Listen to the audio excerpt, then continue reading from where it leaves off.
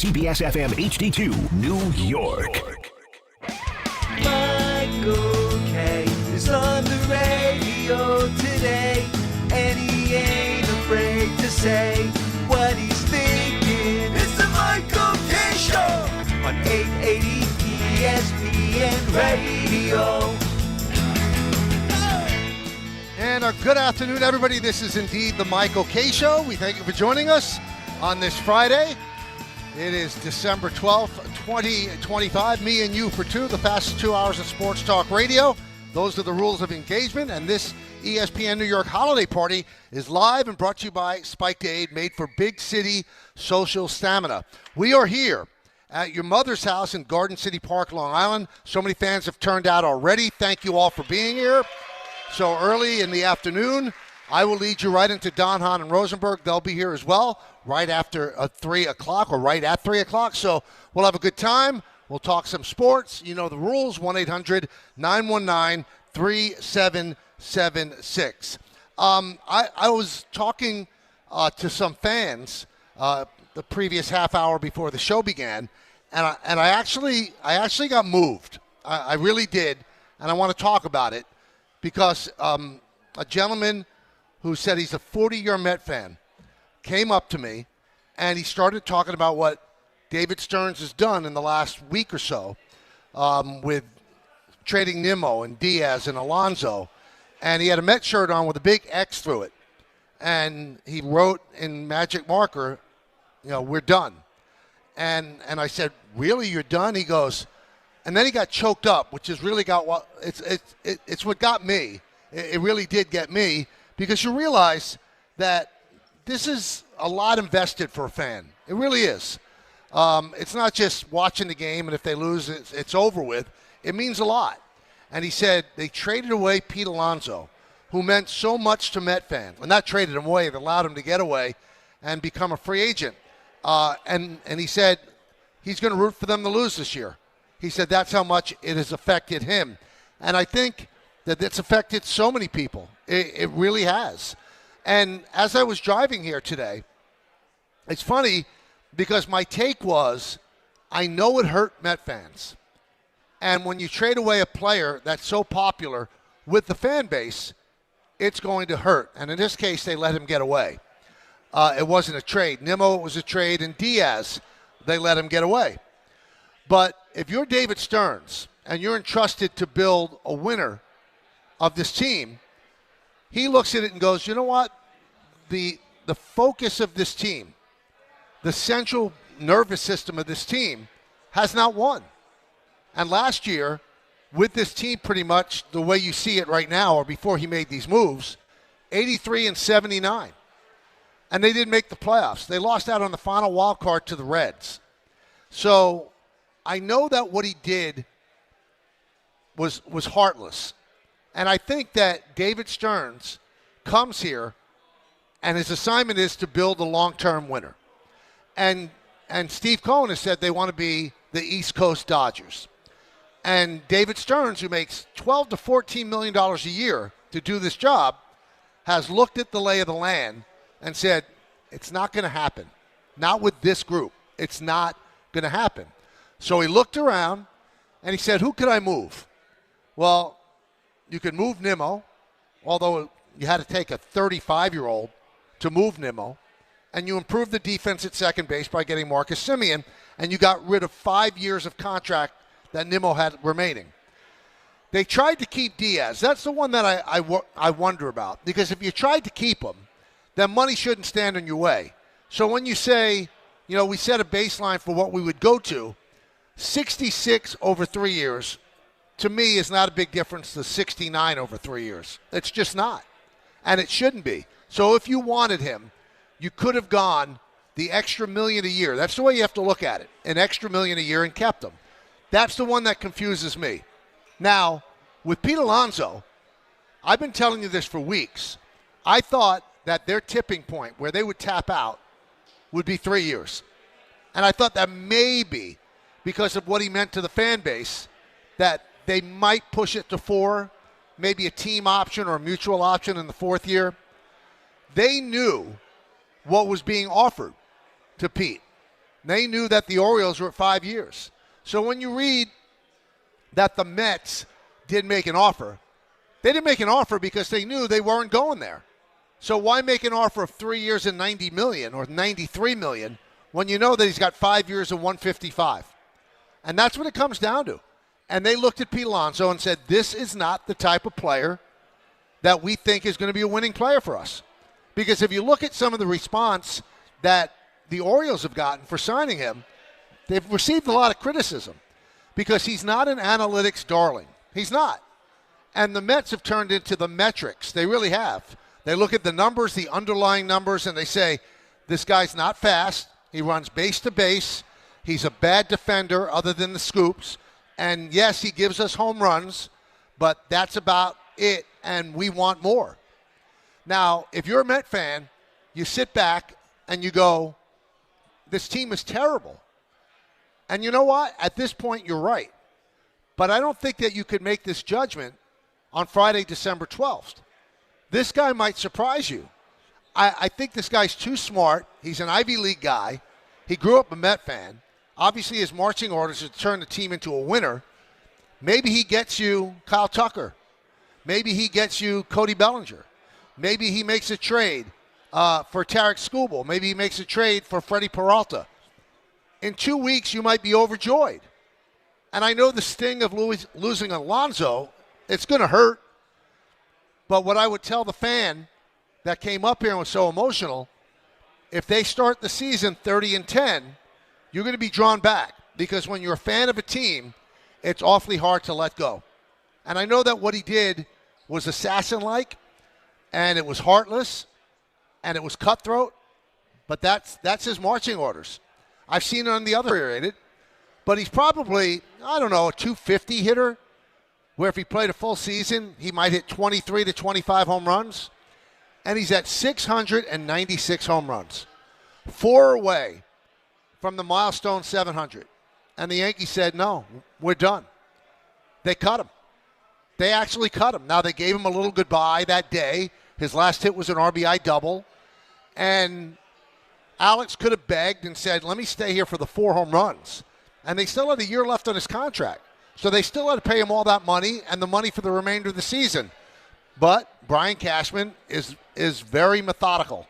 And he doesn't let emotion play into things. And he probably went to Hal Steinbrenner and said, it's time for us to transition to younger players. And we're going to be taking at bats from the younger players by playing Alex, who doesn't really have a future with us. So that's what it comes down to. GMs have to make tough decisions. Now, this will be looked at as a very dark day in Met history, the day when they let Alonso leave. But it will be a footnote if he builds a winning team and wins a championship. That's how it is. Because you see fans will accept the most despicable human being of all time if that person can help them win. Because let's look at the football side here in New York. Listen, we're not going to put lipstick on a pig here. Lawrence Taylor, not the greatest guy in the world, did some awful things. Awful things. We hear stories now, and they almost seem endearing. He showed up late to meetings. We know about the drug problems. There's not a giant fan out there that thinks a bad thing about Lawrence Taylor because it all comes down to winning. So if David Stearns can build a winner, I think this will be a footnote. You'll still think of it, and you'll feel for Pete, and in September when the Orioles come into town, you'll give him a big ovation, and you love him. I get all of that. But if the Mets are in first place on that day, all will be forgiven. He will not be, and I'm talking about David Stearns, he will not be the Antichrist. He won't. So before we vilify him for what he did, we have to see what he does. Because if you read all the columns of the people that you respect in The Athletic and in The Post and in Newsday, what you'll see is most people say he has put the crosshairs, he's been firmly put in the crosshairs. All the pressure's on him. I mean, there was pressure on him before he made these moves because they didn't make the playoffs. After spending all that money on Juan Soto and Pete Alonso, they didn't make the playoffs. So right now he's a villain. He's a villain. But if he builds a winner, you're going to think differently of him.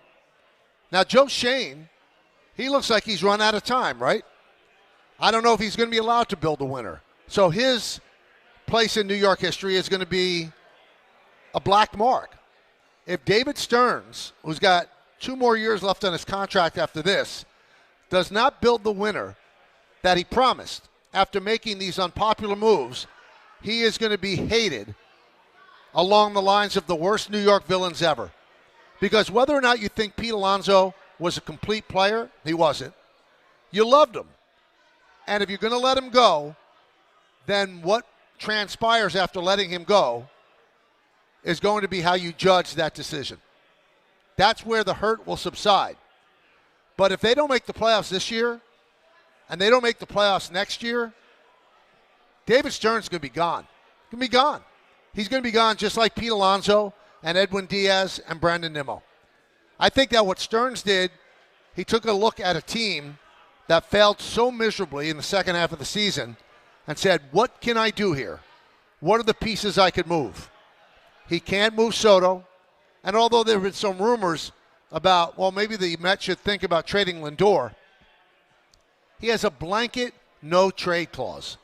Blanket. He's not going anywhere. Anywhere.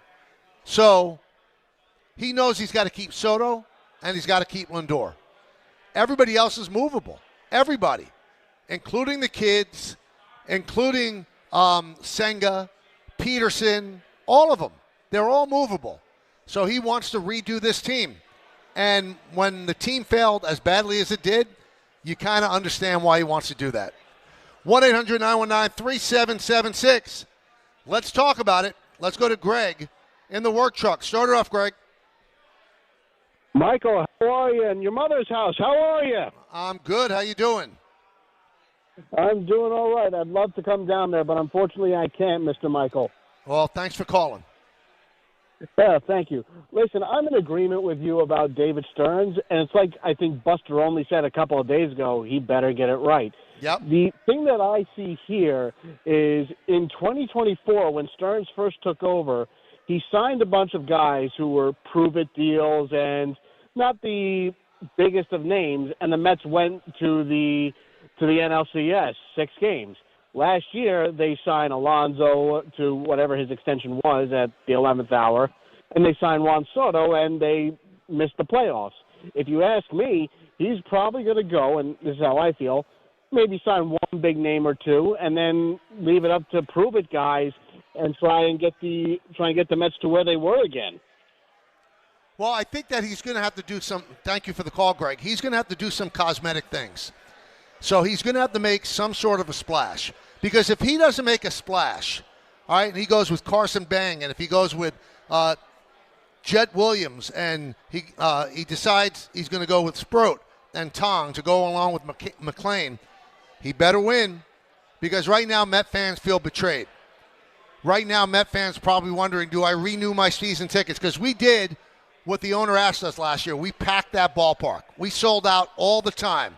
We had over 3 million fans that paid their way in. If you're not going to do something that's going to make us feel good about this team, you know what? We might not come back, at least for this year. It's going to be a prove it for them. Just like David Stearns has to prove it, he has to prove it to them. He has to prove it to them and make this Met team a competitive team. Danny in Long Island. Danny. Good afternoon, Michael. Happy holiday party, everybody out there. Have a safe day. No drinking and driving.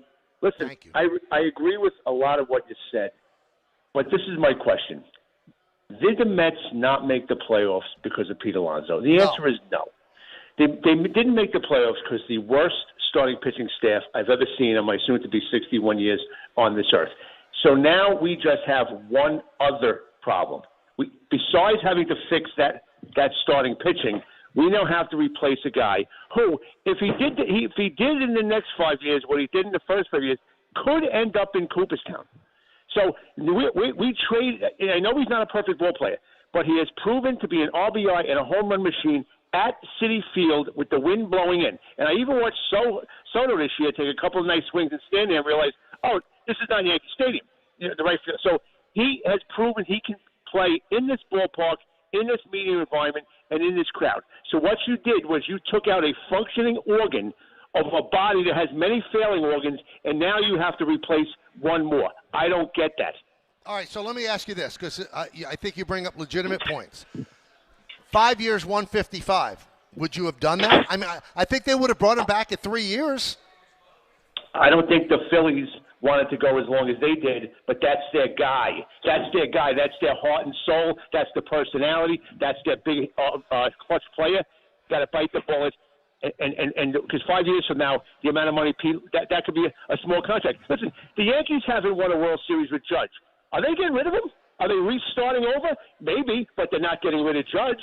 Why would you get rid of because when you're Pete and you're standing in the same city as Soto and Judge, you look lesser. He's a possible future Hall of Fame ball player in his prime. No, I hear what you're saying, Danny. I thank you for the phone call and happy holidays. It comes down to this. They set a baseline for what they want to end at, and that was 3 years. And I don't think that Stearns wanted him last year. You bring up great points. Now you've got to deal with first base.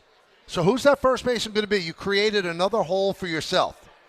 When you compare him with Judge, the Yankees haven't won since 2009, but the Yankees do make the playoffs. The Mets completely crapped the bed last year. They crapped it. I wish there was a more delicate way to put it. They didn't make the playoffs with a $340 million payroll. So I think he wants to change the whole vibe, and he might want to change the whole team. And the only people that he can't change are Soto and Lindor. Everybody else is up for debate. So he decided, you know what? If Alonso's going to want a 5-year deal, I'm not locking myself into that. I'm just not. But I would agree, I've been saying the last couple of days, you're taking away the strength that Steve Cohen has over other owners, and that's his wealth. Now, all owners are wealthy, but he's wealthy beyond, what any of us can even imagine. And you're not letting him exert his power. His superpower is his wallet. And, a couple of people on X said, you have to know, Michael, that owners don't dig into their own pockets to fund the team. Well, yeah, most owners, but filthy rich owners that don't care if they lose $350 million, which has been documented that Cohen has lost $350. So if he's lost $350 million in the last 3 years, that's coming out of his pocket. So he is funding the team out of his pocket. Because if he's just going by the Met revenues, right? The Met revenues are not close to what the Yankee revenues are. He would not be allowed to have a $340 million payroll. So he is going into his own pocket. So if, in fact, Stearns is saying, I don't want to tie up payroll 4 years from now for a guy who might be deteriorating, that's where Steve Cohen could step in and go, it's $31 million. What's the big deal? I'll take care of it. But he didn't do that. And remember, there are owners out there that know exactly what's going to happen with the basic agreement, what their intent is. And maybe they put that to some of the GMs. And they don't want to tie up payroll and put themselves over any kind of threshold that might not be so easy to get under. These are stuff that we don't know what's happening. So when we hear, Hal Steinbrenner said it would be ideal to be under $300 million. He knows stuff that we don't know. Now, the Dodgers are so far over the threshold, they don't care. They're trying to win their third one in a row. And if there's a salary cap that's implemented, you know what? They'll deal with it because they're a smart organization. And if there's a couple of years where they're not good, then they'll deal with it because they could be sitting on 3 World Series in a row. But for other teams, for Steve Cohen to sit by in a docile manner and not jump in the middle of it and say, give him the 5, that shows you that he either knows where the game is going, A, or B, and this is more likely, he has entrusted David Stearns with running this team. He moved heaven and earth to get this guy, moved heaven and earth, paying him an exorbitant amount of money. He might as well let him GM, and that's exactly what he's doing, letting him GM. Let's go to Ray in Connecticut. Ray. Hey, Michael, thanks so much for having me. I appreciate it. You got it. I'm 59 years old. I've been a Met fan for 55 of those years. David Stearns has destroyed my fandom. People get attached to players on teams no matter what the sport.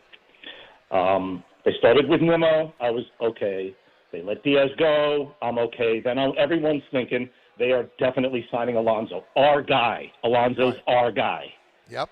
This happens, and I know it's a business, and I know there's money, but I am done. I donated my Met gear to Goodwill this morning. I've got cups here that I'm going to give to my son-in-law. You can hear my voice shaking because I'm this affected by it. I am done. I'm not last year. I'm a 1-game-a-year guy. Last year I went to 4. I spent over $1,200 on my time driving from Connecticut to Queens, paying the tolls, paying the parking, paying the concessions. I'm done. This whole 3-year thing, who's he going to get for 3 years? These guys that are hit free agency at 30 are going to want 5 years because they know they're getting into that third decade of their life.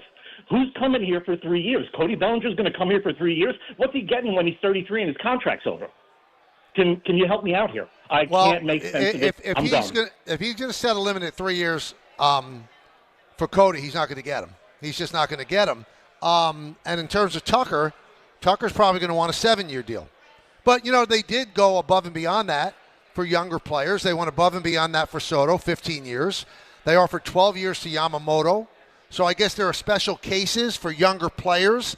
I guess he looked at Pete's age at 31 and said, I'm just not doing it. Ray hung up. I wish I could have gone back and forth with him because, so they let Pete Alonso sign with the Orioles. And I get it. And the fan I talked to here earlier at your mother's house in Garden City Park, Long Island, where we're having our Christmas party, I understand the emotion. That Met fans love Alonso, homegrown guy. But here's what I would ask you. Weren't you a Met fan before Pete Alonso? To Ray in Connecticut, weren't you a Met fan before Pete Alonso? So you all of a sudden, you transform from a Met fan to a Pete Alonso fan? Because, Jerry Seinfeld, who's a Met fan, ironically, always used to make the joke, you don't root for players, you root for laundry. Well, there's going to be somebody else with that Met uniform on playing first base next year. And if he has an unbelievable year and the Mets have an unbelievable year, I'm not saying that you're lying to me. I'm not. I'm not trying to insult you or diminish what you feel. I'm not. And if you feel that way, I apologize because I'm not trying to do that. But what I would ask you is, if the Mets have an unbelievable season, that David Stearns turns around and his plan B is just amazing. He brings in players that just tear it up. And they go to the World Series. You're not going to be a Met fan? All the years you put into the team, you're not going to be a Met fan? Again, I'm not diminishing what you feel. But, I'll give you my own personal feelings. I grew up a Yankee fan. I loved Bobby Mercer. Loved him. Didn't like him. Loved him. I wore number 1. He was number 1 before Billy got there. Billy was number 1 when he was a player, but Bobby was number 1 when he was an all-star with the Yankees. I wore number 1 in Little League for Bobby Mercer. The way kids wear 99 now, or they wear 2, I wore number 1. And then I woke up one day, and Gabe Paul, the GM of the Yankees under Steinbrenner, had the audacity to trade Bobby Mercer to the San Francisco Giants. I was crushed. Absolutely crushed. What was I at that point? 14 years old. That's the heart of your fandom when it's really locking in. And I almost cried. That's how much I love Bobby Mercer. So they traded him for Bobby Bonds. And Bobby Bonds didn't work out. And then they traded Bobby Bonds for Ed Figueroa and Mickey Rivers, 2 of the linchpins of the championship teams in 77 and 78. So I lost my favorite player with a trade. I didn't say I'm not going to be a Yankee fan. I didn't say that. And my heart was broken. And I stayed with the team. And you know what? Trading Bobby Mercer for Bonds and then trading Bonds for Figueroa and Rivers led to them winning their first championship since 1962 when they won it in 1977. I'm not saying good things are going to come of this, but you have to have an open mind. Don't give up on your team just because they traded away one player that you love, because it's still your team. And I understand the feelings. I saw it in the gentleman who came up and spoke to me. I saw it in his eyes. I heard it in his voice. I heard it in Ray's voice. I understand the hurt because I felt that with Bobby Mercer. But I was a fan of the Yankees first. I mean, we had a guy call in yesterday and said, I'm going to root for the Orioles now. So, wait, were you a Met fan? Or were you a Pete Alonso fan? So when Pete Alonso retired, you were no longer going to root for the team? Again, there's a lot of pieces that just don't fit or that I don't understand. Hey, I'm not the brightest guy in the world, but it just seems a little suspicious that you'd give up on a team because they traded your favorite player. This is the ESPN New York Holiday Party, live, brought to you by Spiked Aid, made for big city social stamina. Will continue with your phone calls, 1-800-919-3776. Want to remind everybody it's Michael K. talking to you about my friends at PC Richard & Son. They're local, family-owned, and I trust them, and you can too. Right now, save on all the holiday gifts for everyone on your list. And with their holiday price guarantee, your price is protected. If the price goes lower from now through December 24th, they're going to match it, and you can't beat it. Plus, you get fast and free delivery. PC Richard & Son, the company you can trust for over 116 years. Free delivery excludes Manhattan.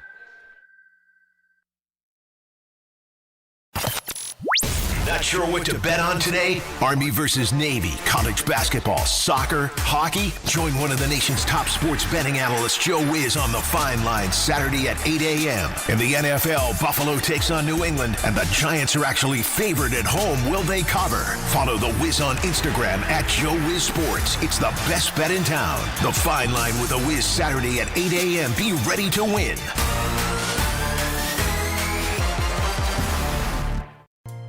D'Agostino & Associates is a legacy firm, and I'm proud to be a part of that legacy. I'm Jenna D'Agostino, and like my father, I fight to get justice for the injured. The hustle and grit of these streets shaped me. I'm John D'Agostino, and from the concrete to the courtroom, I built this injury firm 35 years ago to get accident victims justice. So call my team first, 1-800-BITE-BACK. That's 1-800-248-3222. You want justice? Think Jenna D'Agostino. Think D'Agostino & Associates. Justice isn't just a word. For us, it's a way of life. It's having compassion for your struggle and getting you paid for your pain. Now that's justice. D'Agostino & Associates means being there for the injured. Seriously injured? Call my team first at 1-800-BITE-BACK. That's 1-800-248-3222. D'Agostino & Associates has offices throughout New York and New Jersey and will come to you. I've been there, and I'll be there for you. D'Agostino, Law, Bite Back. New York Presbyterian treats more heart patients than any other hospital in New York. From common to complex conditions, our cardiologists and heart surgeons are pioneers in advanced heart care, leading the way in minimally invasive treatments for faster recovery times. Find a doctor at nyp.org/heart. Stay amazing. New York Presbyterian. New York Presbyterian Hospital based on U.S. News and World Report 2025 to 2026 Cardiology, Heart, and Vascular Surgery Rankings. Bet 365.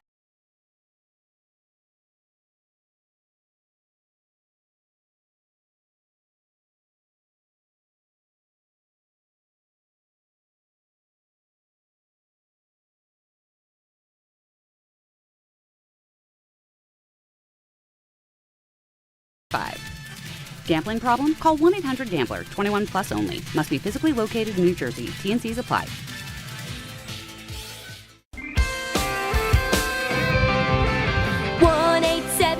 Cars for Kids. KARS Cars for Kids. 1-877 Cars for Kids. Donate your car today. 1-877 Cars for Kids. Donate your car today. Ready to get rid of that old car? Donate it to Cars for Kids. Call 1-877-CARS-FOR-KIDS to reach a friendly live agent. Donation's super easy, and your car can be picked up as soon as tomorrow. Call us now, 1-877-CARS-FOR-KIDS. That's Cars with a K to donate your car today. 1-877 Cars for Kids. KARS Cars for Kids.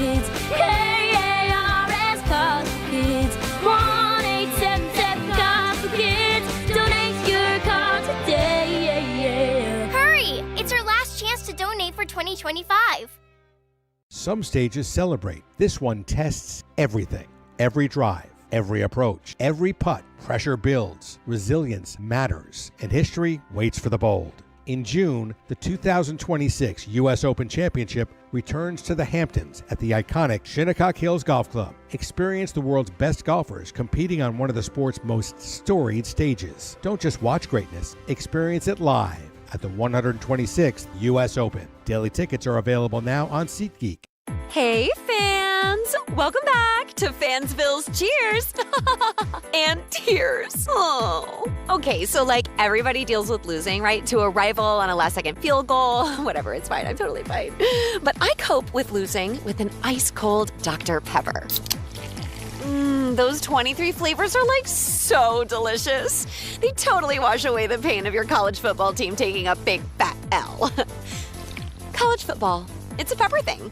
Your ambition just met its match with Robinhood. Trade stocks and ETFs, options, futures, and crypto all on one platform. Get started today at Robinhood.com/yourmoney. Your money, your move. All investments involve risk, including loss of principal. Options, futures, and crypto trading carry significant risk and may not suit all investors. Securities offered through Robinhood Financial LLC, member SIPC. Futures trading is offered by Robinhood Derivatives LLC, not FDIC or SIPC protected. Crypto offered through Robinhood Crypto LLC, NMLS ID 1702840, not FDIC or SIPC protected. Portfolio management offered by Robinhood Strategies, an SEC registered advisor. The ESPN New York Holiday Party live from your mother's house in Garden City Park, Long Island. Brought to you by Amazon Pickup, Security Dodge, and Spike Aid. Made for big city social stamina. Thanks to everybody coming by. And I know even more people are going to be coming for Don Hahn and Rosenberg. I appreciate it. Taking time out of your day to A, listen to the show, and the B, come by the holiday party. We do appreciate that. Game Time brought to you by Tullamore Dew Irish Whiskey, because when it's game time, it's Tully time. 8:30. The Nets are in Dallas to play the Mavericks. Tullamore Dew, the original triple distilled, triple blended, triple cask matured Irish whiskey. Be sure to grab a Tullamore Dew. Try the new Tullamore Dew Honey during today's action. Glass up to enjoying Tullamore Dew responsibly. That net game, you could watch it on Yes. We're talking about the Mets' decision to let Pete Alonso sign with the Baltimore Orioles. So let's go back to the phone calls. Tim in Hicksville. Timmy. Hello, Michael. How are you? I'm good. How you doing, Tim? I'm all right. I'm a longtime Met fan as well. But everybody seems to forget that after Game 162 in the clubhouse, Alonso said he was going to, declare for free agency. To me, that told me right then and there he was never coming back. I don't know if it's an organizational issue. I don't know if it's a clubhouse issue. But for him to do that at that particular moment told me he was never coming back. Now, Tim, let me ask you, if they gave him the 5-year deal the Orioles gave him, you don't think he'd have come back? No. Really? Wow. Really? Yeah. Well, then there would have to be internal problems. That's what I'm thinking. I'm thinking there's problems at the organization, problems in the clubhouse. I think that even with Boris as his agent, I think he would have gone elsewhere. Well, I'll tell you what. And I thank you for the phone call, Tim. It comes down to this. When you have Scott Boras as your agent, you're going for the most money. And that's why I laugh when people say, well, Cody Bellinger loved being with the Yankees. He'll probably do a discount to stay there. No. I mean, maybe if it's, $500,000 a year and he's going to make $28 instead of $28.5, maybe. But if the Yankees want to offer him a 3-year deal, and a team's out there that's going to give him a 6-year deal, it could have been Shangri-La for him. When you hire Scott Boras, you hire him for a reason. Now, Tim also mentioned that at the end of 162, Alonso said, I'm going to opt out. Everybody knew he was going to opt out. Edwin Diaz opted out. He still had 2 years left on his contract. That's what Boras clients do, and I think it's distasteful. That's what Garrett Cole did. After the last game the Astros lost in the playoffs, he said, he had a Boras hat on. The media availability. He didn't have an Astro hat. That's what Soto did. They don't wait. That's what Alonso did. I give credit to Bellinger. He is a Boras client. He did not talk about it when the Yankees were eliminated by Toronto. I give him credit. You have to be a strong man to go up against Boras and say, no, that's not my gig. I'm not doing that. I'm not going to play it that way. But I disagree with Tim. If the Mets offer him 5 years, 160, he's a Met today. That's all there is to it. He's a Met. Now, he might have had his feelings hurt that they left him drifting in the wind last year, and then it had to take Steve Cohen going down to Alonso's country club in Florida, and they hammered out a deal, which Steve Cohen wanted because he knew the fans wanted it, but David Stearns didn't. Now, I mentioned earlier that Francisco Lindor and Juan Soto have blanket no-trade clauses. And I've read that in a number. I know that Soto does. And I also read it about Lindor, and I thought it to be the truth. But my guy, Jarv from Oz, listening all the way in Australia, he said that Lindor has a limited no-trade clause where he could say no to 15 teams. So that means there are 15 teams, or 14 teams, because the Mets count as a team, 14 teams where he could be traded without his permission. If Jarv says it, and he's up in the middle of the night now in Australia, I'm going to take him at his word that he knows that Lindor has a limited no-trade. So the possibility is there to do it. But I'm going to tell you another thing. You know how Pete Alonso was allowed to go without Cohen stepping in?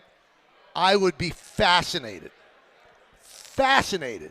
to see if Cohen and his wife Alex sign off on Lindor being traded. I don't think they would. He has been he's become part of their family. I would be shocked if they allow Stearns to trade Lindor. Now, throwing money is not always the best thing because at the end of contracts, it's an overpay. So take a look at what Cohen gave to Lindor a couple of years ago. $341 million for 10 years. There are no other shortstops that make that. Still, all the years after that contract was signed, that is a contract that will not age well. So I know fans go, give the players whatever they want. Yankee fans, you know what I'm talking about. You're the ones who are on the show screaming, you got to give DJ LeMahieu whatever he wants. Okay, the Yankees gave him whatever they want. Now they're paying him not to play. So these contracts will age out, and they will hamstring your team. Because no matter how wealthy your owner is, teams run on a budget, except for the Dodgers. Teams run on a budget. Let's go to Raul in Harrisburg. Raul. Mike, how you doing? Let me Good, tell you a story, Mike, before I get to my question. Good, very good. 1 year ago, at that very place, I met you, Don, and Peter. You signed a ball from Judge. You hit it out. Oh, cool. Yeah, man, at the mother's house. I love it. So, Mike, I want to get it. Yeah, go ahead. What were you going to say? No, I said I love it. Please go on. Love it, man. So I want to give a little bit of my take. I'm a Yankee fan on Pete Alonso before I get to one little question. I think that the Mets, they knew what they were doing. You know, they wanted to pass on this guy because of the value. You know, sometimes you don't see in a player all the values that you see in other players, and you give them the money. You know what I mean? Yep. So I think the Mets was smart and outsmarted Alonso. So I just wanted to, point that out. Well, I think Mike, I think it was an overpay. I think it was an overpay by the Orioles, and I understand Absolutely. why the Mets drew the line. But they also do have to consider that this was an important player to their fans. But what was your other point, Raul? Yeah, a lockout, Mike. Do you think from the bottom of the heart, with all these players accepting all this money, will there be a lockout? That's my big concern. I would say, and I thank you for the phone call, I would say if I had to put a percentage at it, I'd say there's 70% chance there will be there's definitely going to be a lockout. That'll happen on December 1st. The big question is, will we miss games? Will we not have a 2027 season? I think that's possible too. I hope that cooler heads prevail. I know the owners are going to hope that the players say, we're making so much money. Why would we give a year of that away? And when you give a year of it away, not only are you giving money away, that's a year on your career you're never getting back. You're never getting back. Now, my producer back in the studio, Ray Deanahan, he actually corrects the great Jar from Oz. Ray tells me Lindor had a 15-team no-trade through 2025. Now it's a full no-trade through the end of the deal 2031. So I was right, and Jarv was mistaken. I would never say Jarv is wrong, because Jarv's a man, but Jarv was mistaken. This is the ESPN New York Holiday Party live from your mother's house in Garden City Park, Long Island. Brought to you by Amazon Pickup, Security Dodge, and Spiked Aid, made for big city social stamina. We'll continue with the phone calls, 1-800-919-3776. First, I want to tell you, FanDuel Friday. It's turning it up with NBA Happy Hour. Every Friday from 6 to 7:30 p.m. Eastern, FanDuel is dropping limited time specials to get you in the zone. Boost, bonuses, surprises, all designed to bring that Friday energy. This isn't just another promo, it's your weekly pregame. NBA Happy Hour every Friday, 6 to 7:30 Eastern, only on FanDuel, the official sportsbook partner of the NBA. Visit FanDuel.com/K to grab your reward before the clock expires. 21 plus and physically present in New York. Opt-in required. Rewards are non-withdrawable. Restrictions apply, including bonus and token expiration, leg requirements, and max wager amount. See terms at sportsbook.fanduel.com. For help with a gambling problem, call 1-877-8-HOPE-NY or text HOPE-NY 467-369. Discover a driving experience crafted to inspire. At Garden City Mazda, exceptional design and sophisticated performance come together during the Mazda More to Move You sales event. Lease the 2025 Mazda CX-5 for just $229 a month at Garden City Mazda. I know that hiring can be challenging. You sort through tons of resumes and you get too many so-so applicants. You're just waiting for someone to match your role perfectly. Well, now, there's a place where you can meet them fast. ZipRecruiter. Need to hire right away. Start your search for strong candidates. The right fit awaits. Build your team. Build it sooner. Meet your match on ZipRecruiter. Just head to ZipRecruiter.com/ESPN right now to try it for free, and you're on your way to meeting your match. 4 out of 5 employers who post on ZipRecruiter get a quality candidate within the first day. So try it now. Go to ZipRecruiter.com/ESPN. Once again, that's ZipRecruiter.com/ESPN. Meet your match on ZipRecruiter. Try it free.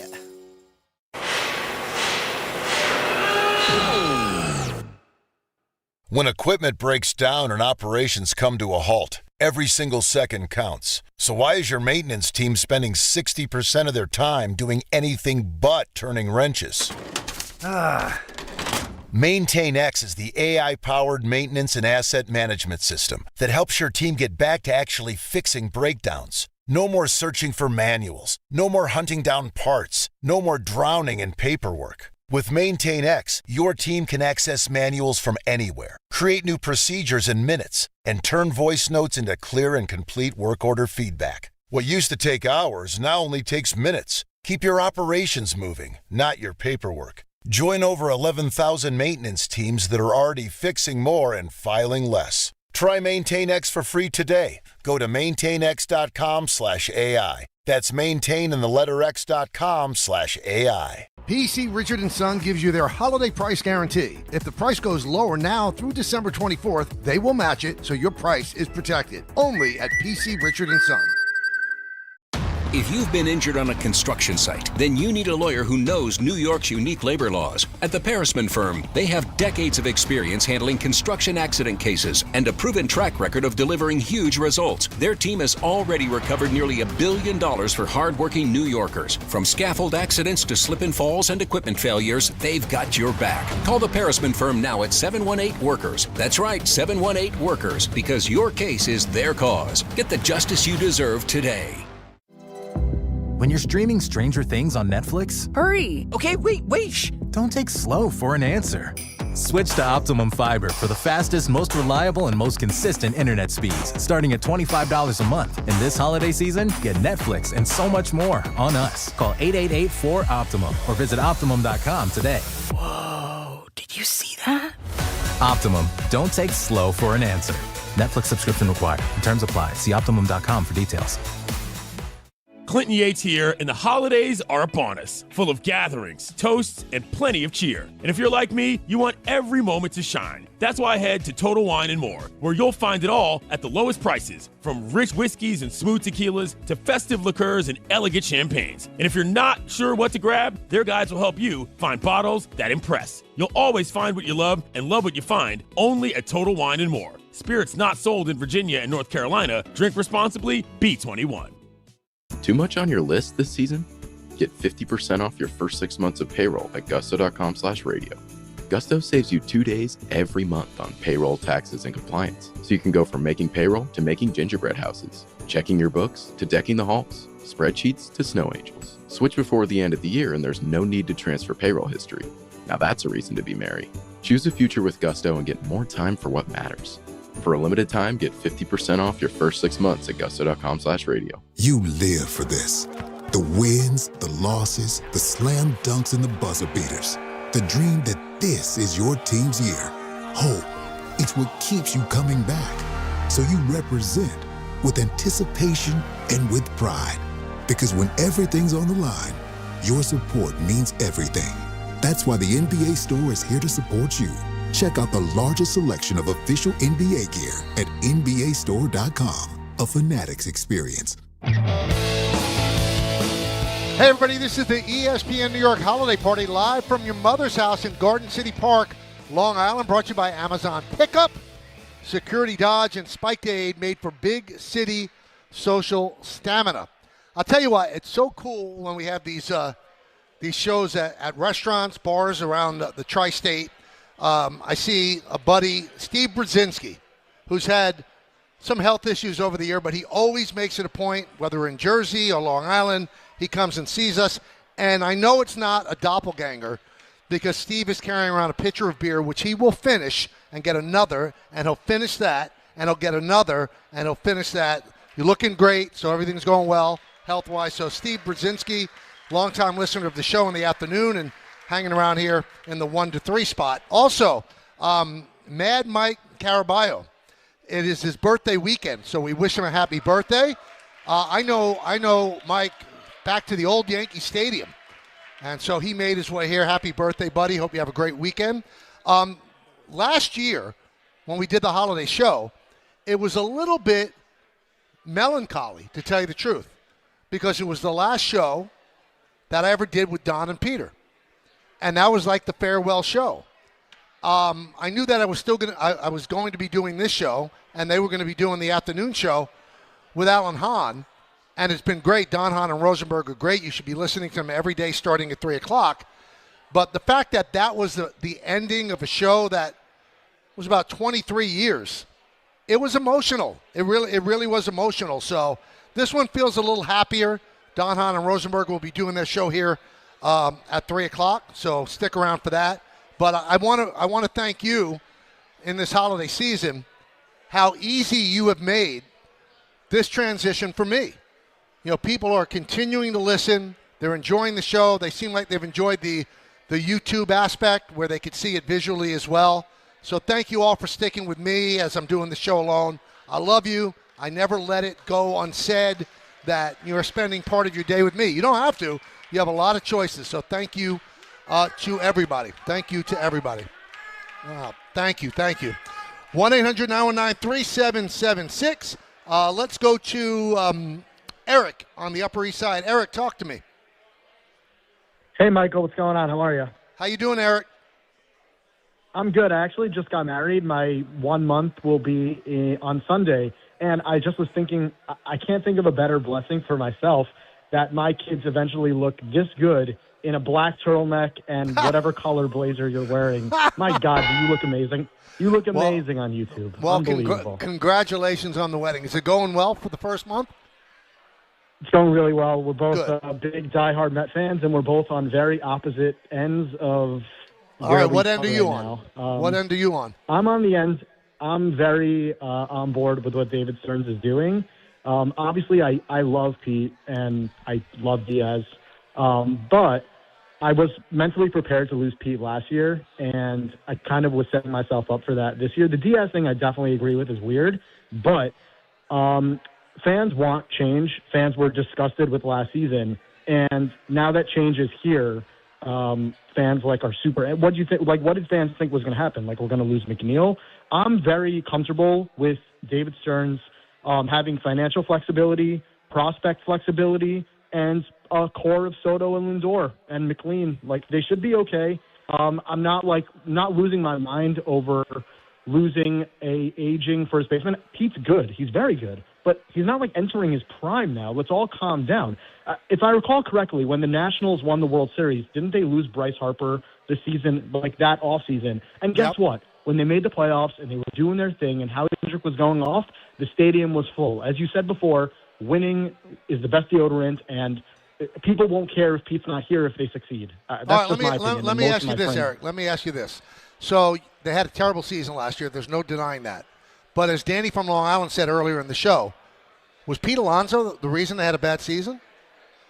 No, Pete wasn't the reason. But sometimes change is good, and sometimes you just need different people in the clubhouse. You need different people to show up to work, a different mentality. Baseball is a weird sport. As I literally just said, Howie Kendrick one year practically won the World Series. A couple years later, it was Eddie Rosario and Jorge Soler. It's a weird sport, and obviously the Dodgers have kind of broken that mold, but they seem to be the outlier in this superstar. For the last couple of years, baseball has been pretty good with these one-off teams doing well and having nice stories. Pete Alonso was not the Mets' problems, but with flexibility all over the place, bringing up young players, having that money to spend in bullpen players and whatnot, I'm okay with it. I'm not losing my mind. The sky didn't fall yesterday morning. Your wife is upset. Yeah, she said, I'm doing something else for the next 5 years. We're diehard fans, the whole family. We have 8 season tickets next to each other. Big fans, very upset about all of this. And I kind of am saying, I hear you, but I'm not so angry. And I don't know. Well, I think Eric, it's a minority opinion, but I think, yeah. It's a season of thanks, and I want to thank you for being a Met fan and putting aside the fact that I do the Yankee games and just do this radio show. Down Michael, the middle. I'm a monster fan. Thank you. Michael, I appreciate that. Yeah. Happy holidays. Continued success with the marriage. All right, so I usually don't talk about the other station. It's not my business, but I did want to make this point. So if you're aware of what's going on in New York sports radio, they're making changes there, and they're bringing back Craig Carton, and that forced them to make maneuvers, and one of the maneuvers is that BT and Sal lost their job. I'm not one of these people. I love Chris Garland. He's a dear friend, and I thought that what happened to him at FAN when they gave him the afternoon show, he moved from Philadelphia, I thought it was despicable. But I never put any blame on Mike Francesa. I didn't, because Mike Francesa was offered the job back by management. They're the ones who screwed Chris Carlin and Maggie and Bart. They did it. It wasn't Mike Francesa. That's why I hold no ill will toward Craig Carton in this at all. Blame FAN management. They decided to bring Carton back, and why wouldn't Craig take it? And because they bring Carton back, they move Evan and Tiki to 10 o'clock, and that means BT and Sal lose their job. And the reason I bring this up, because this is their last show together today. It's over by now. During commercials of Bart and Carlin, I'll switch back and forth, see what the other station is saying. And I got to tell you, it's been the worst kept secret in our industry. And for 2 or 3 weeks, they've known that their time is over. I don't know what's next for them, but their time in that slot is over, maybe at the station. And those guys, every single day they were on the air, they gave it their all. They busted their hump every single day and did a show as if they were going to be there for the next 10 years. That is the height of professionalism, the absolute height of professionalism. I feel for them. I'm good friends with Brandon. I don't really know Sal at all. And I've texted Brandon and expressed my remorse that, he and Sal are going through this during the holiday season. It's awful to lose your job at any time. But, when you're 2 weeks away from Christmas to lose your job, that really stinks. But they never let it show in all of their last shows together. They did the same show that they did 4 months ago before Craig Carton was coming back, a year ago, And whether you like them or not, they did an energetic show, and they showed their professionalism. I really give them credit. It was remarkable to me because, if you listen to this show and you've known I'm on the air for 24 years here, I'm a petulant, vindictive child. And if somebody was saying you're going to be out at the end of 2 weeks, I don't know, A, if I would have done the shows, and B, if I did do the show, if it wasn't going to be a 2-week pity party. I give them credit. Total class, that's the way you handle it, and I hope that the way they handle it serves them well down the line and that they find work somewhere else. And again, I am not the guy that's blaming Craig Carton. Management did that. Craig Carton was offered a job. Why wouldn't he take it back? Management did it to BT and Sal, not Craig Carton. So if your enmity is toward Craig Carton, whether you like him or not, that's the wrong person. And if your enmity with what happened to Carlin, Bart, and Maggie was toward Francesa, that's wrong too. Again, it was management that brought him back. They didn't have to. They could have said, we're happy with what we have. They didn't. Neither time. They're to blame, not the people that came back. Not the people that came back. This is the ESPN New York Holiday Party live from your mother's house in Garden City Park, Long Island. Brought to you by Amazon Pickup, Security Dodge, and Spike Aid. Made for big city social stamina. We'll come back. We got to talk about the Michigan situation. To me, it's unbelievable what's going on there. Talk a little bit about the Yankees at the end of the show. We'll do the 2-pack for sure. Give you my 2 NFL picks. It's the K Show right here on ESPN New York. 1-877 Cars for Kids. KARS Cars for Kids. 1-877 Cars for Kids. Donate your car today. 1-877 Cars for Kids. Donate your car today. Ready to get rid of that old car? Donate it to Cars for Kids. Call 1-877-CARS-FOR-KIDS to reach a friendly live agent. Donation's super easy, and your car can be picked up as soon as tomorrow. Call us now, 1-877-CARS-FOR-KIDS. That's Cars with a K to donate your car today. 1-877 Cars for Kids. KARS Cars for Kids. 1-877 Cars for Kids. Donate your car today. Hurry! It's your last chance to donate for 2025. Last chance! Donate now for a 2025 tax deduction. New York Lottery's holiday scratch-off games are the perfect gift for everyone on your list. Like me, your Aunt Jules. I told you I didn't need a gift this year, but I secretly really want one. Or me, your neighbor Frank. I hope you didn't forget I'm coming to your holiday party tonight. Or me. Why does no one ever think of the voiceover guy? Anyway, New York Lottery's holiday scratch-off games have more winners and top prizes up to $5,000. Please play responsibly. Must be 18 plus. Gambling problem? Call 1-877-HOPE-NY or text HOPE-NY. The holidays are here, and Amazon Pickup is your MVP of package pickup. Need that perfect gift like a brand new jersey for the big game? With Amazon Pickup, you can grab your order from secure Amazon lockers or counters near you on your schedule at no extra cost. It's fast, it's easy, and it keeps your holiday surprises tucked safely away. So whether you're running from work or heading to the holiday party, Amazon Pickup makes holiday shopping worry-free. Find your nearest Amazon Pickup location at amazon.com/pickupmvp. That's amazon.com/pickupmvp. 880 ESPN, WHSQ, and WCBS-FM HD2, New York. A Good Karma Brands radio station. Health surprises can change your life in an instant. You've seen it happen to others, but it doesn't have to be your story. At Princeton Longevity Center, we customize actionable and proactive health plans to maximize your lifespan and take control of your health. Our Cancer Check program combines cutting-edge technology with top medical expertise to keep you ahead of potential risks. With advanced full-body imaging, genetic testing, and multi-cancer detection blood tests, we look for even the earliest signs of problems. Results are analyzed by expert physicians who craft a personalized plan to safeguard your future. You're not just a patient, you're a partner in your health journey, backed by a team committed to helping you live longer, healthier, and more vibrantly. Our programs have saved hundreds of lives and empowered countless others to take control of their health. Be proactive with your health for the ultimate peace of mind. Call 888-8000-PLC or visit PrincetonLongevityCenter.com.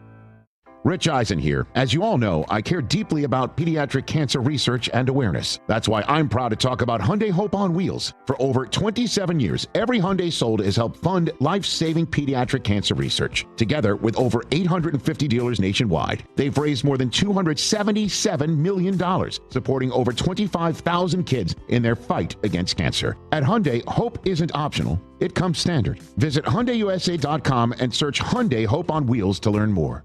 Empower. Tim collects bobbleheads. A lot of bobbleheads. Baseball bobbleheads. Race car bobbleheads. Little Chihuahua bobbleheads. He's got an entire room strictly for bobbleheads. Does he need them? No. Is his wife mad about it? A little. But Tim works with Empower, and he got good at money, so he can be a little bad. Ooh, horse bobblehead. Classy, Tim. Empower. Invest well, live a little. Start today at empower.com. Yeah, welcome back. This is the ESPN New York Holiday Party, live from your mother's house in Garden City Park, Long Island. Brought to you by Amazon Pickup, Security Dodge, and Spike Dave. Made for big city social stamina. You know what? One of the hallmarks of our holiday party over the years is that Don LaGreca always wears something with a holiday spirit to it. So Don's here with me right now, and we have a big announcement. But first, he comes in with a black, white, and gray sweater. This is not holiday appropriate. It's the new schedule's thrown me off here, right, with the Devils and the Trout. Like Tuesday, I was in Ottawa. I got home at 3 o'clock in the morning doing the show. I just can't believe it's already December 12th. I haven't done really any shopping, and it just I thought about it last night because usually I would run the Target or something. I'm like, nah, listen, I'm gonna follow your suit and just say. You know what? I have the holiday spirit, but I don't have to wear a onesie or do something kooky. So, very conservative. Is that now, okay? This is going to surprise everybody after what I just previously said, but I'm here to announce that Don and I are back together again. Well, that'd be something, right? We're back together. With all the news and radio, we decided to just do this stealth. That's right, and, we've eliminated Peter. It's just me and Don, and that's the way it's going to be. Now, are they just not believing you, or they didn't seem as interested in the announcement? I think they like the shows the way it is. No, listen, I was just kidding, but I do miss Don. No, I miss you every day. I do. But I love what's going on. Both can happen, right? Yeah, sure. Well, I'm sure you're happy where you are doing the shows, and you're killing it. I listen. It's become like destination radio for me at 1 o'clock to make sure you're in the car. I'm not in the the Holland Tunnel, and if I am, I got to make sure I can listen to the app to be able to hear you're open, because I think you are that significant where I want to know what's happening. Well, you got the finger on the pulse, so I'm like, all right, what's your open, because that might sway what we decide to do at 3. So I was listening to your show yesterday, and you were, I thought, fairly circumspect about the Alonso thing. Let's see what's going to happen. Yeah. But I've talked to people on the phone today, a gentleman here. Met fans are crushed. I mean, was Pete that important to you as a Met fan? Listen, would he have been if I was 18 years old? Probably. Because Right. I gave my list yesterday was the toughest exits in Mets history for me. Number 1's Tom Seaver. I think number 3 was Dave Kingman, because I love Dave Kingman, even though he was a piece of garbage. I didn't know that when I was 10 years old, whatever. I was sad to see him go. But can I see what this looks like before I go nuts? I don't understand Met fans, boycotting the team, flipping out, wanted David Stearns fired for these moves when we don't know what the pivot is. Now, I'll be the first one there if we start the season and they look like this.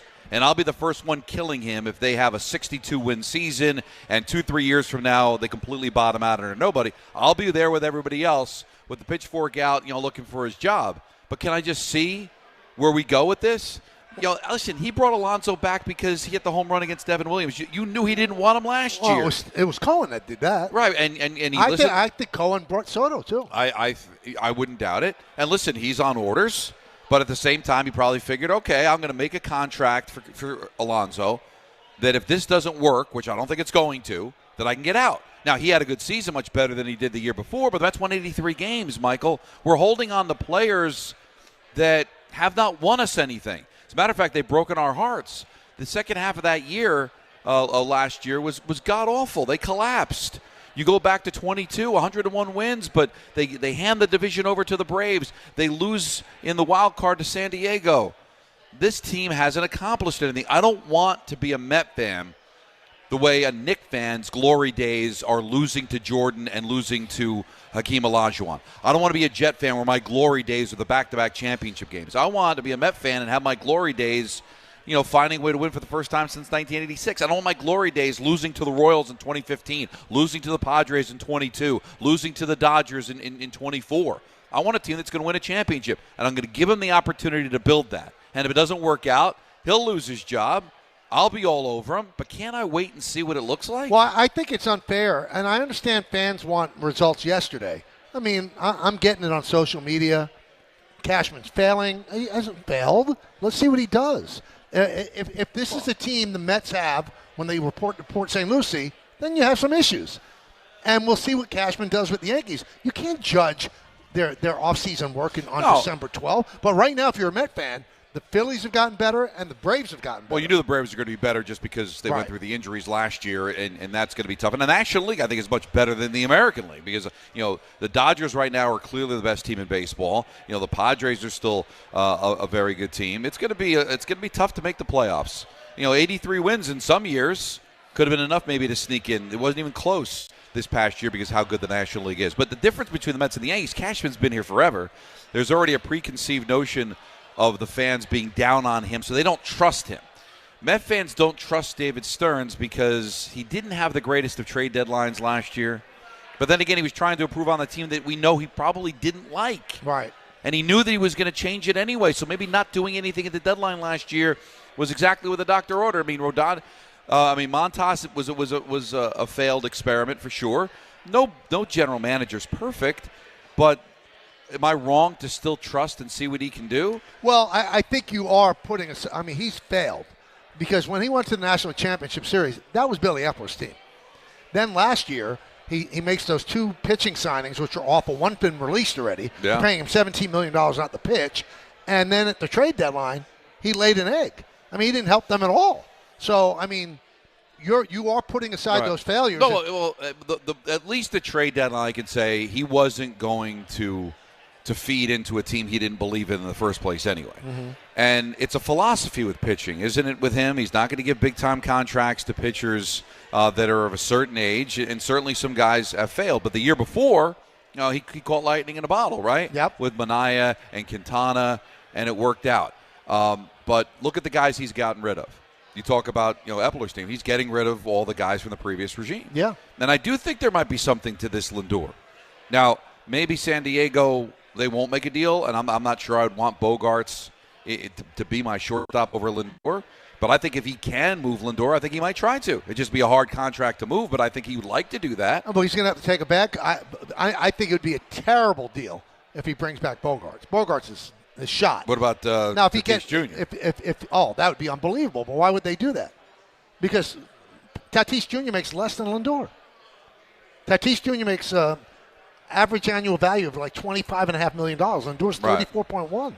But and listen, I don't know how much he's buying into the defensive analytics. Lindor was terrible last year defensively. Right. Now he's a good defender, but so do they look at Lindor as a guy that's going to fall off the map? That contract's going to age poorly. Poor. And listen, and Bogarts is a year older, but for far less money for almost the same length of time, right? He's 11-year contract. Right. Lindor's 10. Right.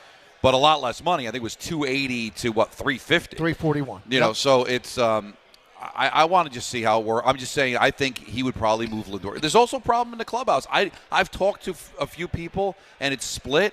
I don't know what you've heard. Oh, there's nothing to it. There's no problems between Lindor and Soto. And I've heard people say no, there is a little bit of an issue between I don't the two. think they fight. From what I hear, they don't fight. They're not buddies. Right, they're not, and that's okay. That's you don't have right. to be buddies. I heard you talk on the air to the 78 Yankees, the 3-time champion A's. They were at each other's throats, and they won. Right. Chemistry is not as important in baseball as it is in basketball. Because you can be selfish and still win. Yeah, and now listen, this would be a problem if Soto was your second baseman and that's your double play combination. Right. But, one's an outfielder, one's a shortstop.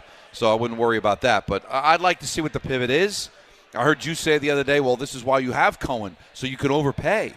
I don't think it was about money. He didn't want Locke 5 years into Alonso. He doesn't want to clog up the DH position because, let's face it, that's where Juan Soto is going to be at the end of that probably 3/4 of the way through the contract to be your DH. Do you know what scared me at the winter meetings? I don't know if this got your attention. So Mendoza speaks, and he was asked, are you going to use Soto as a DH more. He goes, he doesn't like the DH, so I don't want to use him there. He doesn't like the DH. So, don't you hear what's going on in that organization? It's a 15-year contract. By year 7, he's going to be DHing. And don't be David Stearns telling me that run prevention's important, and you're going to put him there in right field for the next few years. He's not a good defender. No, he's not. Now I want to see who the center fielder is going to be in replacing Nimmo. Maybe that makes it a little bit better. But they've gotten better defensively. I love what they did at second base. But let's face it, Juan Soto is not going to be your outfielder for the majority of this contract. So I followed the site, Streamer, right? And they had the 2026 projected offensive wars of all 30 teams. All right?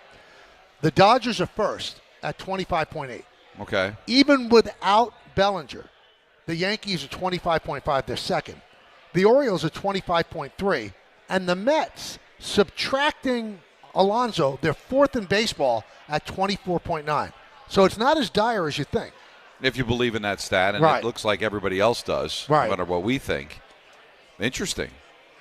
Bellinger, doesn't it feel like we're being set up for Soto Mach 2 here?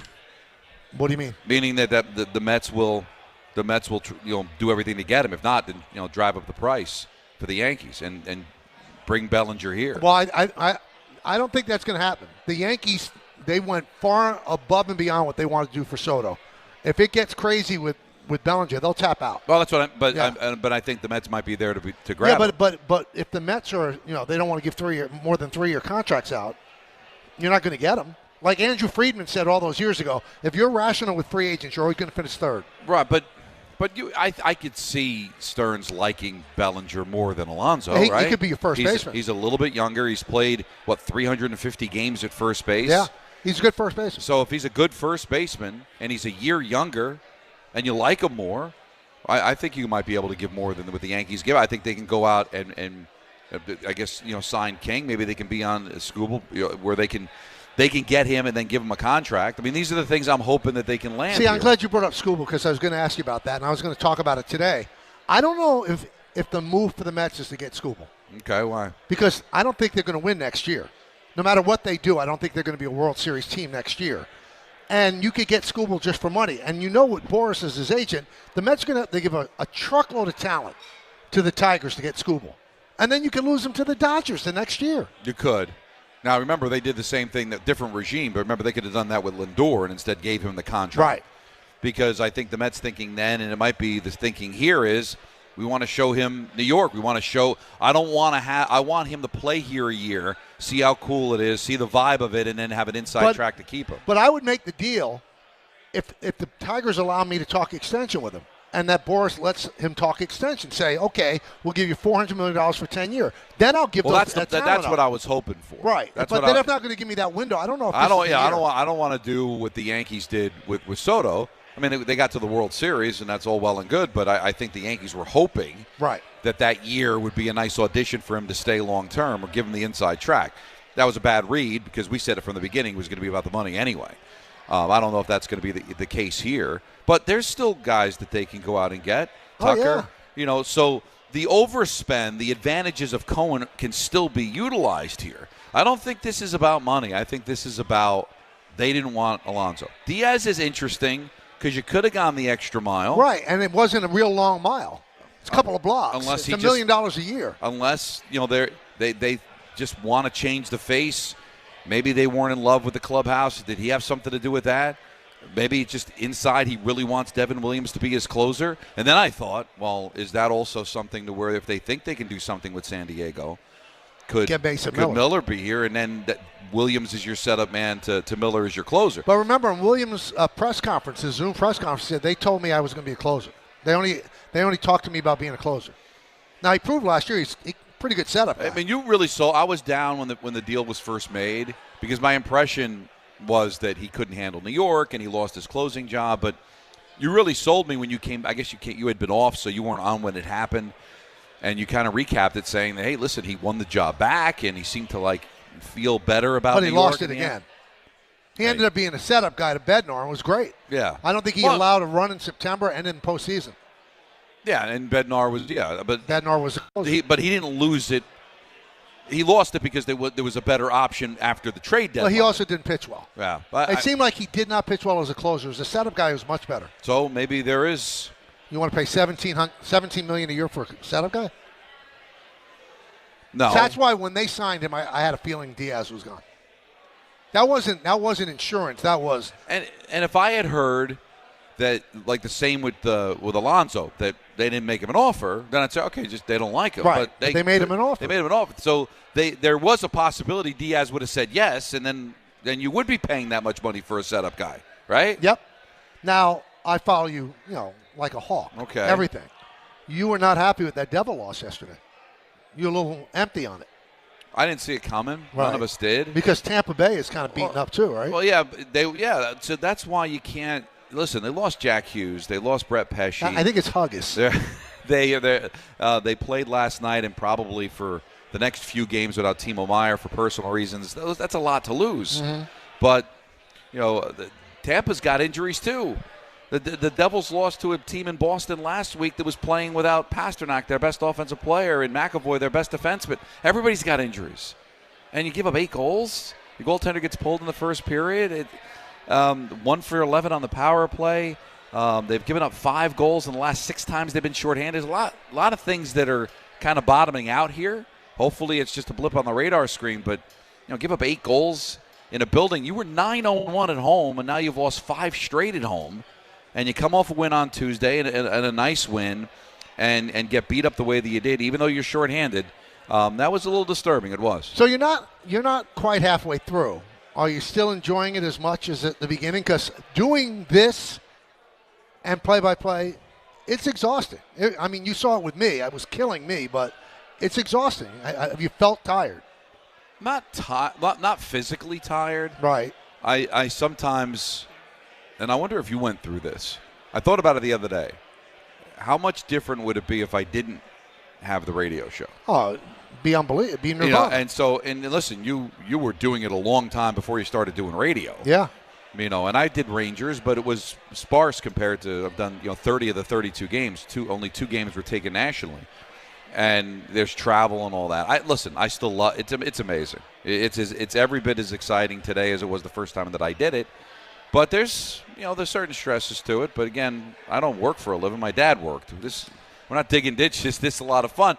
But it's still, it's a long day, and I just concern myself with prep and making sure that everything is getting done, and it is. You don't want to lose out. I don't want the show to suffer either, and I certainly don't want the games to suffer because I'm new there. So there's that balancing act that you do, but it's still a ball. You're doing a great job. Everybody loves you. Thank you. What I would suggest to you. Stop interacting with people on X. I answered 2 people last week, right? And that was the first time in 2.5 years. And right away, you're so thin-skinned. They just don't. They don't want you to answer them back. Well, because they don't have an answer. I did it today because there's a group of people that, I'm actually kind of excited about it in the sense that it's television. Right. So they see when you make a mistake, and there's a lot more people, paying attention to what you do on TV as opposed to radio. So there's a people that are constantly calling to attention anytime something gets mispronounced. Can't wait. So I decided to have so much better. I had some fun. Like somebody on X last night said that they thought I said sling too many times. I saw that. So I just said, I'll work on it or something like that. What I don't realize in real time is that nobody sees that. But then if I retweet or something, then everybody sees it. Everybody sees and it kind of. But I'm just trying. I'm trying to let them know that I'm still having fun with it. That it's not anything that bothers me, because when I see the people at the rink, they're all excited, and more important, MSG loves it. So that's the. I'd rather MSG and the Devils, you want to like it. I would rather listen. As much as I really want the fans to love everything that I do, if my bosses don't like it, then it doesn't matter. All right, let's cut to the chase. It's been a year now because we had our goodbye show about this time last year. Yeah, December 8th. Of Alan and Peter, who do you dislike? Well, I'm gonna surprise you. Okay. And answer the question. Wow. Because you want an answer. Yeah, of course. All right. Well, obviously it would be Peter. Right. Because listen, I don't dislike Peter. I love Peter. Right. But who angers me the most? It would be something Peter did. Right. Right. Whether it's off the air, on the air, or whatever. Alan doesn't bother me. See, it must have been tough for you with our show because you didn't like me and you didn't like Peter, so it's hard to choose. Well, but I did things that annoyed you. Not as much as Peter. But you did. Well, listen, I'm sure I did things that annoyed you. A lot, yeah. Well, a lot? Are you being performative, Michael? No. It's kind of true. No, when you work 4 hours together, there's going to be times, but I love and respect the two of them. And Peter's is, his own guy. There's different things. His foibles, as you would say. Is he here yet? Well, there's one. And what time is it? I'm sure we'll be asking that question at 52 instead of 22. Right. That's one of the things that sometimes could be annoying. Have you seen Brzezinski? I did that. You know what? Because he's from North Jersey. I know. That's a long trip. Guy's a stud. That's a long And he's trip. gone through some health issues. He has, and I'm very happy And he he's doing continues well. to drink like a fish. I love it. Nothing stops him. That's his superpower, right? That's his what superpower. gets him going. Well, I know John Winthrop, our Pinhead PD, He pulled you here, and you were eating. Well, and I feel sorry for that. But I was happy because he said this is the long segment, which means that, that means that you wanted me to be on for a significant amount of time. I wanted to take advantage of it. So I'm going to go back to eating because it's been. And you'll join again at 3 with your show. Yeah, that's the plan. Are you going to hang? A little bit. I've got some things going on. Here or abroad? Abroad. Okay. Yeah. I don't want to interrupt you with that, but thank you. You got it. it. For the kind words. Don LaGreca, everybody. Don LaGreca. He is Christmas. He really is. I promised you I'd say something about Sherrone Moore. Charges have been laid down. Don walked right in front of my camera. And we will we'll break that down for the people. And by the way, see, Bill Belichick fired almost his entire assistant coaching staff, including, and Peter will talk about this, his offensive coordinator, Freddie Kitchens, in North Carolina. So Bill's not taking any of the blame. It's all of his assistant coaches. This is the ESPN New York Holiday Party live from your mother's house in Garden City Park, Long Island. Brought to you by Amazon Pickup, Security Dodge, and Spiked Aid, made for big city social stamina. We'll be back in just a moment. 2-pack for sure coming up at the end of the hour as we lead you into Don Hahn Rosenberg here on ESPN New York. Discover a driving experience crafted to inspire. At Garden City Mazda, exceptional design and sophisticated performance come together. During the Mazda More to Move You sales event, lease the 2025 Mazda CX-5 for $229 a month for 33 months. Or the 2025 Mazda CX-50 for $239 a month for 33 months. Both with $49.95 due at signing. It's the Mazda More to Move You sales event at Garden City Mazda. At Garden City Mazda, expect the exceptional. PC Richard & Son gives you their holiday price guarantee. If the price goes lower now through December 24th, they will match it so your price is protected. Only at PC Richard & Son. Finding great candidates to hire can be like, well, trying to find a needle in a haystack. Sure, you can post your job to some job board, but then all you can do is hope the right person comes along, which is why you should try ZipRecruiter for free at ZipRecruiter.com/ESPN. ZipRecruiter doesn't depend on candidates finding you. It finds them for you. Its powerful technology identifies people with the right experience and actively invites them to apply to your job. You get qualified candidates fast. So while other companies might deliver a lot of hay, ZipRecruiter finds you what you're looking for. The needle in the haystack. See why 4 out of 5 employers who post a job on ZipRecruiter get a quality candidate within the first day. ZipRecruiter, the smartest way to hire. And right now, you can try ZipRecruiter for free. That's right, free at ZipRecruiter.com/ESPN. That's ZipRecruiter.com/ESPN. ZipRecruiter.com/ESPN. ZipRecruiter. John Ryan. Yeah, Dad. I think I came up with a killer slogan for our law firm. D'Agostino and Associates, bite back. Bite back? Yeah. When someone hurts you, you bite back. We'll be the law firm that bites back.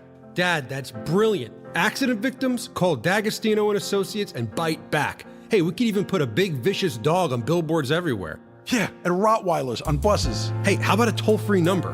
What are you thinking? You know, like 1-800-BITE-BACK.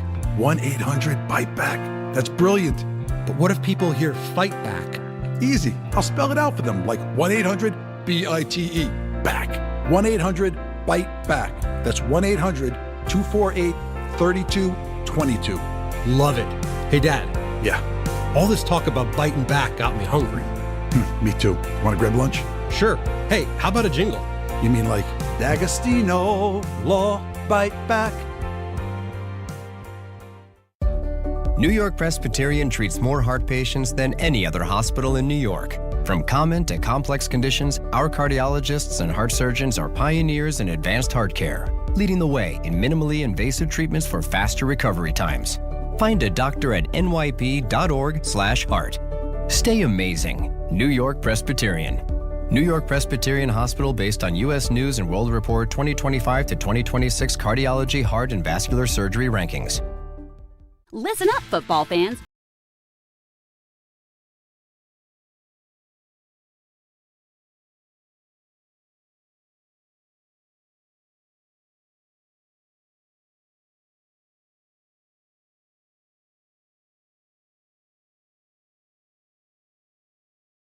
See why it's never ordinary at Bet365. Gambling problem? Call 1-800-GAMBLER. 21 plus only. Must be physically located in New Jersey. T&Cs apply. In-app only. The Hess truck's back and it's better than ever. Roaring engines this year. Hess race cars are here. The Hess stock car racers are loaded with lights, sounds, and a powerful racing motor. Only at HessToyTruck.com. Free shipping and batteries included. At AT&T, we guarantee our network so you can talk college football with your BFF while taking Buster to the vet. Hey, yeah, I can't believe he ate the whole thing of chicken wings. And I can't believe we're staging a comeback. Touchdown! Yes! Staying connected matters. That's why in the rare event of a network outage, you'll automatically get a bill credit for a full day's service. For wireless downtime lasting 60 minutes or more caused by a single incident impacting 10 or more towers, must be connected to impacted tower at onset of outage. Restrictions and exclusions apply. See att.com/guarantee for full details. Some people just know you can save money on car insurance by checking Allstate first. Like you know to check Kirk Herbstreit's pregame analysis first, before talking to your brother-in-law. In this game, the key thing to watch will be the offensive line versus their front seven. If they can get pressure without blitzing, this could be a long night. Okay, Kirk. I know stuff. Ooh, checking first is smart. So check Allstate first and see what you could save. You're in good hands with Allstate. Potential savings vary, including based on how you buy, subject to terms, conditions, and availability. Allstate North American Insurance Company and affiliates, Northbrook, Illinois.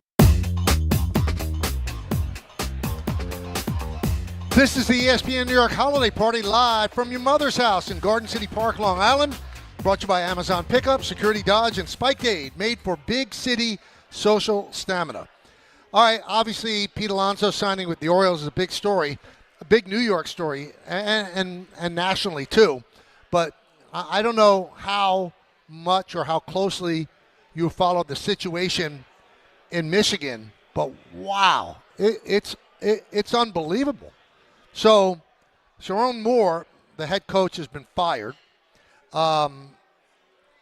He's been charged with a number of different things. It says that the prosecutor said today that Sherrone Moore and this woman that he had an intimate relationship for a number of years, the victim broke up with the defendant on Monday morning. She presented herself to the school and corroborated the fact they had a relationship. She then says that Moore went to the woman's house, grabbed butter knives and kitchen scissors, and threatened to kill himself, threatened her that my blood is on your hands. What a mess. What a mess. There's so many things that don't make sense. So she worked for Michigan, and I'm going to round off the figures here, and she had like a $45,000 a year job. And then she started seeing more, and her salary jumped to $95,000. Not a change in job, but her salary doubled. And this went on for a couple of years. This is supposedly a God-fearing man with 3 children.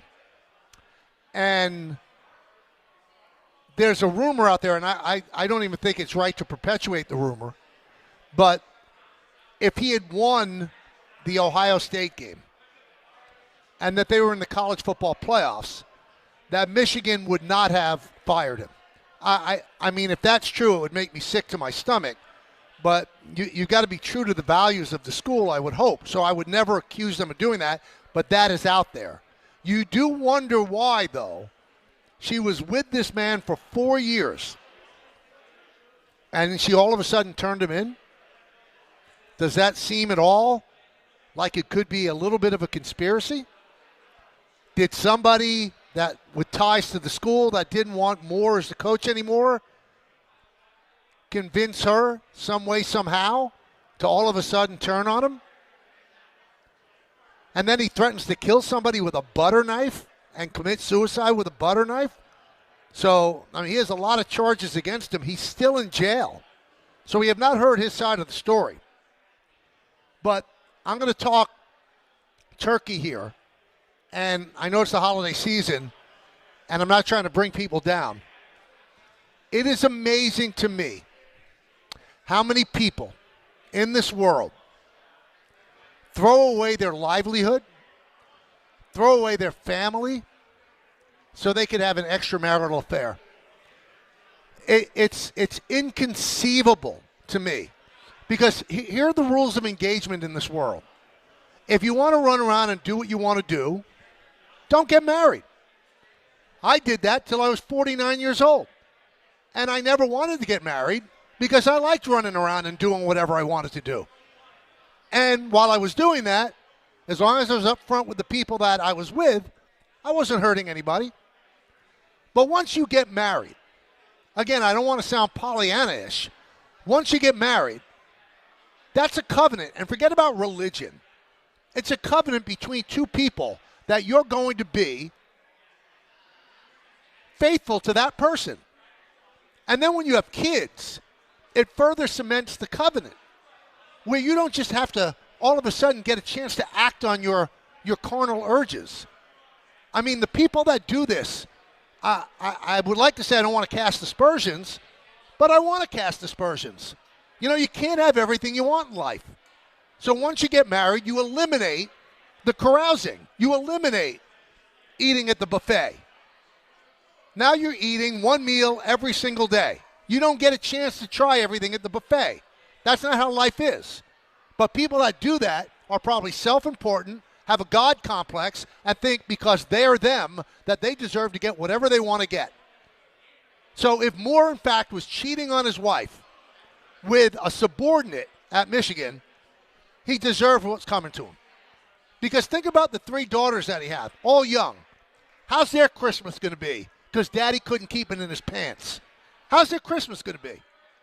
How's the wife's Christmas going to be? How's the rest of their life going to be? It's inconceivable to me. It's absolutely inconceivable because, as I said, I'm no angel.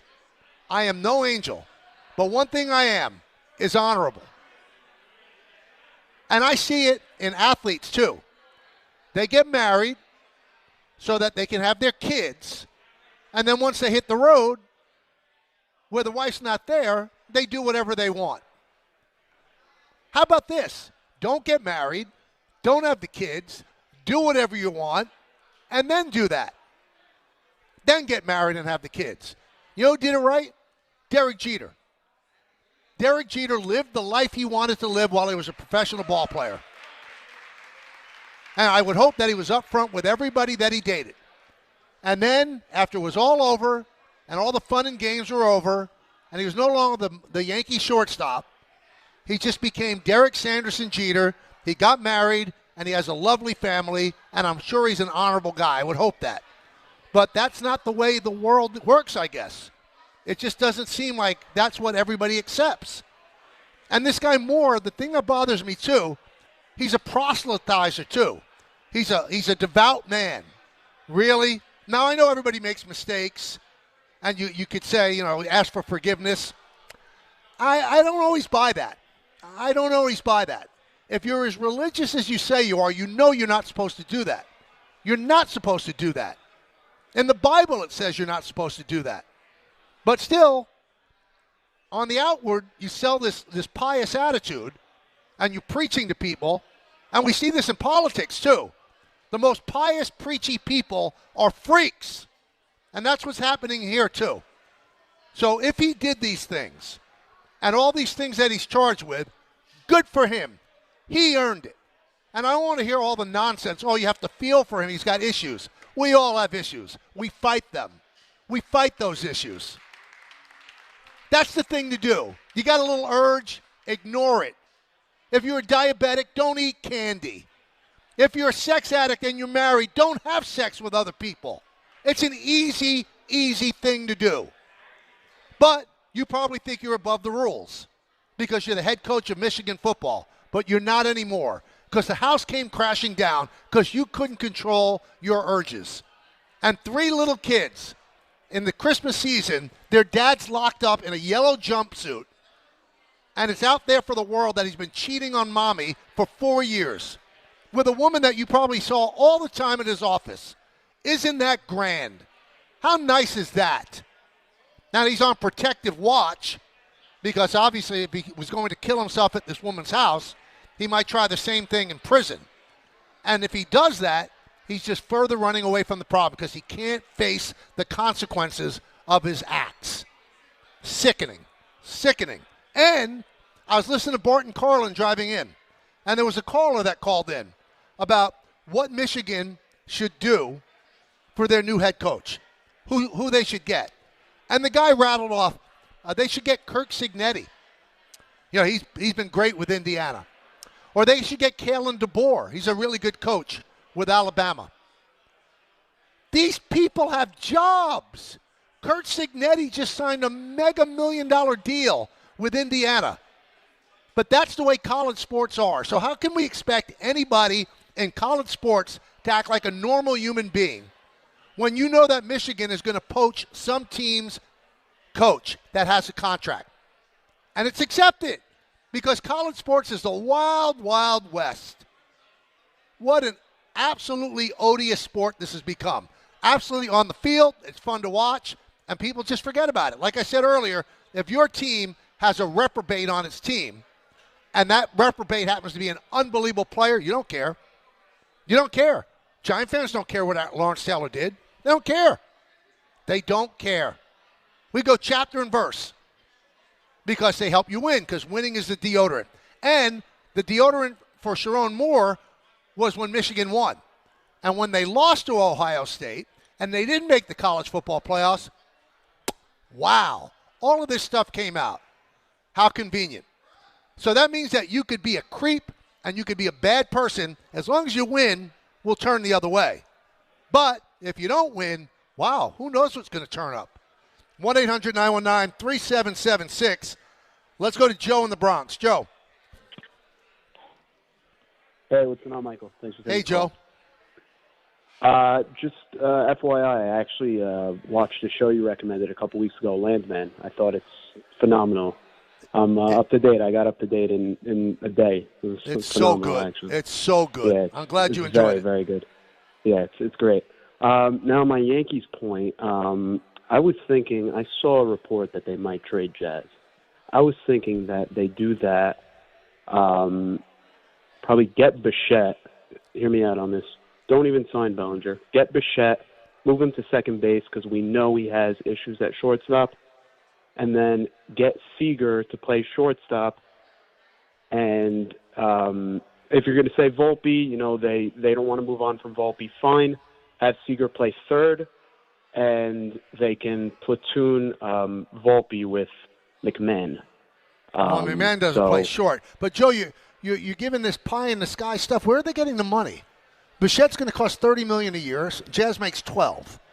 And Seager makes $30 million a year. They don't have an unlimited budget. They're not going to have a payroll of $350 million. So, and we thank you for the phone call, what Brian's going to have to do is do some genius work on the margins. That's what he's going to do. That's what he's got to do. But you can't have a wish list of Seager and Bichette. Now, the reason they're probably listening to offers for Jazz is a good player. He's 30-30 player, and he missed a month of the season. And the first month when he came back, he was actually not great yet. It took him a while to get right, and he started the season at third base. But he's a free agent at the end of 2026, and maybe they know they're not going to sign into a long-term deal. So this way they just spin it and get somebody that they have more control over. But, I mean, that's a lot of stuff, Joe, that you want them to do. I just don't see that happening. I mean, Hal Steinbrenner is not trying to mislead people. He said it would be ideal if we're under $300 million. So the moves you just made put them at about $330. So either you believe him or you don't. We'll see what happens. Let's go to George in Paramus. George. Hey there, Mike. How's it going? It's so good to talk to you. Happy holidays. Thanks for calling. Same to you. Oh, absolutely. You've been a staple in my holiday rotation. Just even when it was you and Don and just the Kville scene. I miss that train station and me too. All of that. I love how you guys do the holidays. Right? I know. I love how you guys do the holidays. It just puts me in the spirit. I'm so happy. But yeah, I did want to talk Yankees. And also one quick thing I do want to say. I'm just so sorry that Pete Alonso left New York. As a Yankee fan, I just feel like he did so much for the city. And, with his charities and things like that, I just thought he was just great for the organization. I thought he was great for Queens. And I'm really sad to see him go. And I really liked the note he wrote for everybody on X. And, I just thought he was a great first baseman. He's awesome. But on the Yankees rotation, I just feel like more could be done. I really need the rotation bolstered up. I feel like we're missing out on a lot of pitchers out there. I'm completely upset Dylan Cease is in Toronto. Why? I can't believe Cashman even let that happen. Because George, let's talk about this. Sure. You have Garrett Cole signed for $36 million a year. You have Max Fried signed for $29 million a year. You have Carlos Rodon signed for $26 million. You want to bring in another high-priced pitcher like Dylan Cease? Those guys are not even going to be available until May and June. But so you're going to bring in Dylan Cease for $210 million? You also have Slittler. What are you going to do with him? I feel like Schlitt, I get it. Schlitt is he's a stud. He's coming up. I'm so happy that he's a diamond in the rough. But as far as our rotation goes, I need one more solid starter. Like Rodon, he's too hot and cold for me. George, have you seen Dylan Cease's numbers? You don't think he's hot and cold? He had a terrible year. True. But Zach Gallen. Zach Gallen's still out there. But you don't need no moves are being made. George, thank you for the phone call. You can't have Koufax, Drysdale, Gibson, Robin Roberts, Warren Spahn. You can't have a rotation like that. It's not fiscally responsible, and it's not realistic. It's not realistic. You say that, Cole might not pitch until May. Okay, Rodon might not pitch until May.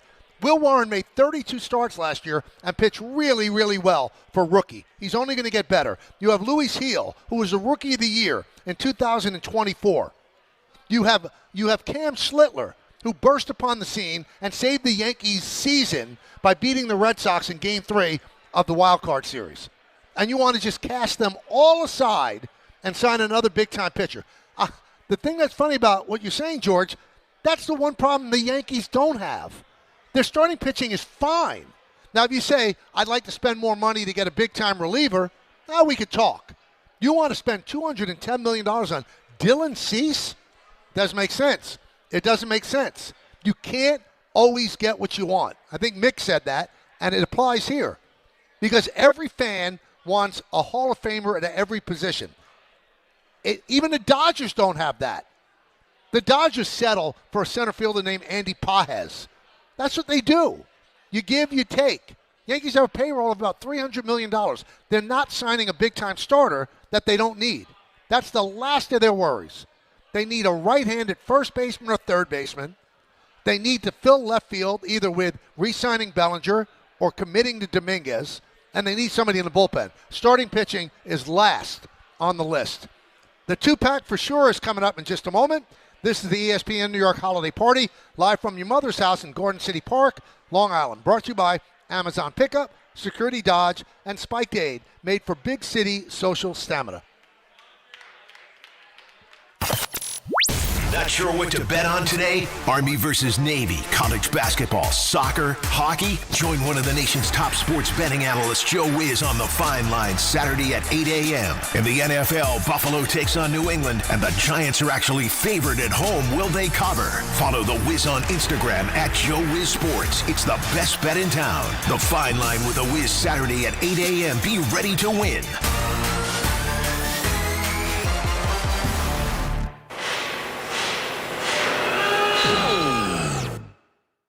When equipment breaks down and operations come to a halt, every single second counts. So why is your maintenance team spending 60% of their time doing anything but turning wrenches?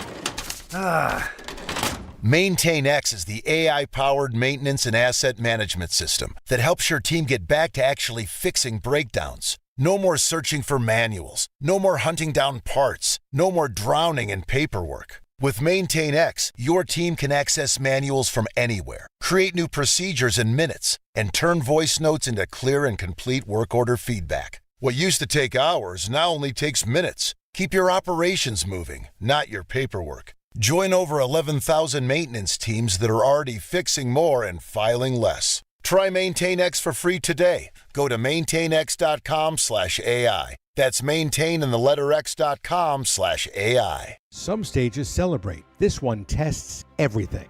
Every drive, every approach, every putt. Pressure builds. Resilience matters. And history waits for the bold.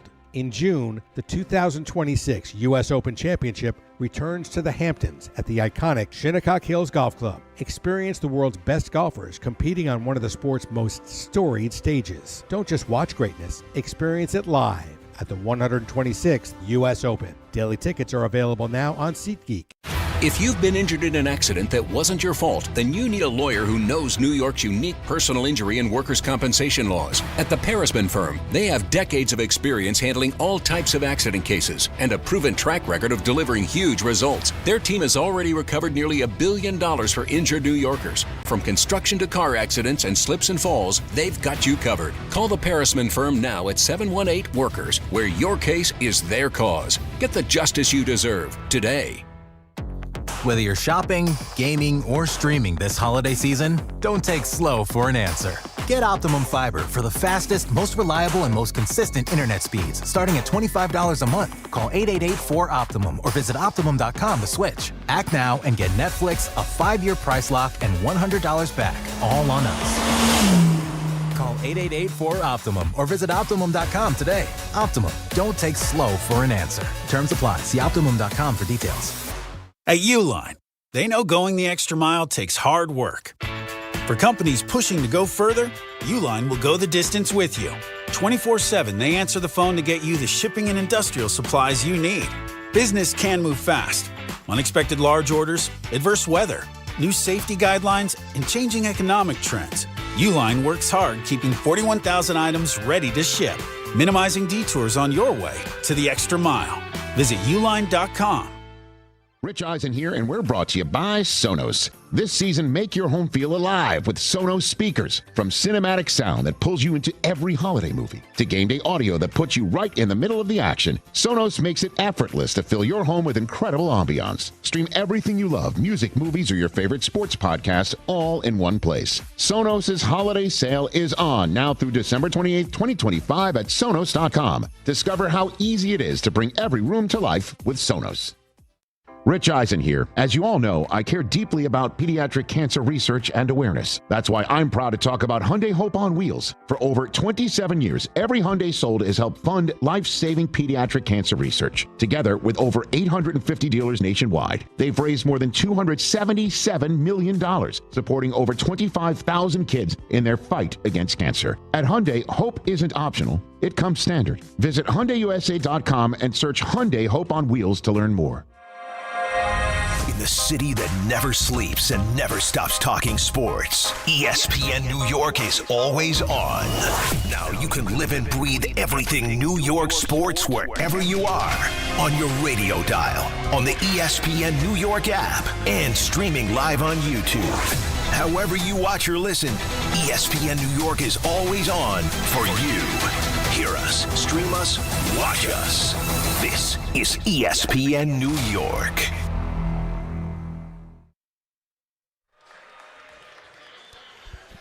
Well, this is the ESPN New York Holiday Party live from your mother's house in Garden City Park, Long Island, brought to you by Amazon Pickup, Security Dodge, and Spiked Aid, made for big city social stamina. Well, you know the music means it's time for two-pack, for sure. The last 2 weeks, I've gone 1-1 each week. And for the season, because of that one stretch where I was 0-3-1, I'm one game under 500. This is not an easy slate at all today, at all. But I'm going to give it a try. I'm going to go up against the numbers. The Titans are 4-1 against the spread in their last 5, and they killed me in the last game. Killed me. And they are 12.5-point underdogs in Santa Clara against the 49ers. 49ers coming off a bye week. They have a coach, though, that will not allow them to go to sleep on a bye week. That's not what he's about. Shanahan is going to make them prepare. So I think the 49ers are going to blow out the Titans. I think it's maybe a 17-point game. So give me the 49ers giving 12.5, and the Titans will get blown out. Now, this is an interesting game. The Steelers have an easier record than the Ravens down the stretch. But every game, as Chris Carlin said, he's a big Steeler fan, every game for the Steelers is a tough game. You can't say there's any gimmies. And the Dolphins, strangely enough, they are still in the playoff hunt. So they're going to go to Pittsburgh. Pittsburgh is a 3-point favorite over the Dolphins. And my pick is totally based on the weather. It's going to be bitter cold in Pittsburgh. It's going to be really cold. So this is a Monday nighter, I believe. And supposedly it's going to feel like 12 degrees. The Dolphins don't play that game. Now, they have played well, but I think you're going to take away some of their offensive firepower by the inclement weather. So give me the Steelers to win the game. I think it's going to be close. But the 3 points, it doesn't scare me all that much. So there you have it, the two-pack. 49ers giving 12.5 over the Titans. That's in Santa Clara. And the Steelers giving 3 to the Dolphins. And that one is in Pittsburgh. All right, hopefully I'll give you a 2-0. Now, usually the holiday party is the beginning of what I take a somewhat lengthy vacation till the beginning of January. Not this year. I'm going to do the shows all next week, too. That's right. Get excited. I'm going to be doing the shows all next week. Then I go on a little 2-week vacation. I'll be back the beginning of January, and we'll have some fun. This is the first year, ending the first year, essentially, of the 2-hour solo show. You have made it so much fun to do, listening to my voice for 2 hours, the great guests that we've had. And as I keep telling all of you, when you call in, you are legitimately the co-host of the show. There's no Don, there's no Peter, so it's you. And you've kept it alive. And I do appreciate that. So on this holiday season, I hope everybody gets what they want. I hope you're happy, healthy, enjoy your family and your friends, because isn't that what it's all about? Try to squeeze in one more co-host before we go to the weekend. We'll go to Jose in Connecticut. Jose. Hey, Michael, thanks for getting me last, man. I just want to say a narrative, and not you, because you've been on point, but I love Don and some of those, but everybody keeps saying give Stearns a chance and he's some genius, and we're setting ourselves up for failure saying, well, we might get Schoolboy and Bellinger. And, like, my point was, like, I understand if you don't like these guys, like Alonso and Diaz, but they weren't the reason we didn't win last year. We had all these holes, right? And they were the ones, one of the few that actually did good last year. So all of Stearns' moves last year were terrible. They all failed except for Soda, which was a Cohen move. So it was like, why should I have confidence if I saw what you did last year? And your two moves this year were two guys who had off years. A 35-year-old who had his worst offensive, and Devin Williams. Those are your two moves so far. Like, why should I keep hearing everybody say, yo, he might get Schoolboy. Give him a chance. He's a genius. No, like, I should not give him the benefit of the doubt. He failed horribly last year, and it was his non-players that actually performed, like Alonso and Diaz. Yeah, but I'm not saying that you should give him the benefit of the doubt, because he has not earned that by his performance with the Mets so far. But this guy's not stupid. He did a great job with Milwaukee. I think he's trying to run the Mets a little bit like Milwaukee, where he has a lot of advantages with the Mets because of Cohen's money. But I don't think that you should put the imprint on his offseason on December 12th. I think it's irresponsible. I mean, there's so many things that he can do. What he's going to do, I don't know. I don't know if he's going to get Schoolboy. I don't know if he's going to sign Bellinger or Tucker. But doesn't he deserve the right to have the time to make those decisions? This isn't the Met team that's going to report to Port St. Lucie. And if it is, then you could go nuts. I'll be here for you. I'll be going nuts too. But right now, it's a work in progress. I know you don't like the fact that he allowed Alonso to leave. I get it. I spoke about that earlier.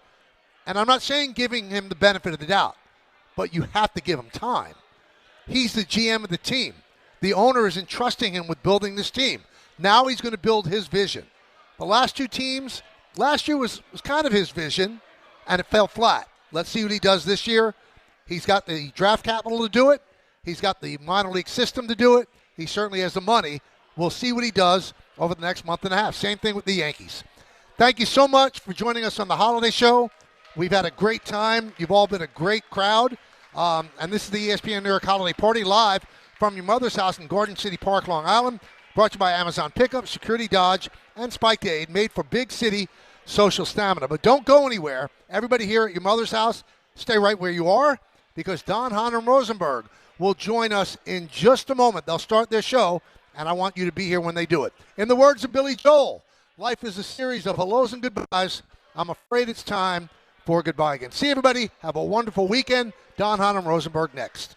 Hi, I'm Greg Richard. At PC Richard & Son, we have all the holiday gifts for everyone on your list at the guaranteed lowest prices. Headphones, smart TVs, wireless speakers, Yeti coolers, MacBooks, and everything smart for your home. All backed by a holiday price guarantee. Your price is protected. If the price goes lower from now through December 24th, we'll match it, so you can buy with confidence. And it's only at PC Richard & Son, the company you can trust since 1909. Ox Spine at New York Presbyterian is always in pursuit of a better way to heal the spine. We're getting more people moving again with minimally invasive, non-surgical, and surgical treatments with innovative solutions for every back and spine condition and your unique needs. Expert spine care is available now across New York City and Westchester. Find a doctor at nyp.org/oxspine. Stay amazing. New York Presbyterian. Brees Hall, the eye back at the 5-yard line. Handoff, Brees Hall finds a crease, runs left. He's into the end zone for a Jet touchdown. Jets fans, come out to MetLife Stadium for a Week 17 divisional matchup. See the New York Jets host the New England Patriots Sunday, December 28th at 1 p.m. Presented by Ticketmaster. Lock in your seats now at nyjets.com/tickets. Once again, that's nyjets.com/tickets. Discover a driving experience crafted to inspire. At Garden City Mazda, exceptional design and sophisticated performance come together. During the Mazda More to Move You sales event, lease the 2025 Mazda CX-5 for $229 a month for 33 months. Or the 2025 Mazda CX-50 for $239 a month for 33 months. Both with $49.95 due at signing. It's the Mazda More to Move You sales event at Garden City Mazda. At Garden City Mazda, expect the exceptional. John Ryan. Yeah, Dad. I think I came up with a killer slogan for our law firm. D'Agostino & Associates, bite back. Bite back? Yeah. When someone hurts you, you bite back. We'll be the law firm that bites back. Dad, that's brilliant. Accident victims, call D'Agostino & Associates and bite back. Hey, we could even put a big vicious dog on billboards everywhere. Yeah, and Rottweilers on buses. Hey, how about a toll-free number? What are you thinking? You know, like 1-800-BITE-BACK. 1-800-BITE-BACK. That's brilliant. But what if people hear fight back? Easy. I'll spell it out for them, like 1-800-BITE, back. 1-800-BITE-BACK. That's 1-800-248-3222. Love it. Hey, Dad. Yeah? All this talk about biting back got me hungry. Me too. Want to grab lunch? Sure. Hey, how about a jingle? You mean like, D'Agostino, law, bite back. Getting more as a MyLowe's Pro Rewards member is easier than ever with the Lowe's app. Download it today and earn 500 points the first time you log in. Plus, your digital wallet helps you scan, save, earn, and access what you need to manage it all in one place. Download the Lowe's app and take advantage of your Pro benefits today. Lowe's, we help, you save. Valid 12/1/25 through 1/7/26. Offer valid for first login per organization only. Loyalty program subject to terms and conditions. Additional restrictions apply. Visit Lowe's.com/terms for more details. Subject to change. Feeling stuck on your own 10-yard line in the career game? Maybe it's time to just go for IT. My Computer Career has the game plan to score a rewarding new IT career in months. Whether you're a rookie, a breakout career changer, or a military veteran ready to serve. Why spend years chasing a college degree when you can fast-track your future in IT starting now? Take your mark, get set, go for IT. Take the free career evaluation at mycomputercareer.edu today. Financial aid is available to those who qualify, including VA benefits. Hey, this is Mika Zibanejad. Hey, this is Adam Fox. Catch every Rangers game right here on 880 ESPN. WHSQ and WCBS-FM HD2, New York.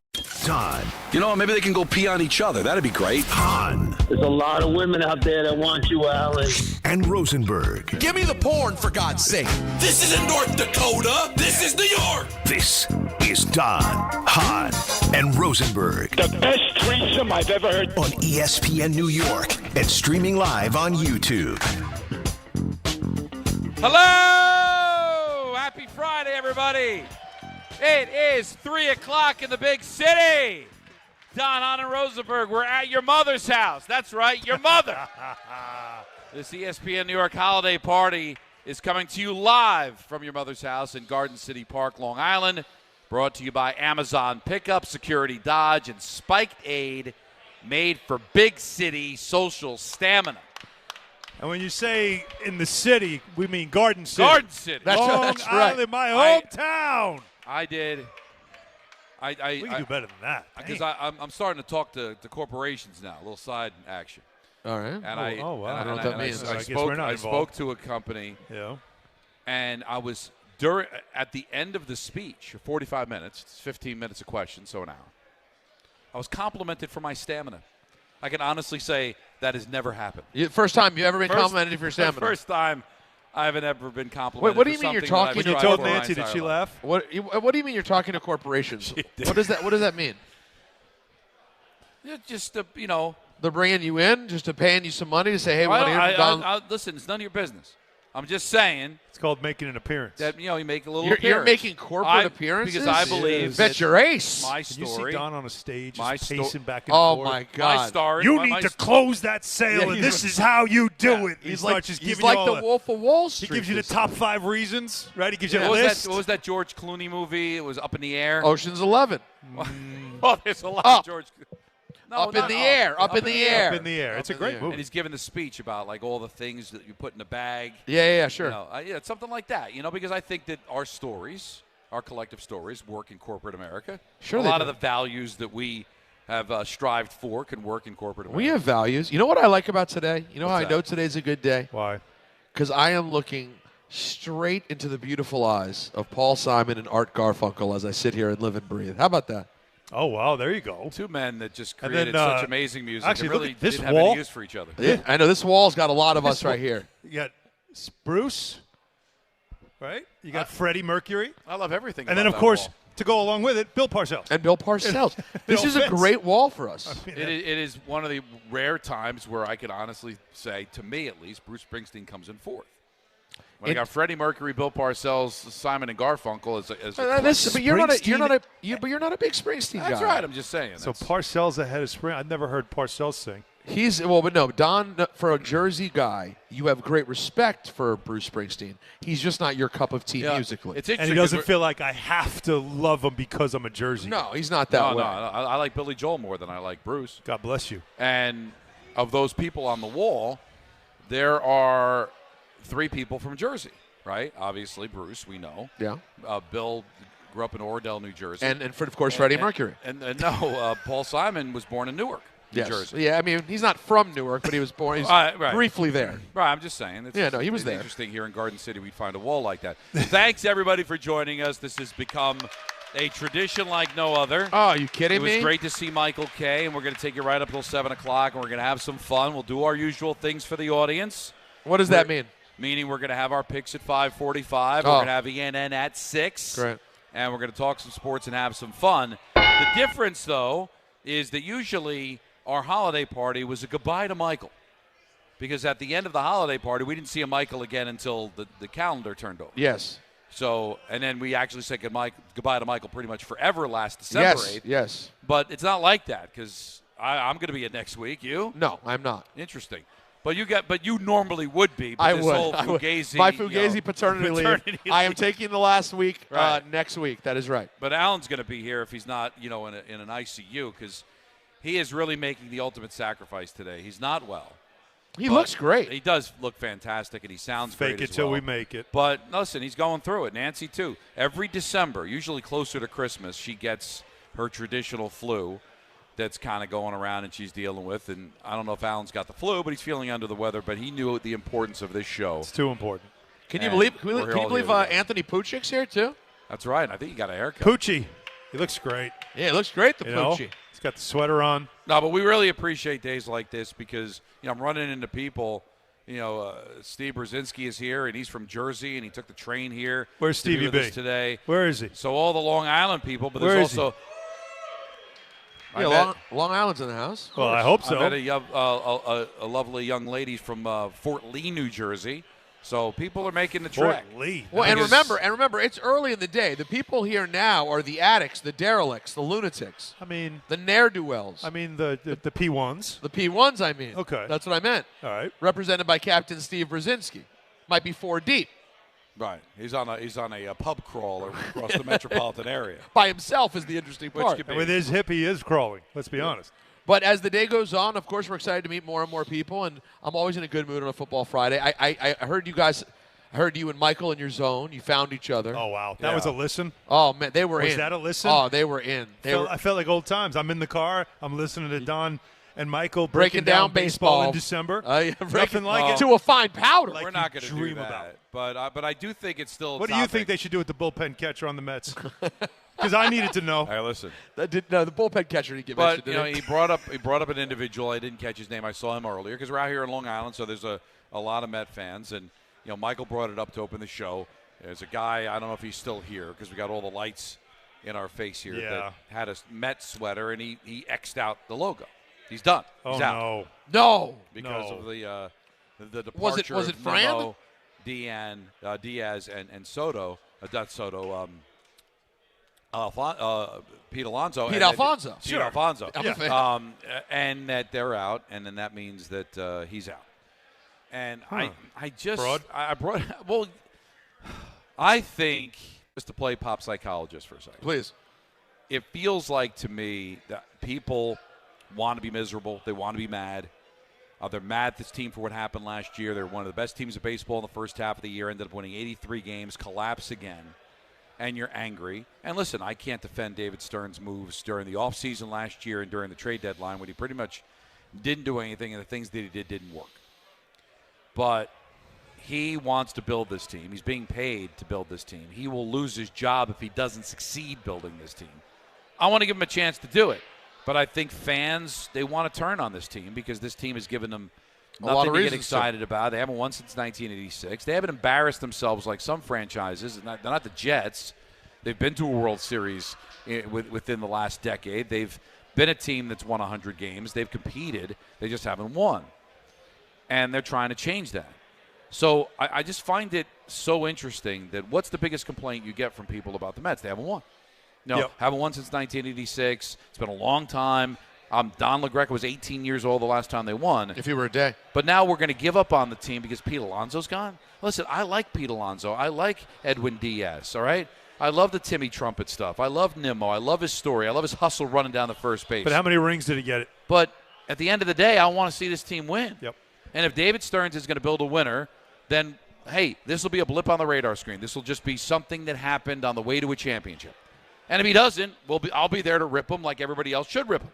But can we wait and see what the end result is before now we're painting X's on our chest with the logo and we're completely giving up on the team? I just don't see where that meets. A lot of times you don't want fan emotion involved in player personnel. Owners are going to have that, and I know Steve Cohen is going to have that, the fan type stuff. First and foremost, can we at least acknowledge one thing, that Steve Cohen is not fat-handing things, that he's not forcing his will on decisions, right? That he's letting his guy that he hired to run baseball operations do what he believes is best. Right. So that's a good thing, that he's not getting involved, that he's not meddling as an owner. We've seen how that works, Jets, and it doesn't. Giants, it doesn't, right? So there's that. But a lot of times you don't want the fan emotion because you'll make fan emotion decisions you'll regret later, which is, but I love him. I love him. And then you'll regret it 2 years later. So David Stearns grew up a Mets fan, but he's got a cold-blooded heart when it comes to player personnel. That's the exact thing you want. He knows that you're upset, but he also knows you're going to thank me later because the plan I have is better than the one we were just on. The truth of the matter is in sports, and this is ugly,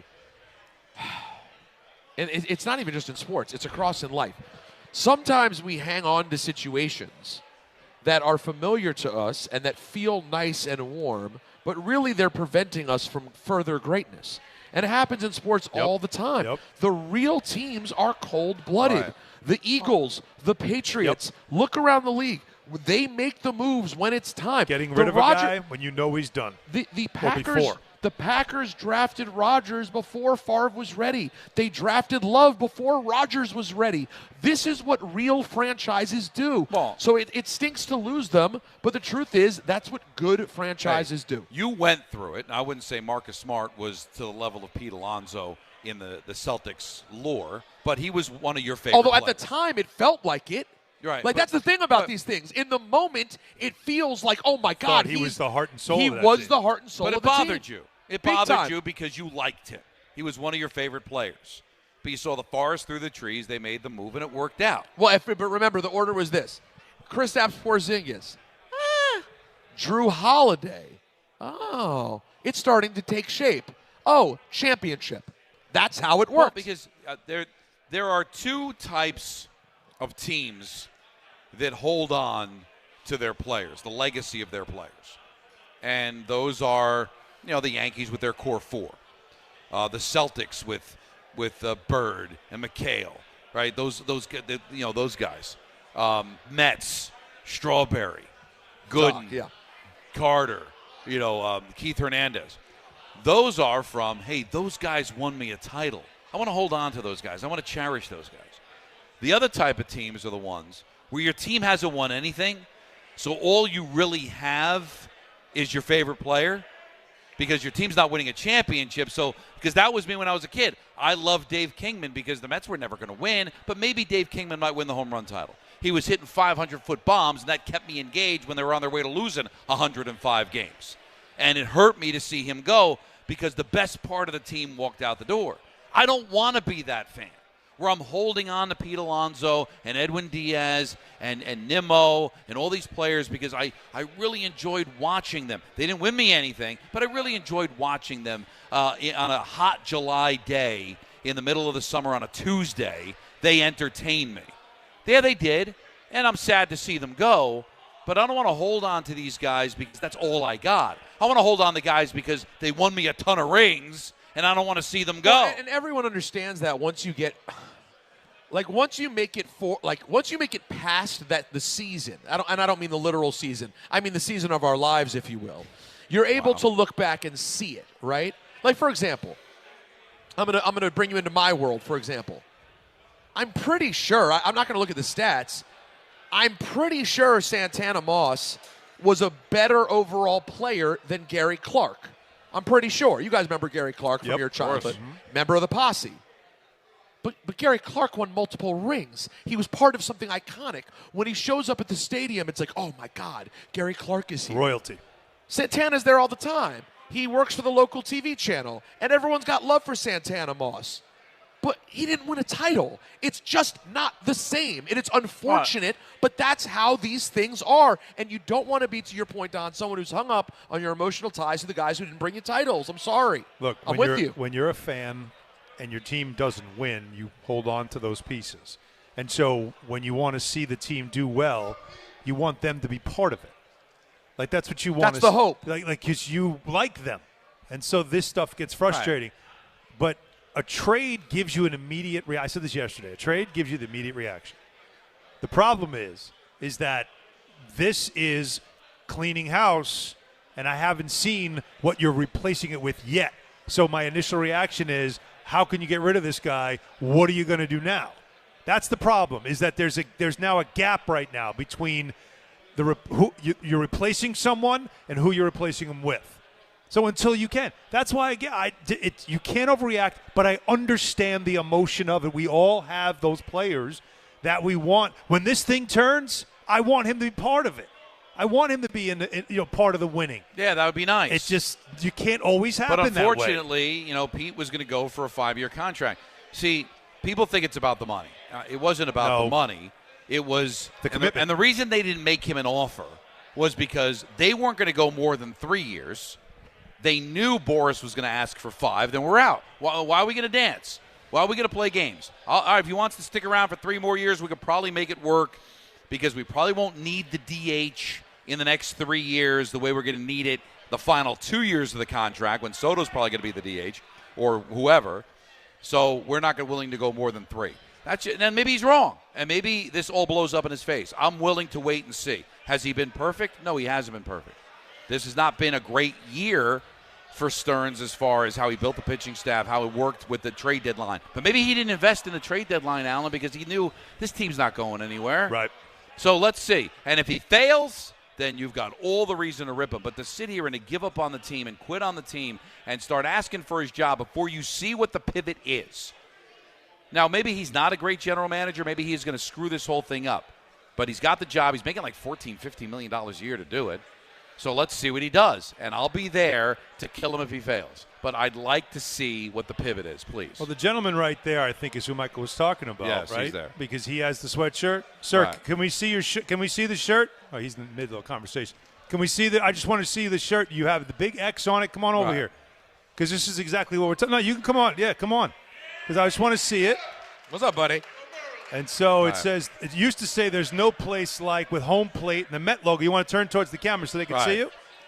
Okay. And so he crossed it out and just said no like. Yeah, no and like. with an X. So you're clearly frustrated. What if they end up building, if they build a team that is championship caliber? That's it. He's out. All right, well, that's great. All right, thank you for playing. Right. A clown show chant. That was a clown show chant. But I don't understand the logic that what he's saying is because he doesn't have a mic. He doesn't have a mic. He's out. He's out. So even if Stearns builds a championship team, he's out. Well, he said dead to me. I don't get it. But I just don't. Why would this be the thing? That this was it. Why this? Because there's probably been a lot of things, and this is the straw. That's the last one. There were other straws that made more sense. This just isn't the straw, I don't think. No, I just think not people. Yet. No, people not yet. Like to be it miserable. People listen. It's so easy. It's like the easy talk show stuff. If I'm going to go with the thing I know is going to end up happening. Listen, I'm going to bet the Jets are going to blow it because they always do. I'm going to bet the Mets are going to blow it because they always do. So the logic is probably from that individual. The Mets are going to lose because they haven't won since 1986. So I'm getting out. All right, then you're out. But don't make it be about, oh, I love Pete Alonso so much that this is the guy. You didn't quit on him when Darryl left. You didn't quit on him when Carter left and when Keith Hernandez was a Cleveland Indian and when they didn't give Ray Knight the extra $200,000 after he won the World Series MVP. You didn't quit on the team when they collapsed in 22. You didn't quit on the team when they collapsed last year. This is the line of demarcation. Pete Alonso and Edwin Diaz are now the final last straw. After all the suffering you've done, this is it. Or is it just, I want to get off the clown show? And if that's it, then goodbye. By the way, I don't make it about something that it's not. I don't begrudge people saying I've wasted enough life. Like, I think if Ira called us one day, guys, and said, hey, I made a decision. I've wasted precious time with my family. I've wasted, in the case of Ira, hundreds of thousands of dollars on this team. I'm moving on now. I would give the man a standing ovation. I'd applaud it. You have every right to give up. There's no shame in that. It's over. It's over. 15 years, man. It's been a lot. You tried. But I'm with you, Don, to just arbitrarily decide that this move, what if this is the move? To the point Don just made earlier, my heart hurt when they traded Marcus Smart.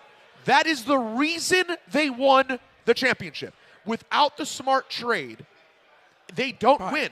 They needed Porzingis and Drew Holiday to win the title. Those pieces had to happen. Now, there are people, and this doesn't happen in baseball as much, but it does happen a lot in basketball, where, I'm just a fan of the play. I'm a fan of Pete Alonso. Now I'm going to become a Baltimore Oriole fan because I just love Pete Alonso. Okay, if that's why you fell in love with the Mets, and now he's gone, I can understand that. But if you're a Met fan and of the age of that, the person here looks like, I don't want to insult him, but he looks like he's definitely north of 40. You were a Met fan long before Pete Alonso was here. Right. So now Pete Alonso is now that's the drop mic. I can't go on. I can't go on. And listen, I'm a Pete fan. I would have loved him to stay. but I'm not trading it for maybe a chance to get a championship. And if you want to call, and we weren't going to take calls, but there are tons of people want to rip me for this. And I just want to hear the logic, why this is the line. Yeah. Without knowing what the pivot is. I will say the last thing I had an interest in doing at our live holiday party was talking about baseball, but I'm actually interested too. I just give us just quickly, if we bring you on, make the case. Why is this it? All right. Why? That's it. Now, I bet you can't. And if I were to bet on it, I do it at FanDuel. Oh, of course you would. Because FanDuel Friday is turning it up. Thank you. Already. You're supposed to drink when we a smooth transition. Smooth transition. FanDuel Friday is turning up with NBA Happy Hour every Friday from 6 to 7:30 p.m. Eastern. FanDuel's dropping limited time specials to get you in the zone. Boosts, bonuses, surprises, all designed to bring that Friday energy. This is not just another promo. It's your weekly pregame. NBA Happy Hour every Friday, 6 to 7:30 Eastern. Only on FanDuel, official sportsbook partner of the NBA. Visit FanDuel.com/Peter to grab your award before the clock expires. 21 and over, physically present in New York, opt-in required. Rewards are non-withdrawable. Restrictions apply, including bonus and token expiration. Leg requirements, a max wager amount. See terms at sportsbook.fanduel.com. For help with the gambling problem, call 877-8-OPEN-Y. Text OPEN-Y 467-369. All right, so we'll take some of these calls. We've got picks at 5:45. We've got ENN at 6. We are live at your mother's house at the holiday party, the annual ESPN holiday party here at Garden City Park, Long Island. And it's brought to you by Amazon Prime, Security Dodge, and Spiked Aid, made for big city social stamina. It's Don, Hahn, and Rosenberg taking you up until 7 o'clock. It's the holiday party, and it's all happening here on ESPN New York. To help those who want to be helped but may not be able to afford it. That's what PGA Tour winner Grayson Murray had envisioned for a foundation before he sadly took his own life at just 30 years old. His parents channeled their grief into creating the Grayson Murray Foundation, carrying out his vision to help those struggling with mental health and addiction. To donate and learn more, visit GraysonMurrayFoundation.com. Every aspect of your business will operate better and faster with artificial intelligence. AI is a race, and companies that act first will win. Thrive Managed AI is your advantage over all your competitors. Thrive partners with you on a smart, secure AI strategy for your business. Then they deploy and manage it for you. Be first and win the race with Thrive Managed AI. Start with a complimentary strategy consultation at thrivenextgen.com/ESPN. That's thrivenextgen.com/ESPN. If you've been injured on a construction site, then you need a lawyer who knows New York's unique labor laws. At the Parisman Firm, they have decades of experience handling construction accident cases and a proven track record of delivering huge results. Their team has already recovered nearly $1 billion for hardworking New Yorkers. From scaffold accidents to slip and falls and equipment failures, they've got your back. Call the Parisman Firm now at 718-WORKERS. That's right, 718-WORKERS, because your case is their cause. Get the justice you deserve today. 1-877 Cars for Kids. KARS Cars for Kids. 1-877 Cars for Kids. Donate your car today. 1-877 Cars for Kids. Donate your car today. Ready to get rid of that old car? Donate it to Cars for Kids. Call 1-877-CARS-FOR-KIDS to reach a friendly live agent. Donation's super easy, and your car can be picked up as soon as tomorrow. Call us now, 1-877-CARS-FOR-KIDS. That's Cars with a K to donate your car today. 1-877 Cars for Kids. KARS Cars for Kids. 1-877 Cars for Kids. Donate your car today. Hurry! It's your last chance to donate for 2025. Last chance! Donate now for a 2025 tax deduction. I know that hiring can be challenging. You sort through tons of resumes and you get too many so-so applicants. You're just waiting for someone to match your role perfectly. Well, now, there's a place where you can meet them fast. ZipRecruiter. Need to hire right away. Start your search for strong candidates. The right fit awaits. Build your team. Build it sooner. Meet your match on ZipRecruiter. Just head to ZipRecruiter.com/ESPN right now to try it for free, and you're on your way to meeting your match. 4 out of 5 employers who post on ZipRecruiter get a quality candidate within the first day. So try it now. Go to ZipRecruiter.com/ESPN. Once again, that's ZipRecruiter.com/ESPN. Meet your match on ZipRecruiter. Try it free. The holidays are here, and Amazon Pickup is your MVP of package pickup. Need that perfect gift like a brand new jersey for the big game? With Amazon Pickup, you can grab your order from secure Amazon lockers or counters near you on your schedule at no extra cost. It's fast, it's easy, and it keeps your holiday surprises tucked safely away. So whether you're running from work or heading to the holiday party, Amazon Pickup makes holiday shopping worry-free. Find your nearest Amazon Pickup location at amazon.com/pickupmvp. That's amazon.com/pickupmvp. And now let's take a look at the traffic with Brandy Scott. Hey there, guys. Good afternoon and happy Friday, but already not a happy ride. Heading over to the outbound, George. All of your approaches are jammed. Another gridlock alert day. Cross Bronx westbound, just crawling from the Bruckner on through. Problem spot on the Deegan southbound in the west 230s. Crash involving an 18-wheeler in the right lane. Delays there. Go back on to 87 in Yonkers. Inbound, George. Stick with the lower deck about 10 to 15 minutes. Upper levels still have some repairs. That'll run you about 20 to 30. Outbound Lincoln, a 20 to 30-minute ride. Outbound Hone will run you 30 to 40. Over in Jersey, 46 at a standstill over by Main Street in Richfield Park, dealing with a broken water main, a lane out in both directions. This report is sponsored by the New York City Department of Transportation. Speeding ruins lives. Drivers, watch out for pedestrians and cyclists and slow your turns to less than 5 miles an hour. I'm Brandy Scott on 880 ESPN New York. On December 12th, Service Titan invites you to celebrate the Day of the Trades. A day we recognize the men and women we depend on to make our lives possible. A day we shine a spotlight on the men and women that work tirelessly to keep society functioning. A day where we look to honor those individuals we couldn't live without. On 12/12 and every day, all of us at Service Titan say thank you to the tradespeople who power the nation. Search Service Titan Power the Nation to learn more. Wendy here. If you're looking to add a star player to your financial roster, you should take a look at SoFi's personal loans. SoFi's got some amazing moves that would be a valued addition to any team, like low fixed rates when you consolidate your debt, no fees required, and as soon as same-day funding. View your rate at SoFi.com/roster to get started. Loans originated by SoFi Bank, N.A. member FDIC. Terms and conditions apply at SoFi.com/roster. NMLS 696891.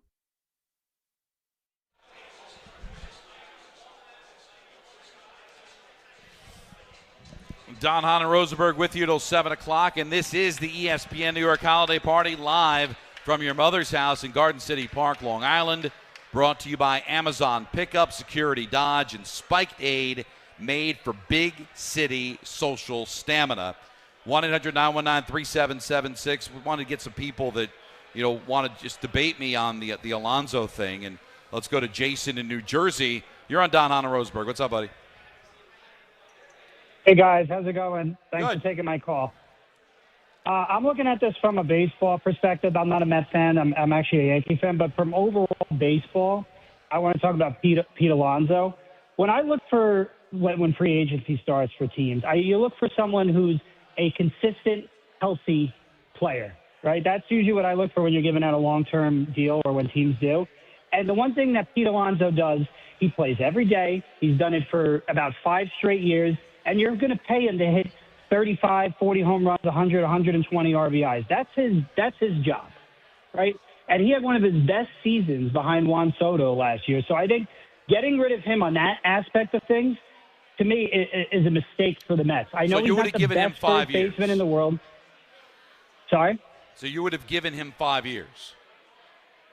I would have, because I think, yes, I understand the point with the DH if Soto is the DH, but Pete Alonso's job is to go out there and hit 35, 40 home runs, 35 home runs a season. That's the disconnect right there, Jason. That according to David Stearns, and we'll find out if he's right, not enough.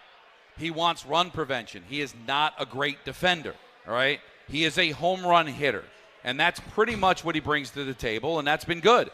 It was good enough for 83 wins. It was good enough to be one of the worst teams in baseball in the first half of the year before. Remember, they ran all the way to Game 6. Yes, he hit the home run against Devin Williams, but they made the playoffs, and he wasn't very good. Yep. And it's not going to age well. He's not going to become a better defender. The home runs are not going to continue to be at 40-plus at 32, 33, 34, 35, 36 years old. I think they would have brought him back at 3 years, and Jason, thank you for the phone call. At 5, it doesn't make a ton of sense. I don't understand Jason's point about his availability, because you're assuming availability continues for a guy that's over 30, that is not exactly, in the best physical condition when you look at him, right? Big body. I mean, played a lot already. Breakdown's coming. It's coming. Right. Now, so I like you have to assume, which is why a 3-year deal, okay? 5? No. That's it. It's simple as that. You can't assume numbers continue to extrapolate out the older he gets. You can't assume that. It's interesting because I let him go too soon because he said he's a Yankee fan. Since Anthony Rizzo, the Yankees have needed a first baseman. This was the second time Pete Alonso was available. Why didn't the Yankees go after him? Because the Yankees don't see a fit. He hits a bunch of home runs. He's available every day. Yankees, zero interest in Pete Alonso because they see the same thing David Stearns sees as a guy that will hit home runs, but he's limited defensively. Dodgers interested? No. No, the Dodgers didn't do it. They have a first baseman. They wouldn't. But I'm saying the Yankees needed a first baseman. But real quick, and who was interested? It was the Orioles. The Baltimore Orioles. And how do things normally work out for the Orioles? And apparently, and I didn't know this, but Michael was talking about it on the show earlier, that they're kind of killing it in Baltimore. They felt they gave him too many years.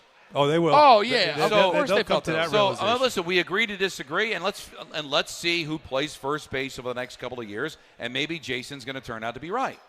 But I want to see what the alternative is. But let's not make Pete Alonso anything more than a guy that hit home runs. He was fun. I loved him. But I think everybody understood that he was limited as a player. That's why he didn't get the big-time bucks he thought he was going to get in free agency the year before. Because I think the analytical world, they see the flaws of a guy that's not a great defender. And as Alan said, it's not going to age well. The home runs are going to start to go away. He's not overly athletic. These are the things that you get concerned about when you're talking about Pete Alonso over the next 5 years. Jim in the car, you're on Don, Hahn, and Rosenberg. Hey, guys, how you doing? Thanks for taking my call. What's up?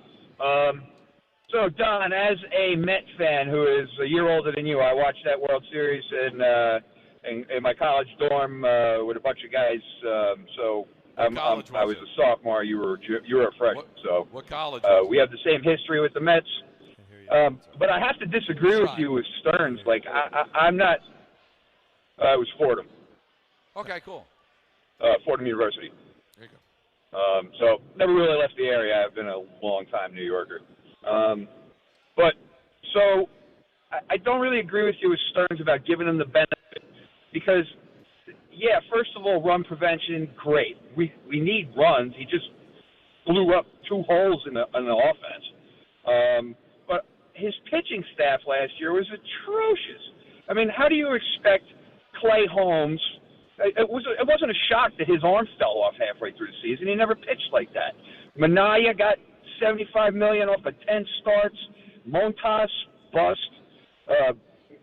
Senga can't get out of the 5th inning without 6 days of rest. Couldn't even pitch through the calf owie that Simone Biles won 4 golds off the same injury. No wonder the bullpen fell apart because the pitching staff couldn't get out of the 5th inning. Here, did he?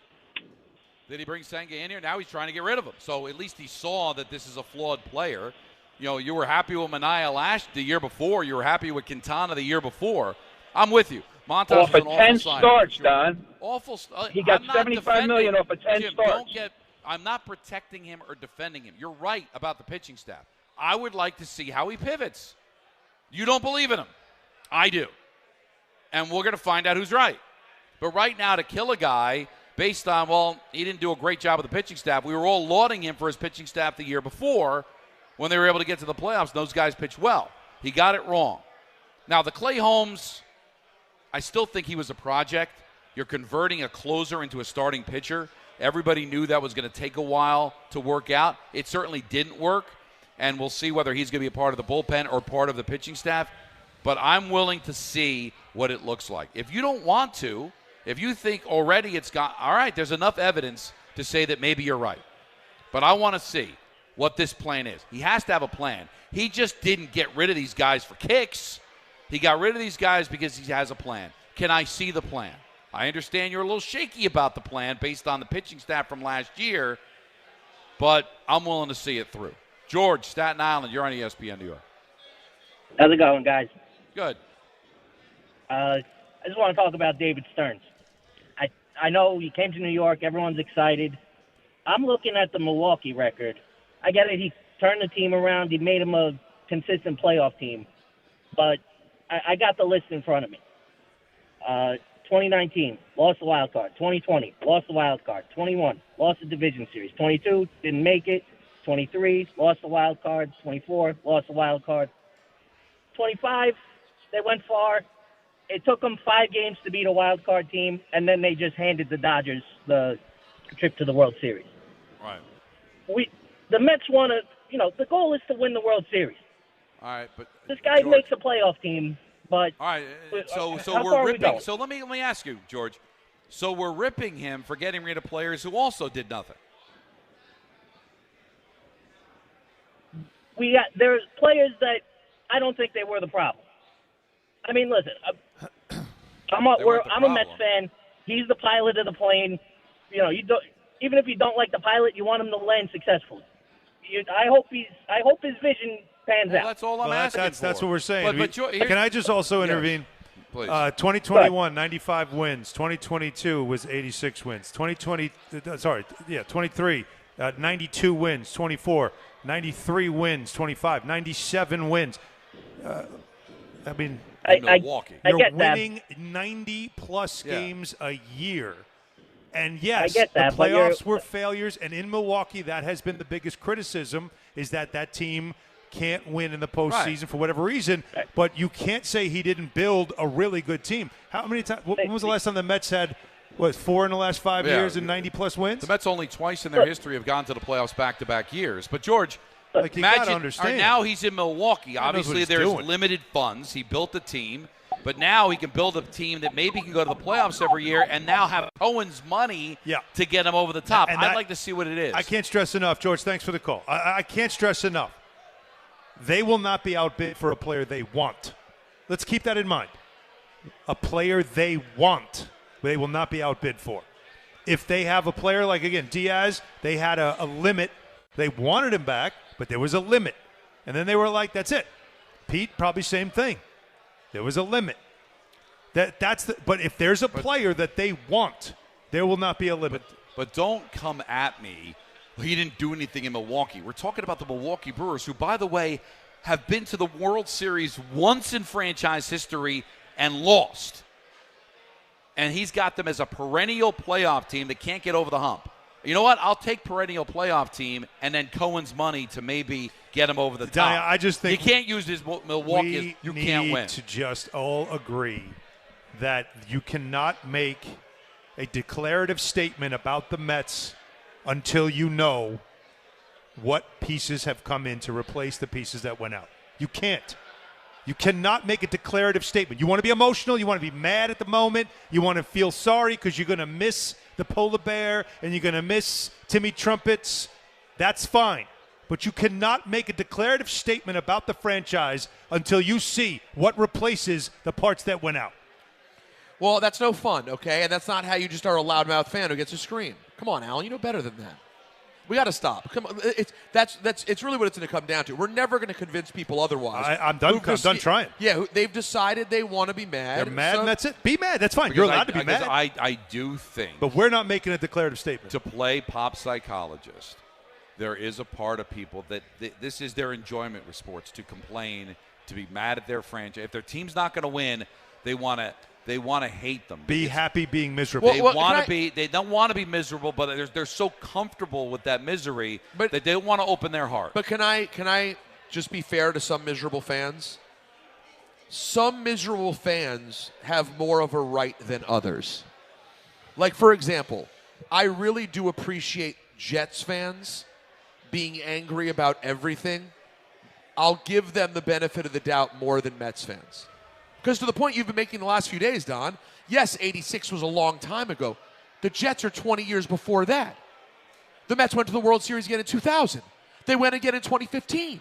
They've been in the playoffs and fought with the Dodgers since then. They at least play the game. They're in it. They're not what the Jets are. Do you see what I'm saying? I understand why the Jets fan is just perpetually miserable with no faith. I think the Mets fan has hyped that up as if they're the Jets.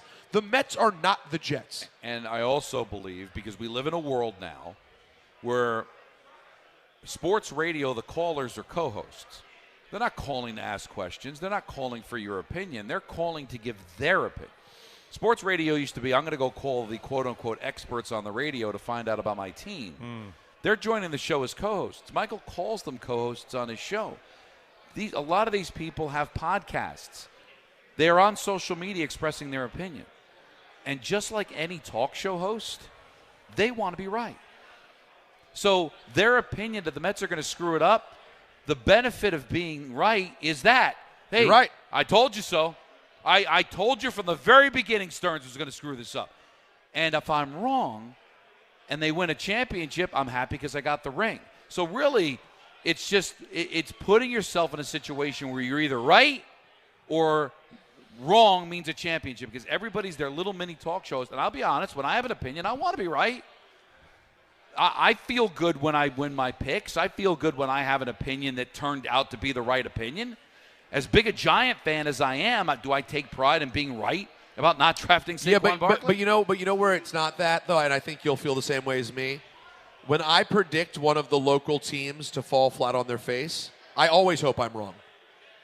I didn't want Joe Judge to be a complete joke. I just knew that he would be. Right, but you. I hope that I'm wrong. But you did take some satisfaction as a talk show host. Sure, but I would have. Especially as a guy that gets beat up for supposedly not knowing anything about sports. Oh, guess what? I got Joe Judge right. Well, but I would have enjoyed it more. I would rather have had us talk about a winning Giants team every week. And they would rather suffer. They would rather see the championship. But when you haven't won since '86. You're probably leaning on the side of, Stearns is going to screw it up. You know how I know? Because the Mets haven't won a championship in 40 years. That's how I know. I know Muji's going to screw it up because the Jets haven't won it going on 60 years. That's how I know. Here's your problem. You had a guy take over a franchise that was poorly run, that was on a shoestring budget, that made bad decisions, and it was maddening, right? Right. Then comes in the knight in shining armor with the gigantic wallet. And you thought life's going to change now. We're going to get great players. This guy's going to throw money around. And the next thing you know, we're going to be winning at a high level. That's what was expected. As this continues on, that has not happened yet, right? Not yet. And there has been those frustrating step-back years like we saw last year, which feels, no offense, very Metsy. Good year, bad year. Good run, magical run, go back to being, again, the dose of reality. So I understand why a fan would just get fed up. Like, I thought this guy was supposed to change everything, and we still can't we can't keep guys we like. We can't get new players. I'm frustrated. This was supposed to be different. That, to me, is the genesis of everyone's frustration. Right, but it's not like Prokhorov with Brooklyn where it's going to be different, then he's out the door. Yeah, he just wanted the property. Well, that was a real estate deal. I'm just saying is that nothing, championships aren't guaranteed, man. And there's been plenty of teams that have thrown money around. This isn't building a fantasy team. This is building a team that has the right chemistry and the right mojo to go out there and win. And we're still very early in the process. And there's finally a big boy in the room that's going to say, I got money to spend, but I want to spend it the right way. I'm willing to see it go forward. Some people are not. 1-800-919-3776. We got to talk football. We've got to talk picks. We've got ENN. Oh, damn. We've got a lot of fun coming up because we are at your mother's house. Excuse me? Yeah. And I love your mother's house. And it's right here in Garden City, Long Island. Not pretty convenient, I think, for Long Islanders. And even for me, I had some traffic on the belt because when is there not traffic on the belt? Jericho Turnpike. So Rod Strickland's on his way. Looking forward to that. It'll be great to talk with him. And what time is he going to be swinging by? Do we know? His ETA was supposed to be 3:30. Okay, so it is now 4:30. All right, so we're close enough. That's the day he's having. So he's making an effort. Good. We're going to make an effort to make him feel great. All right, this ESPN New York holiday party is live from your mother's house, Garden City Park, Long Island, brought to you by Amazon Pickup, Security Dodge, and Spiked Aid made for big city social stamina on ESPN New York. Good Karma Brands is proud to be an equal opportunity employer, providing equal employment, development, and advancement opportunities to all teammates and applicants. To learn more about careers with us, please send an email to talentacquisition@goodkarmabrands.com. That's talentacquisition@goodkarmabrands.com. The Hess truck's back and it's better than ever. Roaring engines this year. Hess race cars are here. The Hess stock car racers are loaded with lights, sounds, and a powerful racing motor. Only at HessToyTruck.com. Free shipping and batteries included. Listen up, New York. It's football season, and you should be out there enjoying every play, every tailgate, every moment. But if you're dealing with neck pain, back pain, joint pain, or sciatica, even getting off the couch can feel like a challenge. That's where Dr. Jay Shaw at Sandwell Pain comes in. He's one of New Jersey's top pain specialists, Ivy League trained, double board certified, and dedicated to getting you back in the game. Here's the difference. No surgery, no scars, no long recovery, no pain medication. Just precise, non-surgical, image-guided procedures that get real results. Dr. Shaw treats everything from neck pain, back pain, migraines, nerve pain, and chronic joint pain. And he builds a custom game plan that's right for you. Same day or next day appointments are available with offices in Woodbridge, Livingston, and Inglewood. And yes, most major insurances are accepted. So don't let pain keep you on the sidelines this season. Go to SandwellPain.com to call, text, or book online. Relief is closer than you think, and it starts today. Hey, it's Alan Hahn. Let me tell you about my friends at Bath Fitter. They remodeled the bath by my pool. They converted a tub into a shower. The result is amazing. Bath Fitter offers all types of custom bath renovations, including their unique PermaFit solution for a watertight fit. It's done in one day, easy to clean, and durable with no demo or mess, and it costs less than a standard replacement, plus a lifetime guarantee. Right now, you get no money down, no payments, or interest until 2027. So start designing your bath today at bathfitter.com. There's only one Bath Fitter.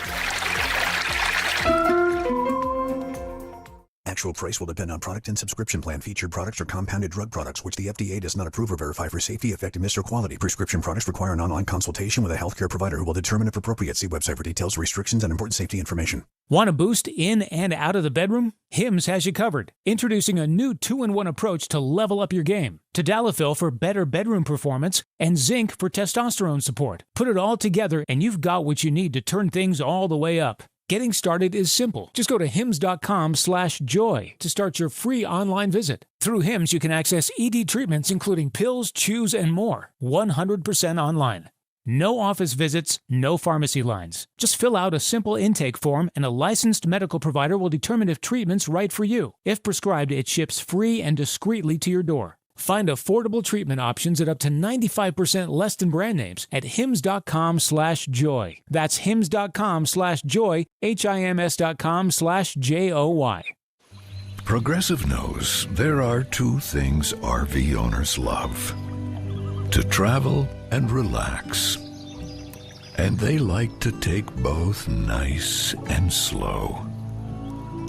Just like this commercial. And what's more relaxing than the peace of mind knowing their RV is protected by Progressive? Now here comes the fast part. Progressive Casualty Insurance Company and Affiliates. This one's for the flavor fanatics. Sour apple 5-hour energy shots don't mess around. They bring the bite. Tart, tangy, and packed with tasty caffeine, this little 2-ounce bottle punches above its weight. With zero sugar and as much caffeine as your favorite 12-ounce coffee, it's the kind of pick-me-up that keep your taste buds happy without the crash. And it doesn't stop at sour apple. There are 17 bold flavors waiting for you to discover. Pick one up in store or stock up online at 5hourenergy.com or on Amazon today. From the regular season to the Super Bowl, ESPN New York is your destination for football. We've got crazy fans. If the Giants somehow beat the Cowboys, I'm going to take a dump on your head. You can feel good because you're a damn football team. Expert analysis. Marcus Spears joins us now. ESPN NFL analyst Damian Woody. Mel Kiper Jr. The Hall of Famer Steve Young. He's kind of our resident general manager, Louis Riddick. We got Mike Tannenbaum right now. And all your fantasy and wagering needs. This is ESPN New York. We are football.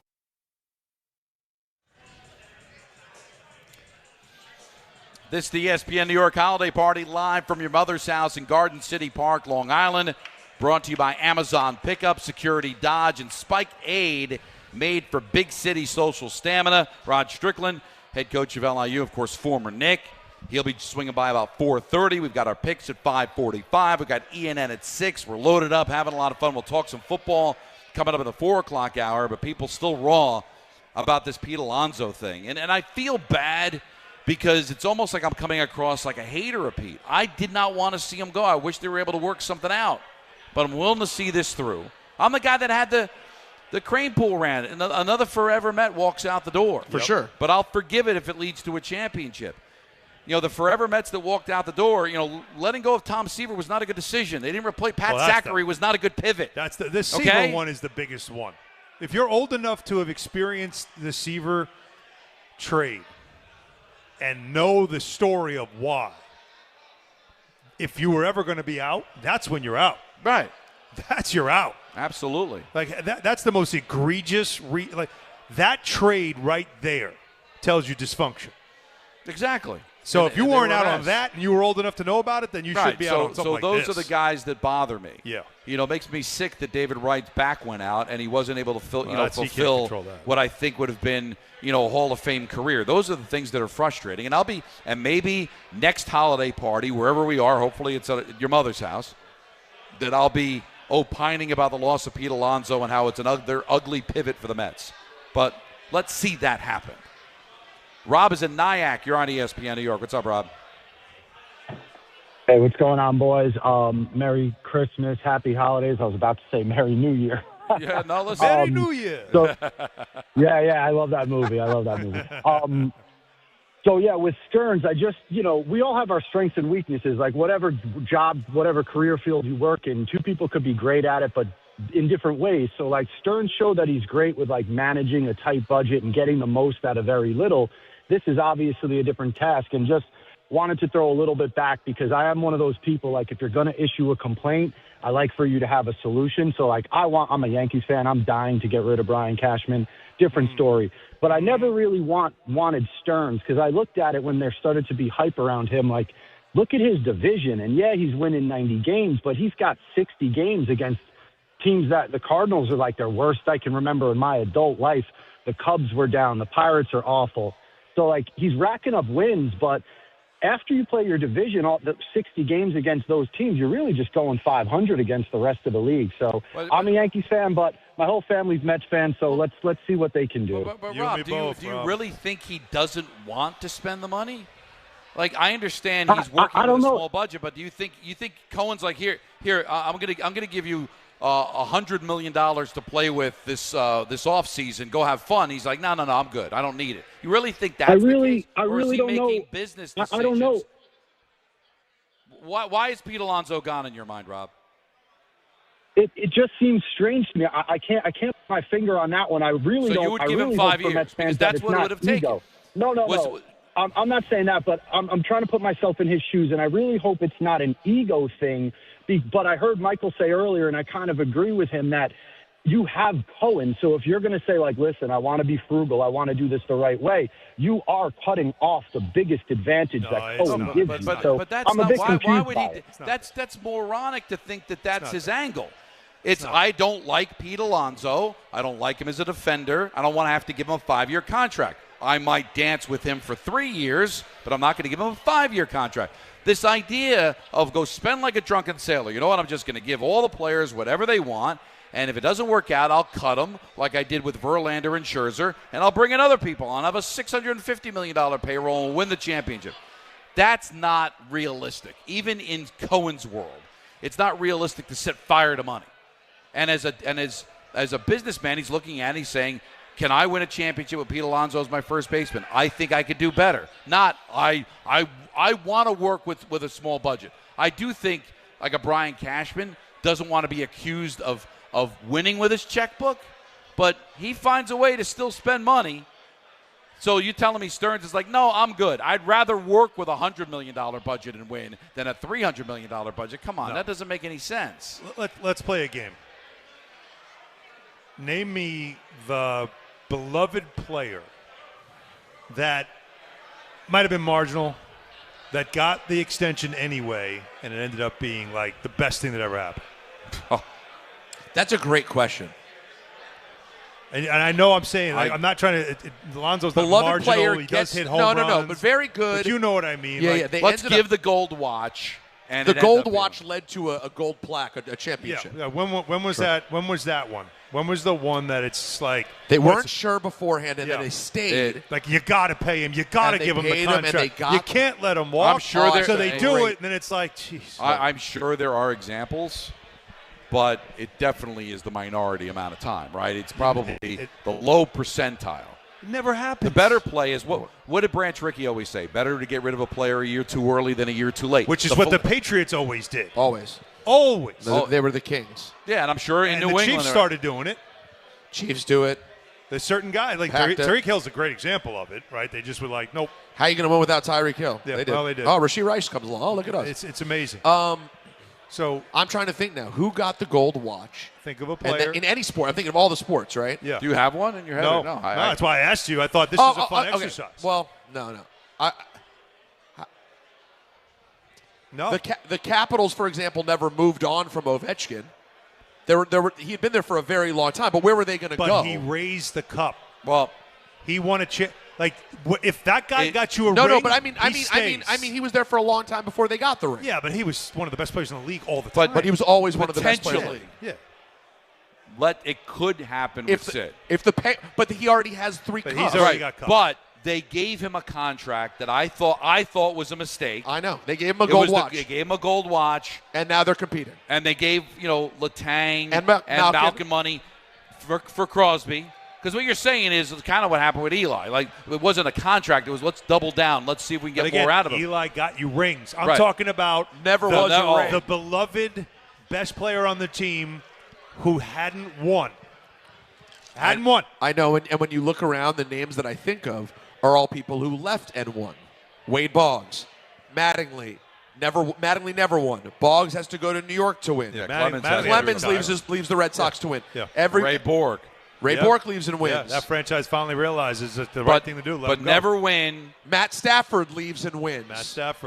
Jared Goff leaves and competes. It doesn't happen. And give me the guy, which is what everybody wants here. Yeah. But because there's no cap, you play this game of it's not my money. You should just spend it. And he's like, no, I won't get outbid by players that like Juan Soto. I'm not getting outbid. Guy's 26. I'm not getting outbid by him. But other players, I feel like this wouldn't be a good contract for us. I want to get into the football coming up, but I have a question to ask you guys when we come back about the Mets. And then we'll continue. I don't know where we're going to put Fraud Alert Friday. Strickland's coming at 4:30. So we got Strick at 4:30, battling through traffic right now. Well, also, Fraud Alert feels like a 5:30 vehicle, doesn't it? Yeah, you know what? Today it feels like a 5:30. Today it feels 5:30. No. You know what else? What? What about just 5 o'clock on the Bang! day? Oh, just big block? Why not? Big block Fraud Alert? Because we could do some live with the people here, too. All right. Do we have a gavel? Did you bring it? I thought Anthony would bring it. Did you bring the gavel, Anthony? You know what? I'll bang on the floor. No, but Jacob has one back in the Does someone studio. have a hammer? Don Hahn and Rosenberg. We're with you at your mother's house, Garden City, Long Island. It's the holiday party. Amazon pickup, security, Dodge, spiked aid made for big city social stamina on ESPN New York. 880 ESPN, WHSQ, and WCBS-FM HD2, New York. A Good Karma Brands radio station. To help those who want to be helped, but may not be able to afford it. That's what PGA Tour winner Grayson Murray had envisioned for a foundation before he sadly took his own life at just 30 years old.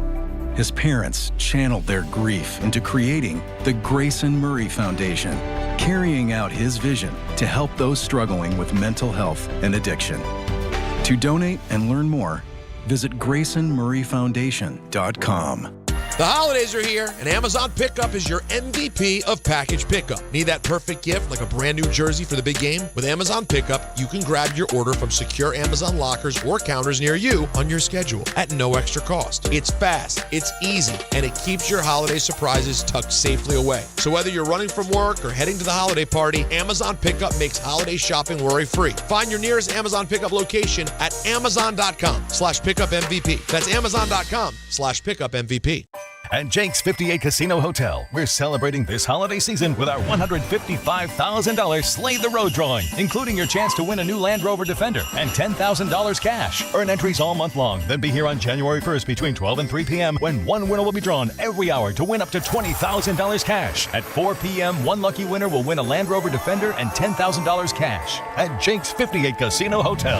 If gambling is a problem for you or someone you care about, please call the 24-hour toll-free helpline at 1-877-8-HOPE-NY or text HOPE-NY. Discover a driving experience crafted to inspire. At Garden City Mazda, exceptional design and sophisticated performance come together during the Mazda More to Move You sales event. Lease the 2025 Mazda CX-5 for just $229 a month at Garden City Mazda. At Target, great memories start with great prices.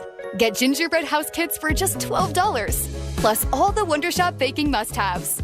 Gather the whole fam, grab some gingerbread kits, and start building sweet moments together. Then keep the joy rolling, baking up tasty treats with Wondershop that'll make the season a blast. Make unforgettable memories with incredible prices on gingerbread kits and Wondershop baking essentials. And step into the holidays, only at Target. Restrictions apply. At AT&T, we guarantee our network so you can talk college football with your BFF while taking Buster to the vet. Hey, yeah, I can't believe he ate the whole thing of chicken wings. And I can't believe we're staging a comeback. Touchdown! Yes! Staying connected matters. That's why in the rare event of a network outage, you'll automatically get a bill credit for a full day's service. For wireless downtime lasting 60 minutes or more caused by a single incident impacting 10 or more towers, must be connected to impacted tower at onset of outage. Restrictions and exclusions apply. See att.com/guarantee for full details.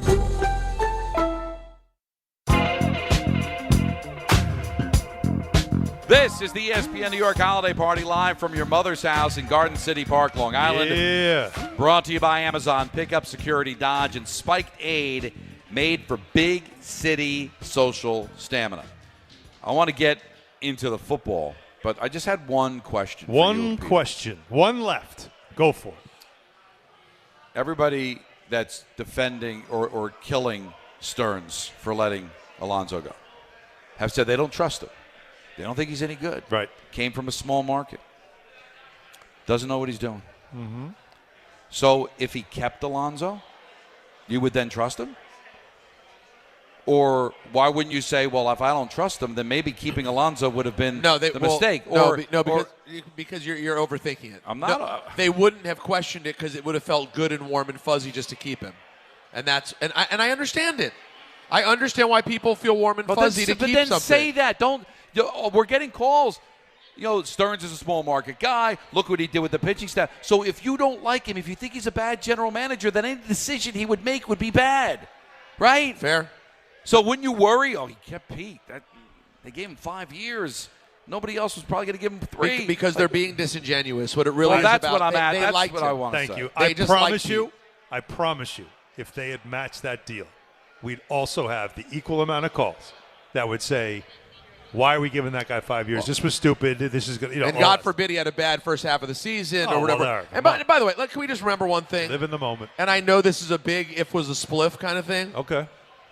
If Pete doesn't hit that home run in the playoffs, we're never even having this conversation.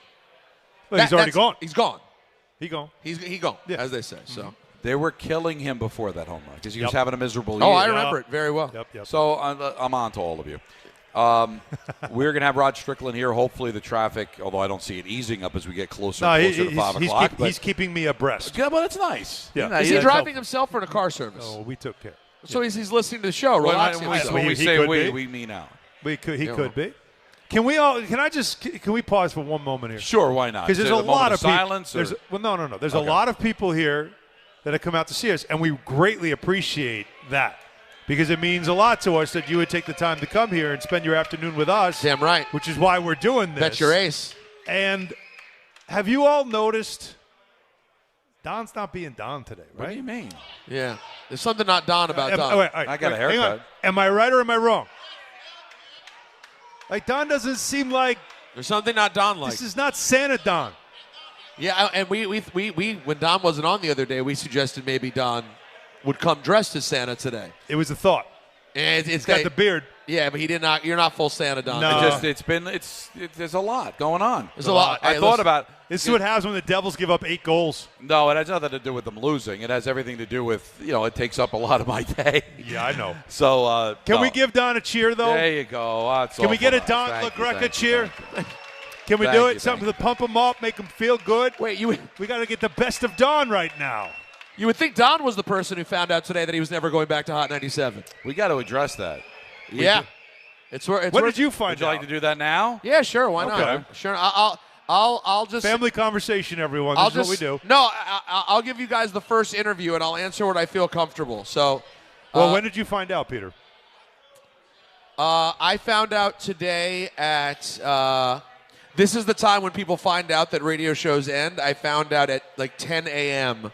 on Friday when I'm going on vacation next week. Merry Christmas. Did you have any inkling that this was coming? Yes. There had been negotiations going on for a long time, and I was not thrilled with where they'd gone. I implied this on the air more than once, that I was not happy with where things were going. And I decided to just work without a deal. So I was just working without a deal. I was just going to work every day. For free? No. What are you, I'm not an animal. I just continued. Basically, if you're working without a deal, you make your salary that you're making, but you're working unprotected. You get paid per day. And you get paid the way you get paid. But right. I wasn't happy with where things were. I've had a lot of questions about the station and the direction. I love my team. We're very close, as you know. Just like I'm close with this team, I'm very close with that team, and I've been with them almost 20 years. Mm-hmm. But I don't know that I thought the end was today. So you felt it was coming, but you didn't know how soon. This caught you off guard. Yeah, it was. It's like there's no farewell, no nothing, right? Well, Did you that get a farewell? that was the risky part. I think we have been an edgy enough show on Hot. Ebro, Laura, and I have been edgy enough that I knew we wouldn't get a final day. Because I had already been implying too much stuff that I wasn't thrilled with. If I were them, I wouldn't have said, hey, let's give him a last day in a few hours on the won't hot go mic. rogue. Are you kidding? Yeah, I would. You? Never. Considering I had already implied, displeasure. But, my first day there was early June 2007. That's a run. I was a kid who dreamed of being on Hot 97 from D.C., and Summer Jam was like this mythical event at a stadium where all the big rappers performed. And my first day ever at work, Ebro, who was the boss at the time, told me, yeah, just come up to the Meadowlands, and we'll leave you tickets at will call, and then you'll do interviews and stuff. And I'm like, okay. So I show up from D.C. at the Meadowlands at the time. I go get a credential. They hand me a mic with the mic flag that has the Hot 97 logo on it, which had been for me at the time. It's like the Yankee logo. And it's like, here, this is yours now. And then I had a camera guy with me, and I went backstage at Summer Jam, and I'm just flagging down all of these rappers who had just existed in magazines and on TV. And I'm now the guy being like, hey, and I reposted that video on my Instagram today of my first day. I had hair. I'm wearing a backward Red Sox hat. I look like Fred Durst. And that was nearly 20 years ago. I'm the longest tenured morning show host in Hot 97 history by miles. It was a long run. It's Thank you. Yeah, absolutely. Sure. I'll take the smattering of Long bad. Island applause. Thank you. I felt bad when I heard it. I know how important it was to you, but I also knew that it was kind of careening towards something like that anyway. Radio only ends one of two ways, right? You either decide you're leaving early or you wait till it's done. I was in the process over the last few months of deciding, do I want to show up one day and just have a screw it moment and kind of, create a buzz for the day and be gone? Or do I want to just ride with the team and see where the thing goes? And Ebro, Laura, and I got together. We knew things were likely heading this direction. We feel like we still have a lot that we can do. Is that a hint? Yeah. Right. I would expect Ebro, Laura, and I to continue to do things. Okay. And we'll pick a place that is more excited to have us there. How about your mother's house? I don't know if your mother's house is in the plans. Ebro lives in Jersey. Laura's in Brooklyn. It would be tough. No, I meant your mother's house. Oh, you wanted to show at my mother's house. It's even longer commute. No, I haven't spoken to my mother yet. Oh, so she doesn't know. I know my dad. Now. I told my dad. Okay.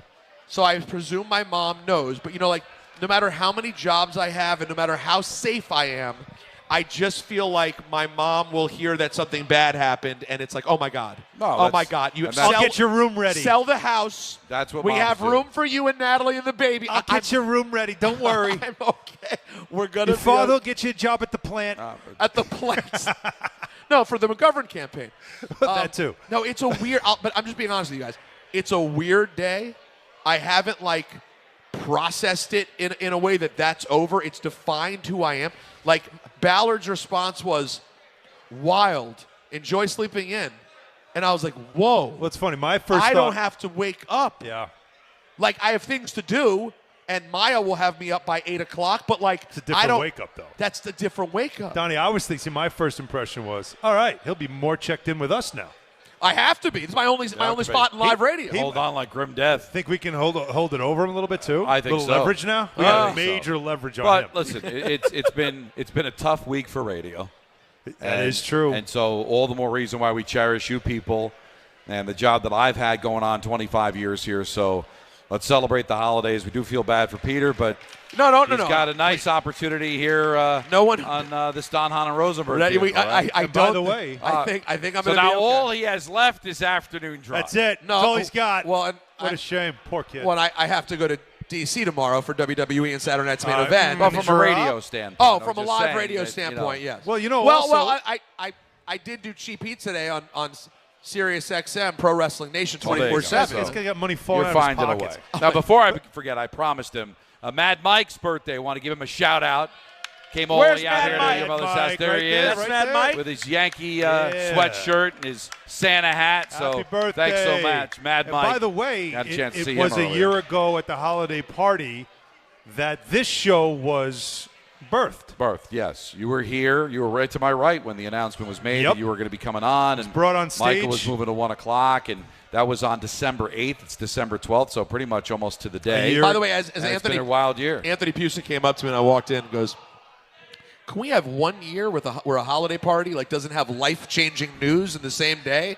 I guess a show must always end the day of the holiday party. Let's not do this next year then, shall we? Let's just because I thought sure about that that. we don't have anything. I really agree with you on that. Yeah. And then when there wasn't any kind of work news, we lost Uncle Danny Aiello on a holiday party day too when we did it out at Buffalo Wild Wings. Can I throw in a good story though? I've said it before, but I'll say it again. Good holiday party. 2020 holiday party. Coming out of the vape ape era, after the holiday party, hung out with a lovely lady and made out with a woman for the first time post-divorce. That was day of the holiday party. She met me after the holiday party. Miss Hatton? It was not. No, well, hold on, honey. Oh, boy. It was a few months before I met Miss Hatton. I had a very limited window. Oh, so this was your warm-up. This was your bullpen session. Yeah, but I got a little bullpen. I didn't get to throw a full bullpen, though. No. Here's the story, okay? Here's the story. If he had said that that's the day that he met Miss Hatton, we're like, oh. We find out that it was his first hookup since divorce. We're like, all right, let's what else hear you it. got? Let's hear it. Talk much to more us. man. Talk to us. Good for you. Yeah, that that was a bounced fun back. day. Everybody needs a good bullpen session. Yeah, that's you got to get. But you got to work your way up. You know what I mean? That was. And I threw a couple innings. You made it all the way to the top of the Empire State Building, buddy. We're proud of you. Look at you. Rod Strickland's going to be here in a few minutes. We got our picks at 5:45. But I don't know how much you watched of the game last night. I was doing the Devils and I was listening to the end of the game. I was. Todd Bowles might get fired. Did you see his postgame? Oh, my God. And that's a postgame of a guy that's going scorched earth because it's you know what? If I'm going to go down, I'm going to make sure I take a bunch of people with me. Well, he's saying it's not everybody's killing me because he's been under fire in Tampa. They have been on him. And I think he's finally had it. And his point was enough blaming the coaches. These guys have got to take accountability to be ready to play and their assignments and know them and all those things. Baker Mayfield tried to take blame for it too. That was a great play on the interception. But it's really, he's looking at his defense. Yeah, he's looking at his defense. It's all right? Kyle Pitts, man. That Guard blows him. a 28-14 lead. Yeah. That on the final possession, the Falcons, who have been eliminated from playoff contention, that lost to the Jets, complete a 4th and 14 to keep the drive alive, get in the field goal range, and kick a game-winning field goal at the buzzer. The Bucs, who still are the favorites to win the South, they've got a higher percentage to win the South than the Panthers, who are in first place. But the door's open. The Panthers' current chance of making the playoffs is 46%. The Buccaneers' chances of making the playoffs are still 54%. Don't they play each other twice? Twice. That's crazy. But here's the thing.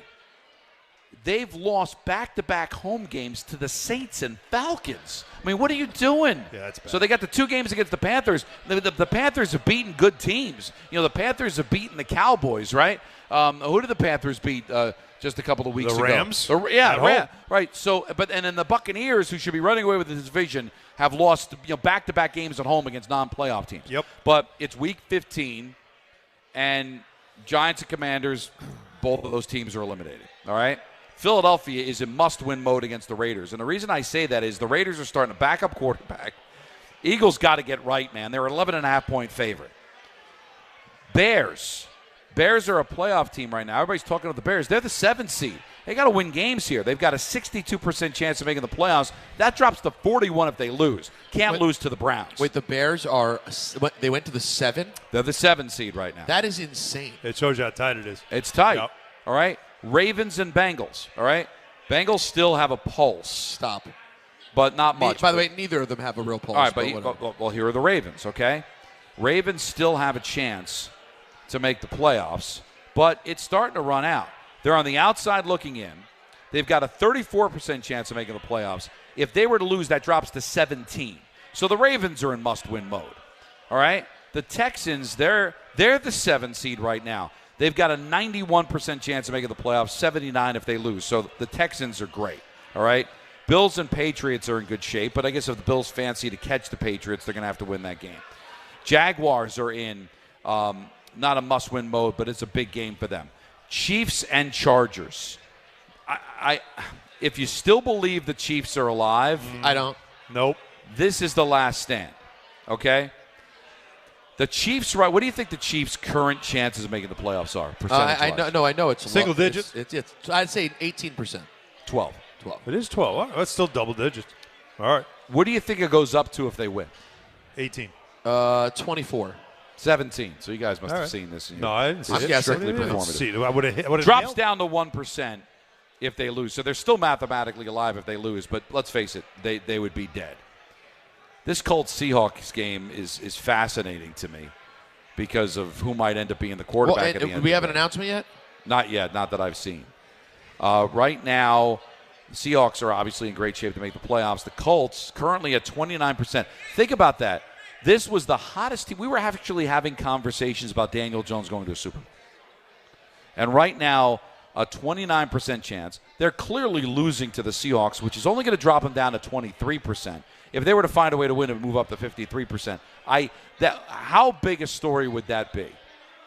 If Phillip Rivers plays and they beat the Seahawks in Seattle, how big a story is it? If the Phillip Rivers thing actually happens, it will be gigantic. If they go to the playoffs, it will become must-see TV.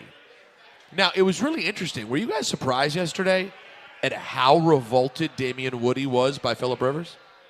Well, because you know why? He was all out offended by the idea. Well, because the average person is going to be rooting for it and loving it. Right, but listen, they play different positions, and I'm not saying it's right to think this, but I guess I understand. Does it devalue you as an athlete to see somebody join your sport, overweight, hasn't played in 5 years, and was to do something well? Like, I don't think he should look at it that way, but you almost don't blame him if he's like, no, this would be a joke. This is the NFL, man. This is not for long. And as great a story as it would be, it kind of comes across as it's like a gag reel, a joke. And does it devalue what these guys feel like they represent as NFL professional players. And that's definitely how Damian Woody felt. But I'm telling you right now, if Phillip Rivers were to go to the playoffs, the vast majority of people would be locking in to see, can this 44-year-old grandfather who's been out of the league for 5 years win a game? It becomes like a Hallmark football movie in 2 seconds. You know, they make those. Oh, yeah. It's like the Tony Danza garbage man kicker vehicle. They've made 2 NFL movies. But one about the Bills and one about the Chiefs. However, I swear. I believe you. And this would be in the next one. And I'm not – I would hate to see it because I've always liked Phillip Million Rivers. kids. And I get what he's doing. And I wouldn't turn down the chance either. But if he were to go out there and embarrass himself, it would be a joke for the league. There's no way around that, Peter. I agree. That you're telling me that this was your pivot, this is your alternative. And if he goes out there and it's a great story, well, hey, it's a great story. But if it comes out and he soils himself on the field, it'd be like, what you're telling me you've made a mockery. This is a joke. Well, give me a comeback equivalent to this. Give me something equivalent, close to equivalent to this. I mean, legit? Yeah, like something. Not like George Foreman? Foreman is. Foreman won. Yeah, but it's also his. He also worked his way back. Correct. It was a 5-year. This isn't a off the couch kind of moment, right? Like, is there something? Foreman was 39.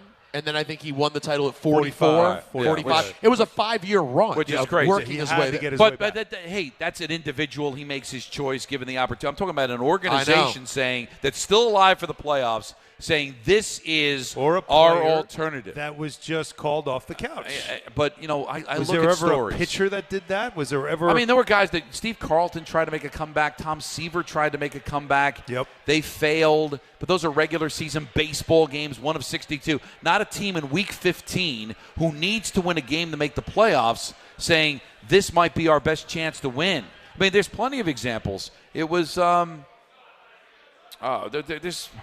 missing one in football because there's definitely one in football. Usually it's like Jim Brown. Jim Brown went to camp with the Raiders in like 1983, 84, somewhere, and he got cut. But those are guys trying to make a comeback feel good. I mean, Week 15, it's one thing Joe Flacco, 39 or whatever, coming off the couch, having played last season, 5 years away from the game at 44, not in any kind of shape. But that's because he happens to know the system and know the coach. I can't. Is there one in basketball? I'm trying. I'm racking my brain trying to think Hockey's of. Guy Lafleur. Guy Lafleur came back after 3 years and played. But he played his 18 minutes. Actually wasn't that bad. I mean, Magic coming back was crazy, but of course he'd been gone for 5 minutes. Yeah, and he was in his prime. But Guy Lafleur is the only thing I can think of. That's pretty close. That comes to that. But this is almost like player who retired and then I believe retired and also went to the Hall of Fame because it was the 3 years of it was 3 year wait and he goes into the Hall of Fame. But Rivers, it's like right now if like Martin Brodeur, like goaltending was needed and they were like, we don't really have anybody that good. You're still in the organization. Let's just give you a contract, finish out the year. And he put on the pads and just played. Yeah, is that in like the last week of the season when the Devils had to make the playoffs. Wins. They're like on their way to making the playoffs, and they just had too many injuries to their starters. But here's they the couldn't thing. sign anybody, and they just do that. I get the story. I get because a lot of these things happen because you're looking for attention. Yep. You're telling me there's nobody else? There's nobody else, Peter. This is it. A guy that hasn't played for 5 years is my best chance. This is the NFL. It's unreal. All of these quarterbacks. What a story. Well, you guys makes a mockery of the quarterback position because it tells you that a lot of these younger guys they don't have it. But you said it the other day, Alan. Who would you rather have? The athletic guy who you don't know if he has the mental makeup for it, the box of rocks, or the guy who is physically done. But if you could protect him and give him time. Mentally knows what to do. And I don't even think, for me, it's less even knows what to do. It's built for the moment. Now, is that Phillip Rivers? Now, I mean, respectfully, how many crazy. huge playoff wins does Phillip Rivers have? Did he ever go on a run to the championship? No. The biggest game of the week to me, we didn't get to. To me, I think it's clear cut. It's the biggest game on the board. Commanders-Giants you're talking about. After that, we didn't get to it. We're going to get to it next, and then Rod Strickland's going to join us, we hope. He's got Fraud Alert Friday at 5. He's coming in.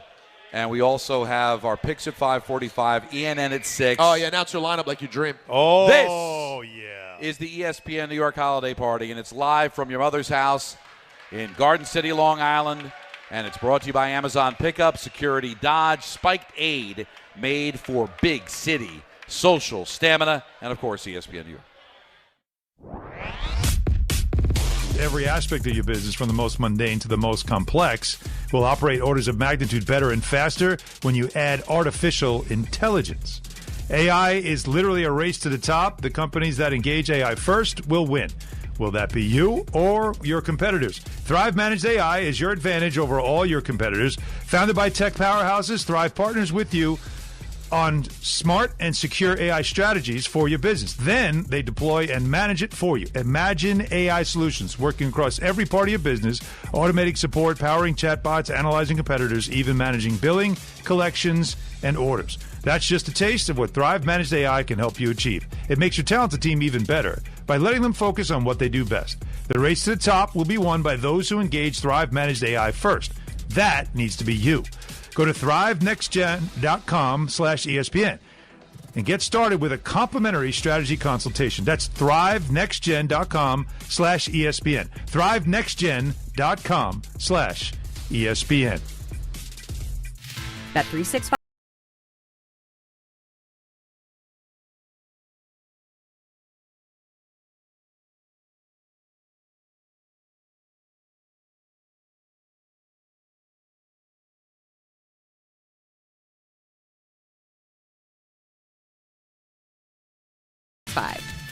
Gambling problem? Call 1-800-GAMBLER. 21 plus only. Must be physically located in New Jersey. T&Cs apply. If you've been injured in an accident that wasn't your fault, then you need a lawyer who knows New York's unique personal injury and workers' compensation laws. At the Parisman Firm, they have decades of experience handling all types of accident cases and a proven track record of delivering huge results. Their team has already recovered nearly $1 billion for injured New Yorkers. From construction to car accidents and slips and falls, they've got you covered. Call the Parisman Firm now at 718-WORKERS, where your case is their cause. Get the justice you deserve today. Hey, it's Alan Hahn. Let me tell you about my friends at Bath Fitter. They remodeled the bath by my pool. They converted a tub into a shower. The result is amazing. Bath Fitter offers all types of custom bath renovations, including their unique PermaFit solution for a watertight fit. It's done in one day, easy to clean, and durable with no demo or mess, and it costs less than a standard replacement. Plus, a lifetime guarantee. Right now, you get no money down, no payments, or interest until 2027. So start designing your bath today at bathfitter.com. There's only one Bath Fitter. It's Chuck Devine in Snow Country. Are you looking to hire? ZipRecruiter finds the best candidates for your job fast. Try ZipRecruiter for free at ZipRecruiter.com/free. We skied fresh powder in the North Country Wednesday. All that snowmaking in the Poconos and Camelbacks on nearly half of their terrain. Shawnee's back Friday, so's Mountain Creek, New Jersey on Vernon and South Peaks. Mount Peter, Southern New York opens Saturday. Bel Air 75% in the Catskills. Wyndham 15 trails with a couple inches fresh. At least 5 inches fresh for Gore and Whiteface in the Adirondacks. Gore more than 20-pack powder trails and Whiteface more than 50. Butternut and Jiminy some fresh snow in the Berkshires, both around a dozen slopes. Stratton, Killington, and Smuggler's Notch Vermont all pushing 50%, and they all got 8 inches of fresh snow Wednesday. Pico rides 2 high-speed quads, and they're going to the summit. Sundown Open Friday in Connecticut, Southington and Mohawk Saturday. You don't just ski or ride, you dominate. At Killington, we fuel your adventure. Be the beast. Ski and ride Killington.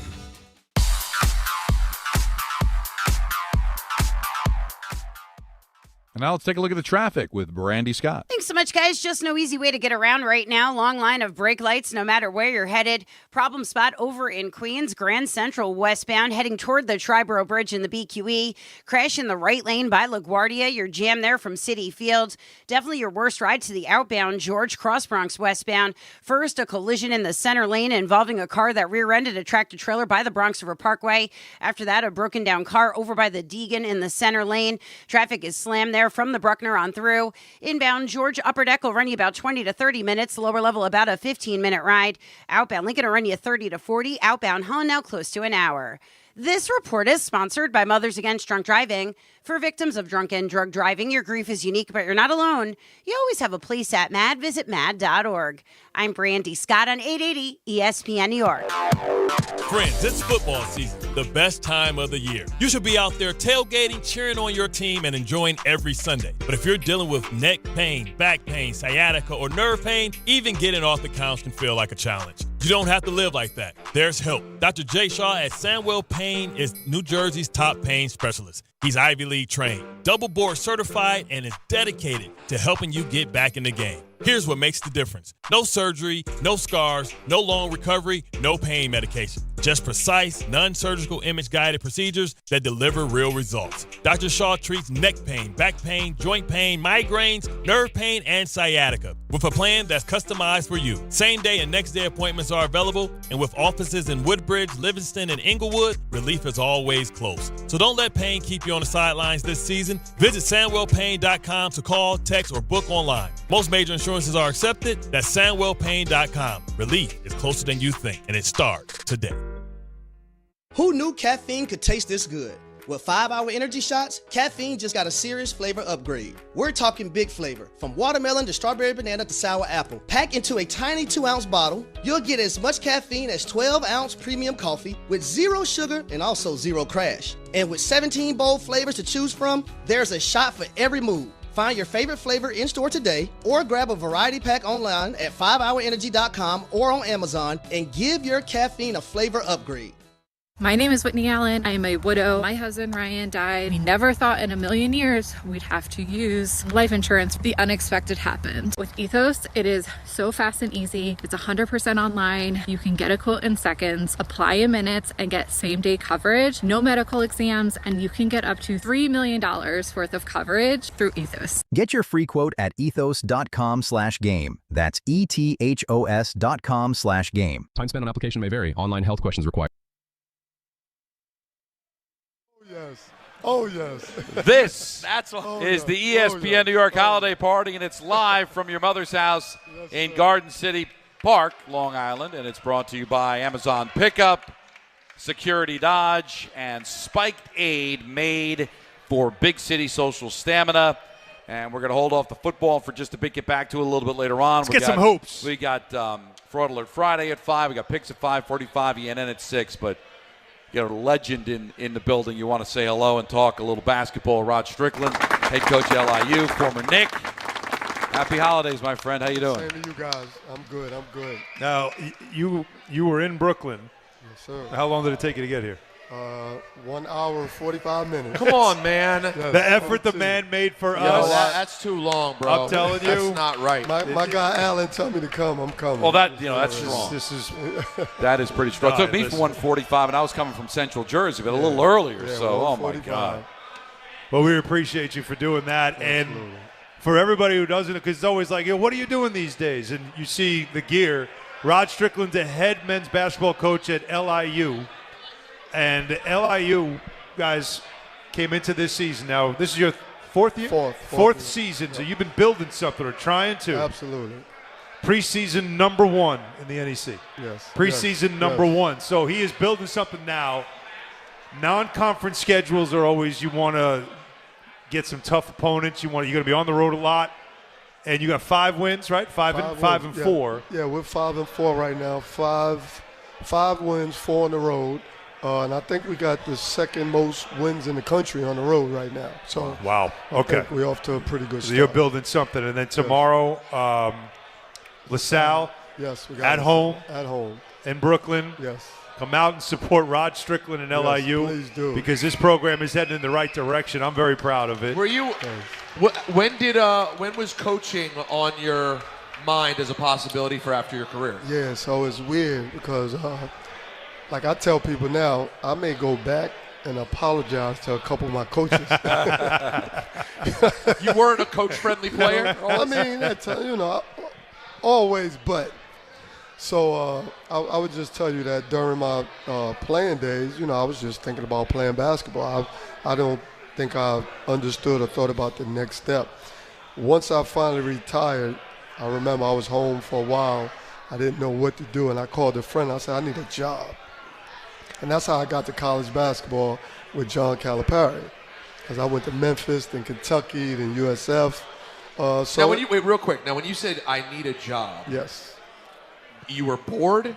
Because you had some pretty good contracts in the NBA. No. It wasn't It even was just you about- wanted to do something. It was once I finished playing basketball, right? So my whole day, my whole week, whatever. If I hung out all night, whatever I did, that next day I'm going in the gym and I'm going to compete or I'm going to get better. And so once my career was over, now the next day don't mean the same. Right. So now I'm in the bed early in the morning in the movie room with the lights out, don't know what to do. So now I'm getting bored. Listen, at least you had a movie room. It's a good starting point. No, but it's still. But you didn't want to live in the movie No, room. because Right. now He needed a why. Yes, I need a why. And I'm calling my friends. They got to go to work. So everything was kind of off tilt. And then I went to college basketball. And Coach Cal brought you in. He was who brought you in? Coach Cal was the best because he gave me an opportunity. And he let me grow. So them first 2 years or a few years, I was still in NBA mode. right. But you know what I mean? Yeah, but he didn't really need me. He kind of used me for Rod Strickland point guards. So I was able to adapt and adjust. Then I went to Kentucky. So I was able to grow into it. But then from there, I went from Memphis to Kentucky, 4 Final Fours, 1 national title. Right. I go to USF. It was a little struggle. Then from there, I went to the NBA, and I was an executive and ran Team Ignite. And then from all of that, I got a call, and it was like, would you want to coach at LIU? I said, let's talk about it. And so I had a conversation and spoke with the president, and they offered me the job. And, that's kind of how all this transpired. Is it different winning as a coach as opposed to a player? It's just a whole different process because as a player, I have that ball in my hands. Like, I'm the point guard, so I know some of the things I can personally do to affect the game. As a coach, you got a whole totality. As a leader, you have the university, administration, coaches, players, culture. So it's just a little different, but it's all the same. It's basketball. You got to get Still satisfying, though, right? Still satisfying. I feel like I'm a basketball person. Everything I've done to this point has been a part of basketball, and I think I've excelled at it. So to me, I'm just a basketball person, and I think I can fit in many different areas. How does at that level, the mid-major level, how does the things that we're seeing in college sports now, portal, NIL, how much does that affect that level? Because it's astronomical at the highest levels. Right. Do you have to deal with that on a daily basis? Absolutely. Of keeping my players and taking care of guys? Absolutely. It's all relative. It trickles down. Yep. The money may be different. The conversation, I don't know. Conversations are kind of the same, just not the same amounts of money. You know what I mean? But you still, so wherever you're at, you got the power fours, fives, whatever they call them, and they have to deal in that space. Well, in my space, I want to be on top of that. Yep. So I got to try to figure out how I can become the best at that part where I'm at. So you were talking about being home, bored, your pro career had ended. Did it ever dawn on you, like we're seeing in the NFL this weekend with Phillip Rivers, stepping in after 4.5 years out? Did you ever think to yourself that you could do something like that? If someone called you, you know what, we got injuries at our point guard position. We're trying to make the playoffs. Strick, you got anything left in those legs? We need you. Could you have done it? I don't know, but I'll tell you this. What I realized after I retired, my last 3 or 4 years, I wasn't as good as I thought I was. When you went back and looked, you watched the tape. I thought I was, I might have thought I was as nice better. as I've ever been. and that's the mindset. And I'm smarter now, so don't even worry about it. Right. You had all the stories. Right. And you had nice people saying, Hey, but listen, I never forget this, and I spoke to my brother recently about this. I never forget, I was with the Houston Rockets my last year, and I got cut eventually. But I never forget getting a text from my brother. And he was like, man, it's hard watching you out here. No. Oh, man, I wanted to fight my brother. Yo. He was being real, though. He was being honest as I don't know what. Real. But the timing was bad. Right. So you couldn't have done it All right, is there any curiosity? You have a game Saturday. Is there any curiosity for you at all as a professional athlete to watch Phillip Rivers if he does get in and say, I need to see what happens here? Well, now that you told me, because I kind of heard it, I didn't pay a whole lot of attention to it. Yeah, you're a little busy. And so now you said that, I'm definitely interested. Well, we don't know yet. 5 years? 5 years. Yeah. Like I'm as a football player too? No, and how do I say this delicately?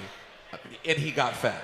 Yeah, okay. I ain't see that. I'm just saying as delicately as I don't can. sugarcoat it, but okay. He looks a little fat. Yeah. So it's going to be very interesting if he steps on the field. Bigger target. Big, slower, and he was never a speedy quarterback. No, that was not his game. Now, Damian Woody, we had him on, and you remember Damian Woody, offensive lineman for the Jets and the Patriots. He almost seemed offended by seeing this opportunity. Because I guess as a former player, it's like, listen, it's a fraternity, and it's kind of, I don't want it to be a joke. How would you feel if there was an NBA player, similar circumstances, that went in and played? Would you be happy for him, rooting for him? Would you be like, I don't want this to be a joke? I played in that league. Yeah, I don't know. I don't want to talk. I don't want to talk to him who had his opinion, but I don't know if I look at it like that. Like if someone had an opportunity and they thought, because I know what an athlete thinks. When you're at your lowest or when you're going downhill, you still think you better than you probably are. And so I can't go to his mindset, but if he gets that opportunity, I would really, me as an athlete, as a competitor, I'm like, wow, I want to see this. Okay. I want to see. I do. I might not believe he can do it, but I want to see. Yeah. You know, you didn't come that long away, but it took you a long time.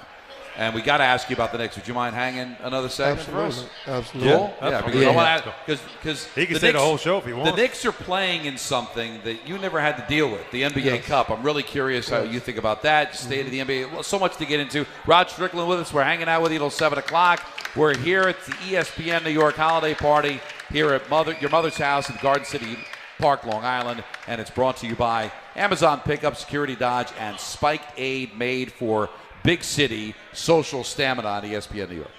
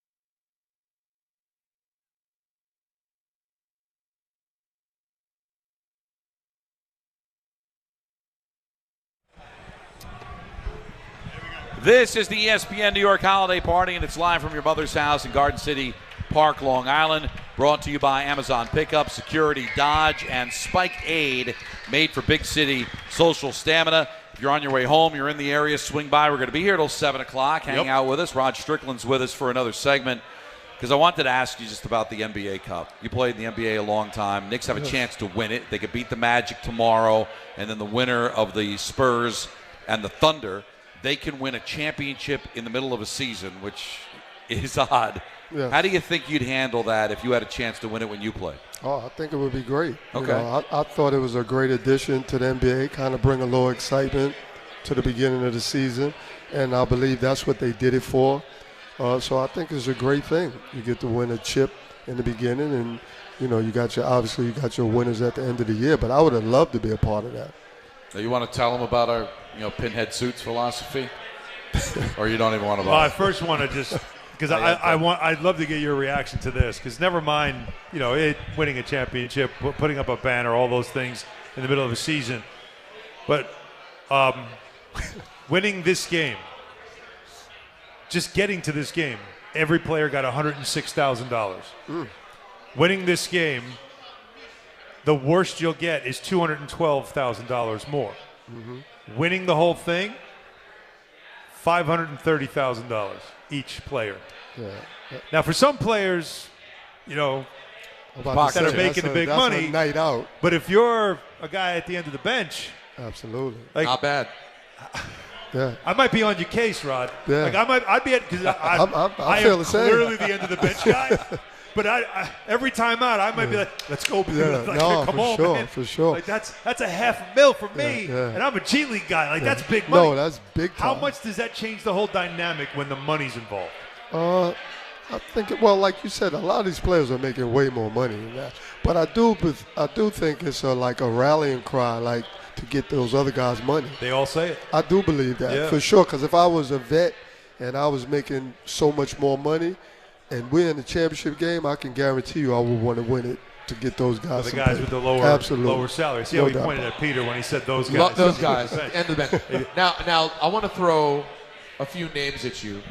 Can you turn my mic up a little bit, by the way? At least in my head, I feel super low. Thank you. One. There we go. All right, tell me if I get any of these wrong. You played for Pitino. Yes. At the Knicks. You played for Larry Brown. Yes. You played for Rick Adelman. Yes. You played for P.J. Carlissimo. Oh. Yeah, that must have been. You played for Bernie Bickerstaff. Yes. Mo Cheeks. No, not Mo Cheeks. Okay, that's wrong. Thank you, ChatGPT. Pat Riley. Yes. Stan Van Gundy. Yes. He was assistant. Oh, my God.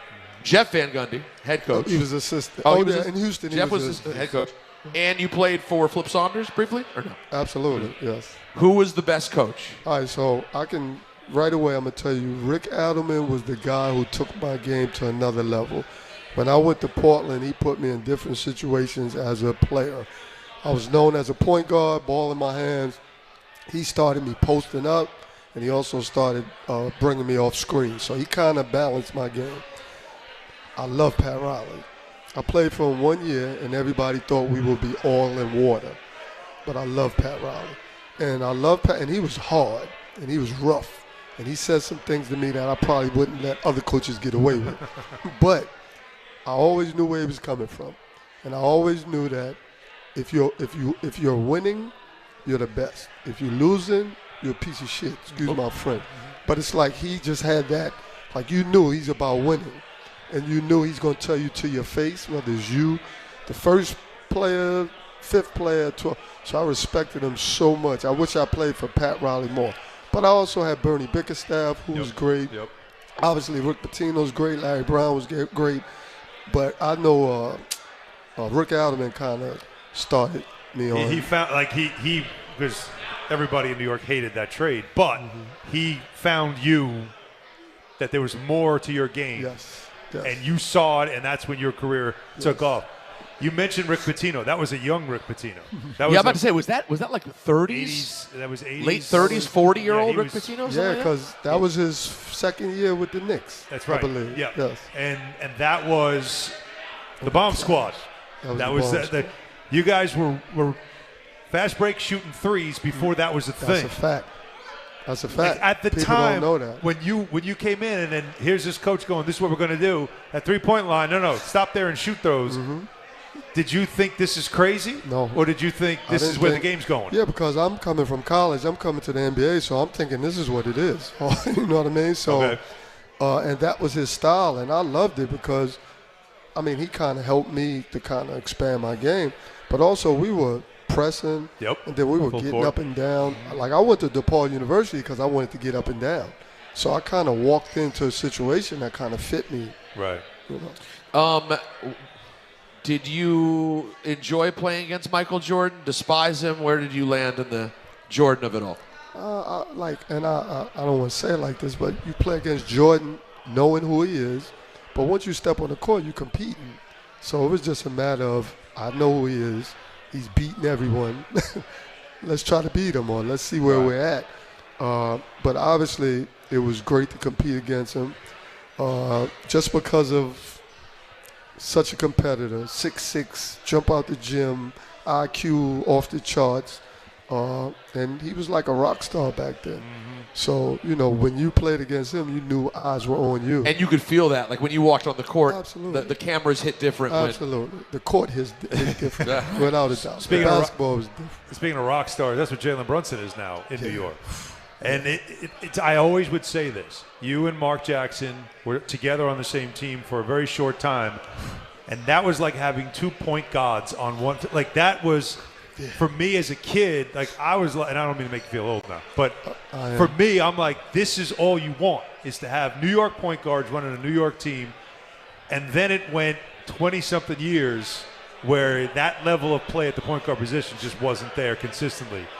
Jalen Brunson comes along, and you, I'm sure you know Rick, and you knew Rick and all that. Mm-hmm. But did that catch you by surprise? And what about his game as a point guard that you look at that you appreciate the most? Yeah, so I watched Jalen in high school, so I saw him, and I thought he was really good, right? I didn't know he would be this. Like, Yeah. I had no clue how good he was. Even watching him at Villanova, you knew he was a technician. You knew he knew how to play the game. People watched him on the Mavericks and still didn't know he would be this. Yeah. But when you watch him, and I got a chance to watch him with the Knicks, his footwork is ridiculous. Like he's a technician. Is that typical for a point guard? I don't think so. I mean, his footwork is incredible, and he has a body. He's strong. So he knows how to bump off you. He knows how to get separation, and then he has footwork, pump fake, step throughs, spin around, and that's tough. And he's patient. So he's not a speedster, Right. which I think helps him because Right. now he can be patient. He And he's doesn't have to surgical. go too fast. Right. Being a coach yourself, how did you find the change that they made at coach after going to the conference finals, feeling like they needed to get somebody different than Tibbs? Well, and I love Tibbs, but I looked at it like if they made that decision, it was for a reason.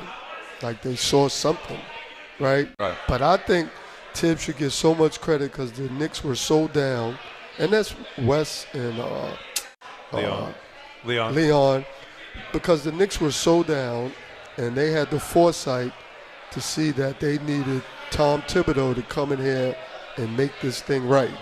And he did exactly his job. And he brought us back to relevance. He made us more than we were. And so I think at some point in time they looked at it and they said, now to get to the next level, we got to make a change. And so whether I agree, don't agree, but I believe they saw it, and you can see Mike Brown is a great coach and a great person and a great motivator. And I think he brings a different energy, and sometimes you need that. Sometimes you got guys who've been with a coach for so long and you can't get over the hump. New voice. You done heard the voice long enough. There's some irritants, and now you know what I mean? Yeah, And so with all the coaches, to get back to, because it's interesting because you are coaching now, so you're seeing it from the coaching eye. Everything you just explained, you sounded like a coach, less like a player. With the coaches that Peter just named that you played for, and you talked about Riley, who do you emulate the most? Who do you draw from the most? And can you coach that way, what you said about Riley, with today's players? Right. And I don't know if I kind of emulate anyone. All right. I just kind of picked from certain things. Like I love Pat Riley because he was so straightforward. So I want to be straightforward. I love Rick Adelman because he was a player coach and he kind of helped you and had conversations with you and kind of rallied behind you. But more importantly is my experiences, how I felt like a player. So like I was a player that, I wasn't going to let the coach talk to me all kinds of ways, right? So I'm You're from the Bronx, right? Yeah. So I'm not really that unless I have to be, or I try not to be that. Right. But I also, from a player's perspective, I know the mindset, I know the mentality, I know this ain't easy. I know young people have to have confidence. I know sometimes you can take it away if you do too much, but then I know if you don't do enough, they can take advantage of it. Mm-hmm. So there's these fine lines that, I play in or play with, during the course of a season. And I don't think it's just automatically you're like this. You know what I mean? I do. And that's how I try to work. Case-by-case situation with players. Now, before we let you go, I'd be remiss. We just mentioned you're from the Bronx, the birthplace of hip-hop. Don, you have to understand. I know you enjoyed the first Wu-Tang album, Don. That's one of your big forays into hip-hop. 1997, their follow-up album comes out. They dropped the lead single off the album, and I can't describe how big the moment was. Mm-hmm. And Jake has it ready. This is how the song, one of the greatest rap songs of all time, by the way, Triumph by Wu-Tang ends.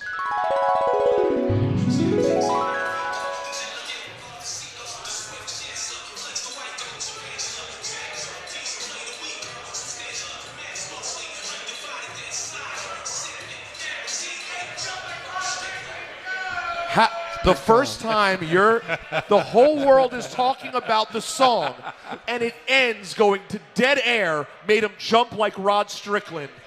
Did your head explode? Yeah, that's big time. That's big time. Like, I tell people now, like, they put me in the mix forever. Forever. Yeah. Like, that song will go on and on and on. It was the middle of your career? It's always conversations about it.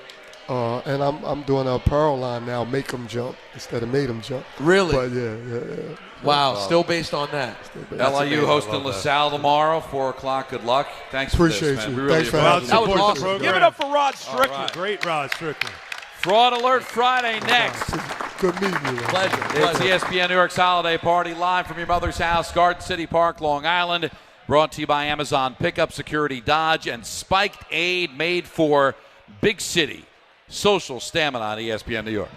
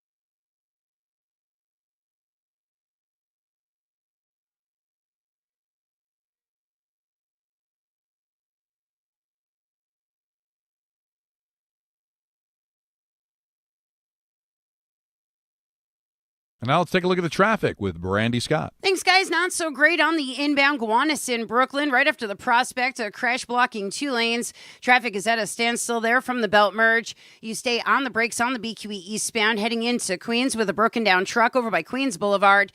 No relief on the Grand Central westbound, heading over to the Triborough Bridge. Still have this accident in the right lane by LaGuardia, bumper to bumper from City Field. Still your worst ride to the outbound George Cross Bronx westbound, over by the Bronx River Parkway, a collision in the center lane involving a car that rear-ended a tractor-trailer. Traffic is stopped there from the Bruckner on through.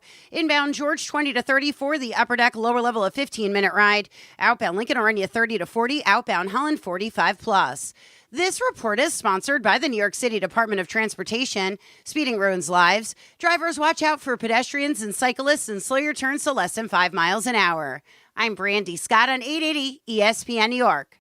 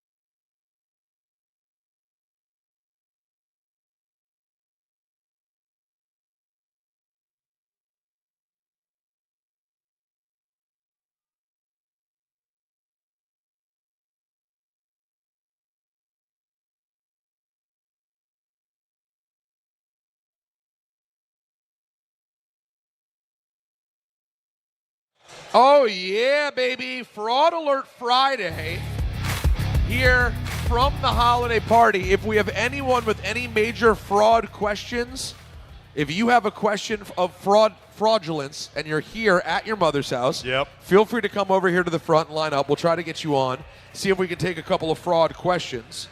But by the way, first of all, before we even get into Fraud Friday, Alan. Yes, sir. Big score with Rod Strickland. That was tremendous. Oh, by the way, well, I'll talk to you off air about it. Interesting. No, Great good stuff. Good stuff. But that's a great guest right Trying there. to link you guys. Yeah, I'm a big You're fan. good? Oh, yeah. All right, done. That's a quality guy. I just like what he is, though. Think what he – and I'm – again, this is not a drop or any of this stuff. I just want everybody to understand. We're here. He's Long Island University. We're on Long Island. He's starting a program, but he's also a legend. And that's obviously my school, so we've had a connection over the last couple of years. And all I did was say, let me see who I can get here. Now, the Islanders played last night. They've got an event tonight. We were hoping to get an Islander player here, but they've got a lot going on. That's a tough thing. But Rod Strickland, I sent him a text, and I just said, are you around? Because I know you're playing at home on Saturday. Would you be willing to come out and to the show? Like, within seconds of me sending it. Yes, tell me when. That's what he's about. And then he shows up. And then he's buried in traffic. Are you kidding me? And then God bless him. And then he's just interesting. And support him and the LIU men's basketball program. Oh, I mean, LIU's my new spot. Yeah. Want to get them to the tournaments. We have a reason to be excited about them, like March, right? For sure. Let's do that. No, he was great. So God bless him, and it means a lot to us. He made an effort like that, and so we'll always support him. All right, here we go, guys. Fraud Alert Friday, DHRESPN@gmail.com. Here we go. Hi, DHR. I graduated from Baylor University. Okay. And was a member of the football team with Peter's favorite, RG3. Okay. He was a teammate of RG3.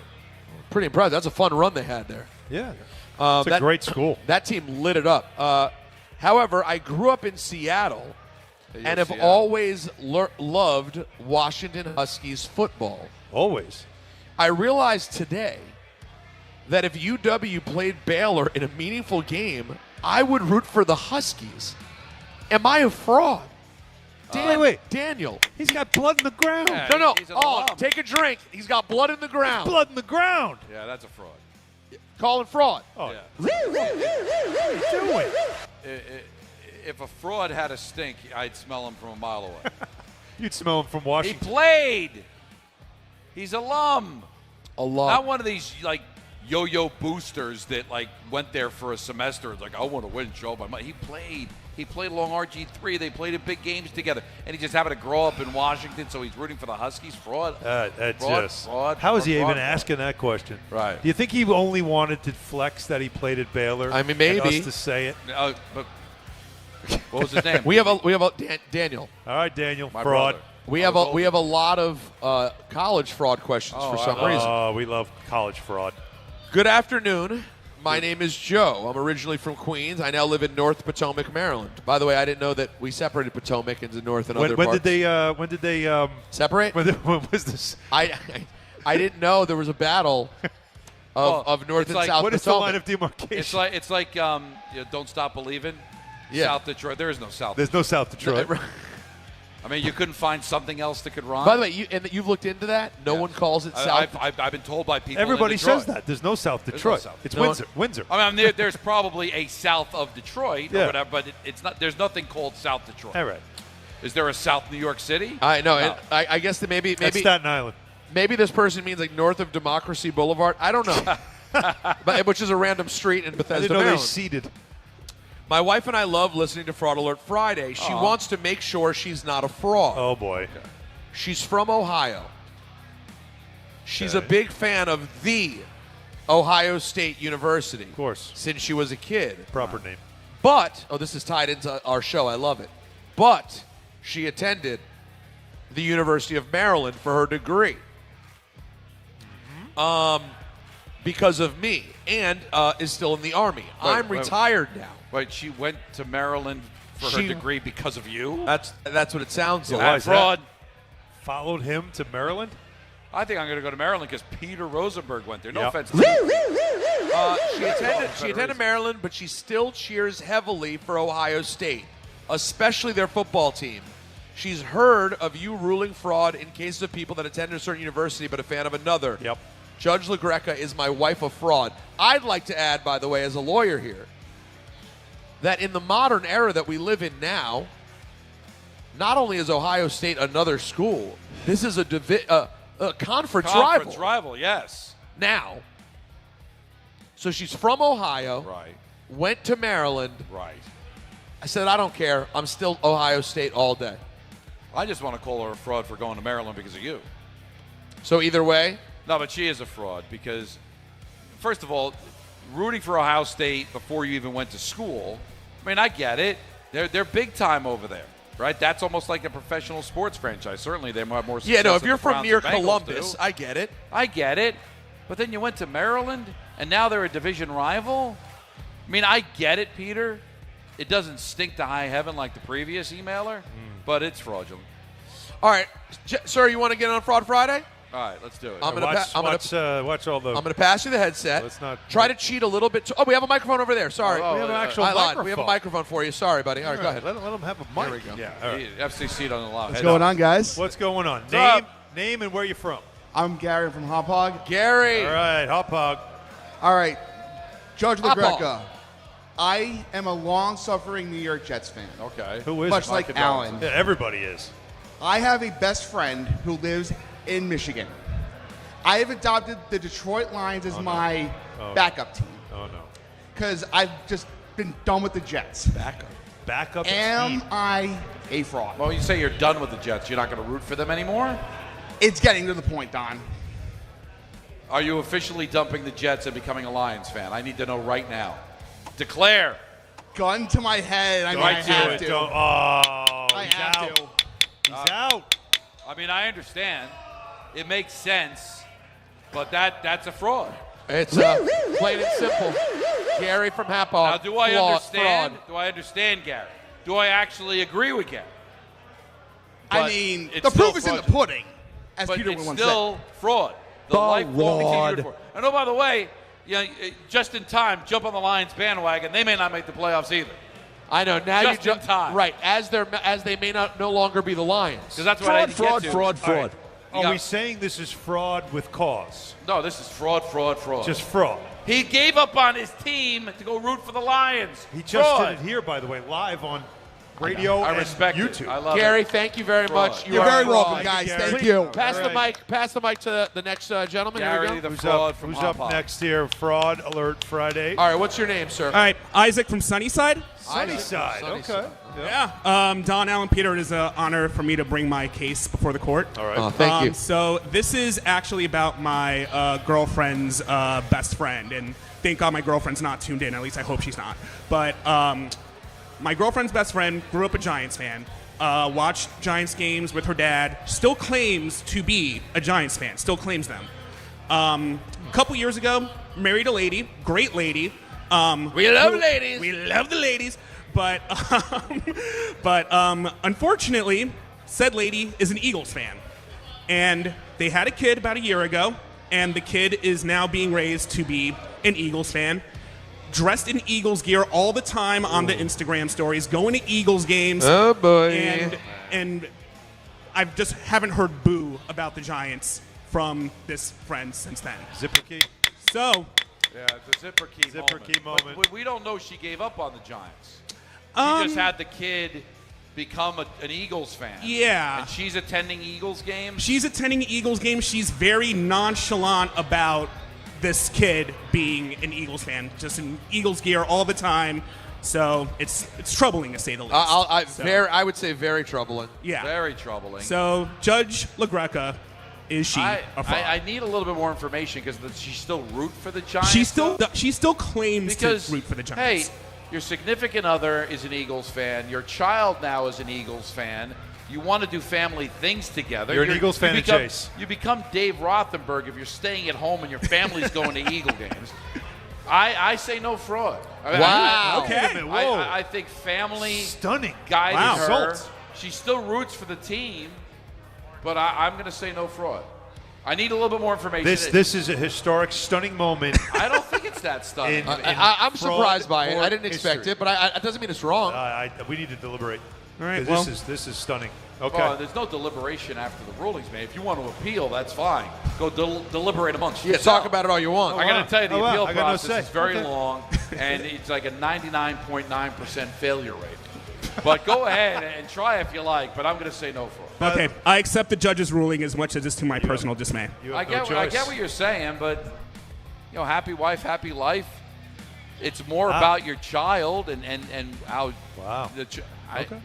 But she didn't give up on the Giants. Right. Well, the information that was presented to me, I asked the question. Don, I never question you as a judge. Thank you. But look at you sucking up to the court. Alan's got a problem with me. You know what? We're going to have words. I got a problem with the court system right now. Okay, I'm fighting that ticket. It's a big deal for me. Oh, so you and judges in general. This is Hahn versus the town of Huntington. Okay, so we're having it out. Well, by the way, guys, this is the ESPN New York holiday party live from your mother's house. It is. Your mother's house, I should say, in Garden City Park, Long Island. Brought to you by Amazon Pickup, Security Dodge, and Spike Aid. Made for big city social stamina. You guys want one more email? Of course. Who Why doesn't? are you asking that? No, I'm good. All right, here we go, guys. Hi, all.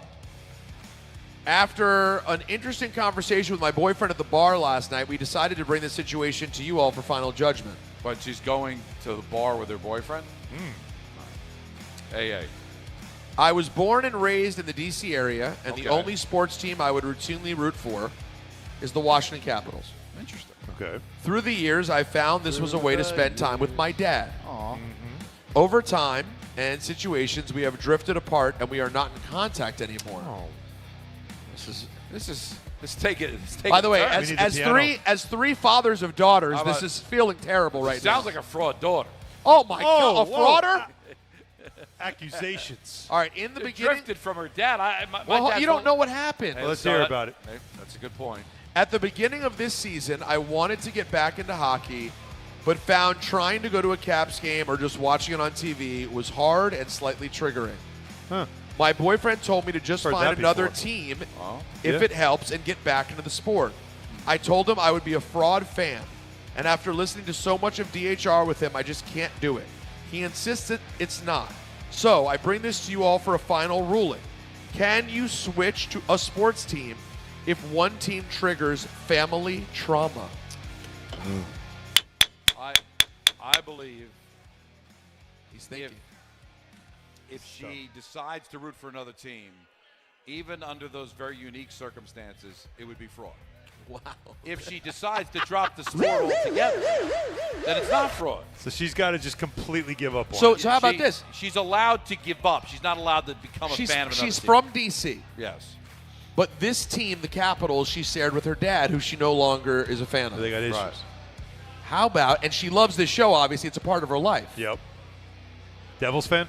No, she can't pick up another team. It makes her a fraud. She doesn't want to do that. Right. Unless it's Devils fan. How about, even though it hasn't been a good year, she jumps on board with your boy and becomes a fan of the Washington Commanders? I mean, yeah. Find a new sport. It still represents your area. We had different sport. It won't trigger you as much. We had Gary on. That's right. From Sure we Hop did. On. And he's going to give up on the Jets and become a Lions fan. Fraud. Big fraud. If he came on and said, I'm just going to give up on the Jets, I'm done with football, no fraud. Right. So it's the same thing here. If she is done with hockey, no problem. But if she converts to another, and it sounds like she doesn't want to, sounds like her husband or boyfriend's a fraud. Maybe you should have these discussions at the bar. All right, Maybe well, you should we're have them at home. gonna take one more from here in the building, sir. Give us your name and state your case. Yeah, my name is Alan from Uniondale. Alan in the money truck. Alan in the money truck. What you got for us? Home of the Coliseum. Let's All do right. it. Yeah. All right. What's the fraud question? Don is the biggest fraud ever. Oh. And Don is the people's champ. Don is the people's champ. Yes. I love Don. We love but- Don. Love Don, but he's the biggest fraud ever. Okay. Don went from I got a Devil's tattoo. Then I Oh, worked for the this is Rangers. so then I worked. old. I know it's old, but I'm saying I never got to it. I never got to press it. No, you get to have your moment. I never got to address it. Then he went from doing that, and then he works for the Rangers, and he's like, I want the Rangers to win. I'm a Rangers fan now. No, I'm this, he I'm this, never I'm this, said I'm that. that. I remember. Never said I've that. been listening for 10 years plus. He never said he was a Rangers fan. I heard it. A Rangers fan. He used the word. Donald Marco LaGreca said, I am a Rangers fan. Yeah, we're going to need some audio. He said he was a Rangers supporter, whatever. He was Well, he was a rooting supporter for of the people who Rangers. put money in his wallet. Yeah. Yes, exactly. that's right, not all right. wrong. But just Rooting like much for of himself. I'm a Knicks guy. Yes, see you it? are. I Okay. work for if I work for the Nets, I'm still gonna root for the Knicks.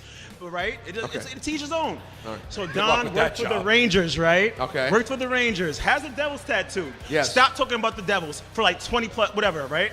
And now works for the Devils again. Now he's the Devils fan again. I mean, you go point out frauds, but I gotta look at the, you got three fingers pointing back at you. You got three fingers pointing back at you. Three. Now, You should point at- we, you well, point- should we take a vote? No, there's no vote. You're a mess, okay? Because if you can present evidence, this is Well, the there's judge no- yeah. trying to let the lawyer, Yeah, go ahead, Judge. We do need evidence. You need help. We do need evidence. You have no evidence. If you saw that there's a picture of me with a Ranger jersey or a Ranger hat, Right. or if I would have got a Ranger tattoo or something. I never said fan. Was I a supporter? I was a supporter of the team I was calling for to win the game that I was calling. Yeah. And the deeper they went in the playoffs, the more money I was able to put in my pocket.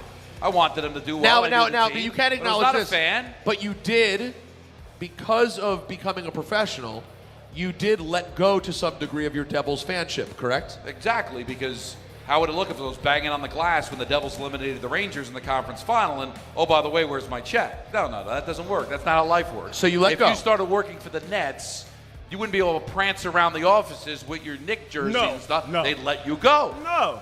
I wouldn't hire you anyway. You're not qualified. And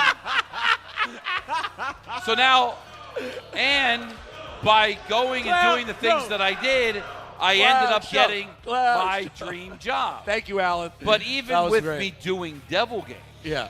and I admit I am now doing games for the team that I grew up loving. I still wouldn't call myself a fan?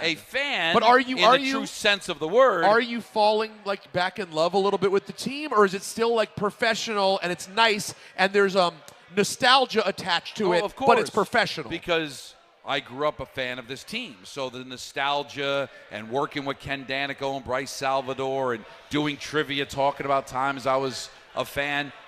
But I am giving the same attention and rooting in the same way I did when I did the Rangers. Like, it's my career, it's my job. It just happens to be with the team that I grew up rooting for. But am I have a Devil jersey and a Devil hat on or anything? I guess I am. I was always a fan of the team. I had to put it aside. Now I don't have to put it aside anymore. But it's not the same as it was before I started doing hockey. We've heard people call this out before, and I would side against you if I thought they were right. Got it. But they're not. But how about Mr. Contrary? Who? Alan. What do you mean? What did I do? No, he fights me on when there's a my reason rulings. To. Well, there's but you reason agree to. with me then. This I agree. Now, I've always told you I agree. You understand this because you grew up a Knicks fan. Yep. And you never had to do games for other teams. But when you're doing the job, you wouldn't call yourself a fan. You want the team to do well. But it's hitting completely different. Alan Hahn, the truth. Nick coverage as opposed to when you were growing up. The truth is, all right, so the first professional sports beat I ever was given. Oh, get your drinks ready. I know, they get your drinks ready. But it was the Islanders. Oh, and you guys know that? He did the Islanders. That's one of my first teams. Right. As a kid, that was like the team. And the minute I got that job, I stopped being a fan because what was most important was that I had a job to do. Because I never wanted to read that kind of coverage where it's all just pom-poms and roses, and especially that year, that era, because that team, the franchise was a mess. It was more about doing the job right, the way I would have wanted to. Like when I grew up reading people who covered the team, I wanted it covered that way. So you stop that. You're more about the story and what's important, and you're focusing on that. You're calling a game. You're not calling a game hoping for them to win because it matters to you that they win. You're calling the game looking for like the most exciting thing that's going to happen. Whatever has happened, you don't know what's going to happen. I want them to win. Well, I mean, of course it's but best. It's under a different the set deeper of the team goes, the really better it goes hard. for you in a playoff. I don't know if I'd understand this if I was 18-year-old Don LaGreca. It's different, and I can't expect people to understand it because they're not walking in my shoes. That's not what they do for a living. You'll know it when you ever do but it. That's the thing. It does. You won't know it, and a fan won't understand it until they're put in that situation where you get your dream job, and now all of a sudden you're not wired the same way anymore. It's the reason why I never wanted to cover the Yankees.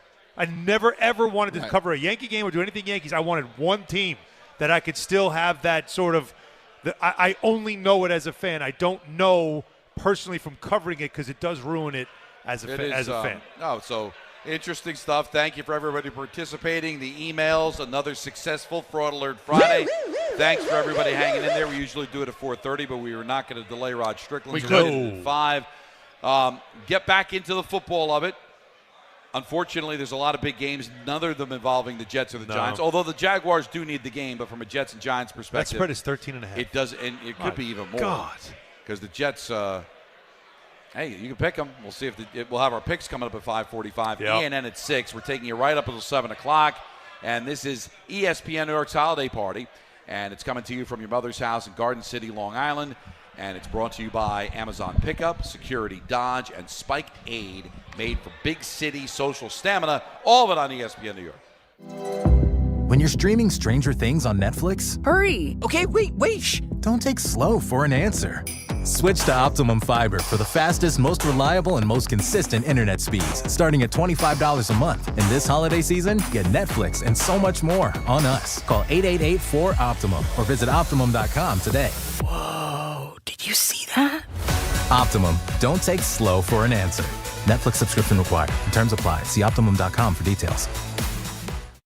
New York Lottery's holiday scratch-off games are the perfect gift for everyone on your list. Like me, your Aunt Jules. I told you I didn't need a gift this year, but I secretly really want one. Or me, your neighbor Frank.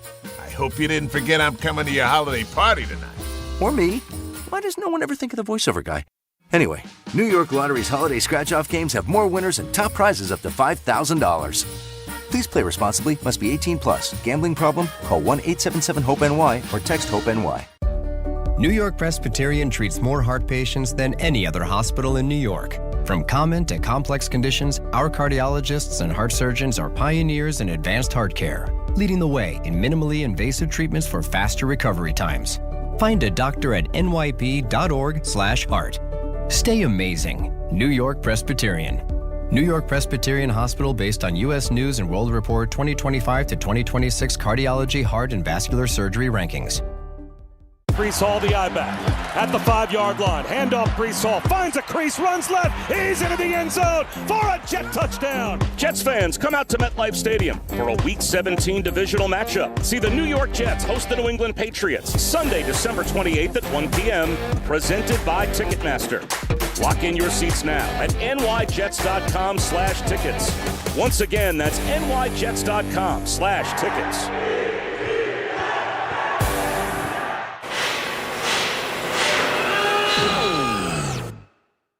When equipment breaks down and operations come to a halt, every single second counts. So why is your maintenance team spending 60% of their time doing anything but turning wrenches?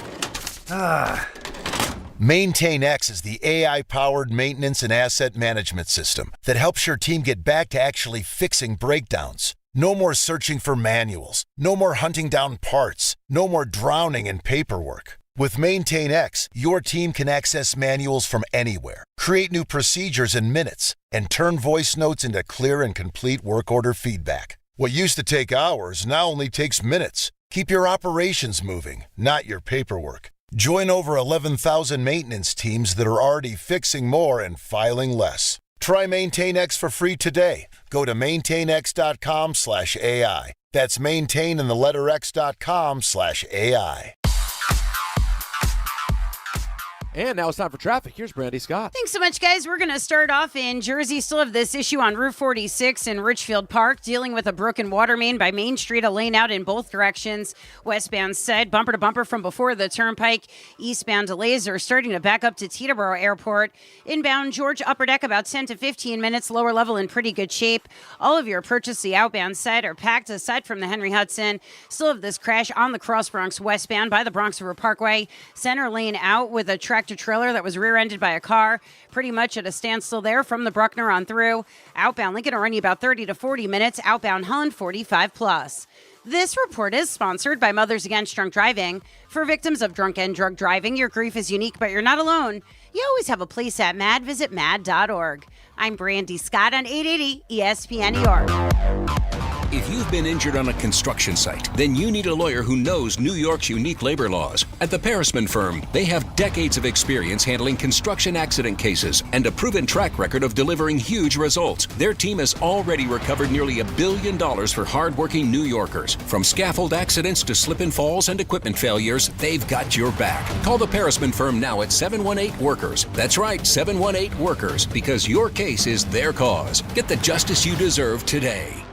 The holidays are here, and Amazon Pickup is your MVP of package pickup. Need that perfect gift like a brand new jersey for the big game? With Amazon Pickup, you can grab your order from secure Amazon lockers or counters near you on your schedule at no extra cost. It's fast, it's easy, and it keeps your holiday surprises tucked safely away. So whether you're running from work or heading to the holiday party, Amazon Pickup makes holiday shopping worry-free. Find your nearest Amazon Pickup location at amazon.com/pickupmvp. That's amazon.com/pickupmvp. Coverage varies by plan. View contracts and exclusions at endurancewarranty.com. If your car is out of warranty, one major repair bill could wipe you out. Just ask Ludacris. Car breakdowns can wreck your wallet. Without Endurance, a worn-out timing belt could cost you $1,700. A busted transmission, that's $4,000 easy. An engine meltdown, $7,000. But if you've got Endurance, you could never pay out of pocket for a car repair again. With Endurance, your car's most expensive parts are covered. Plus, you pick the mechanic you trust to do the work. With Endurance, your rate stays the same no matter how many claims you file.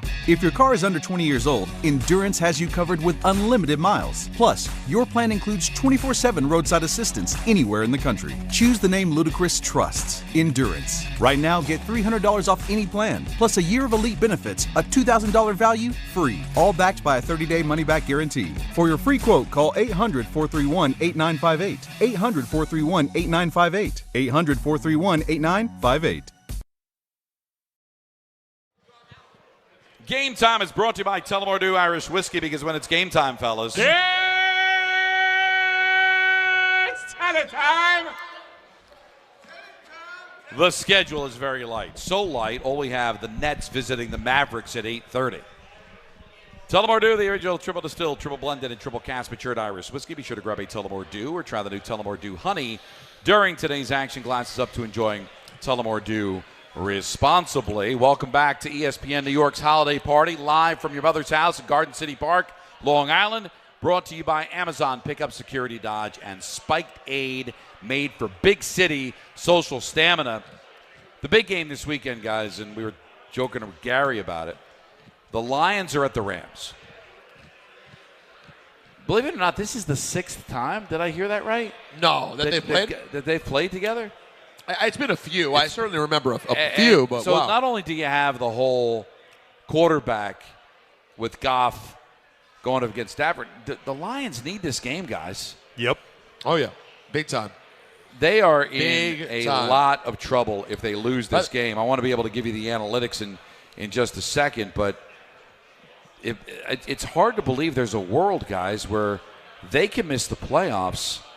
And if I'm a betting man, I think I'd bet they wouldn't make it. Is it that crazy a thought? I mean, first of all, that's going to be a very, very difficult job to go to L.A. and beat the Rams. Mm-hmm. The Lions right now are on the outside looking in for making the playoffs. They're the 8 seed right now. It's a big number, though, by the way. However, they have a 54% chance of making the playoffs right now. So it's still above 50%.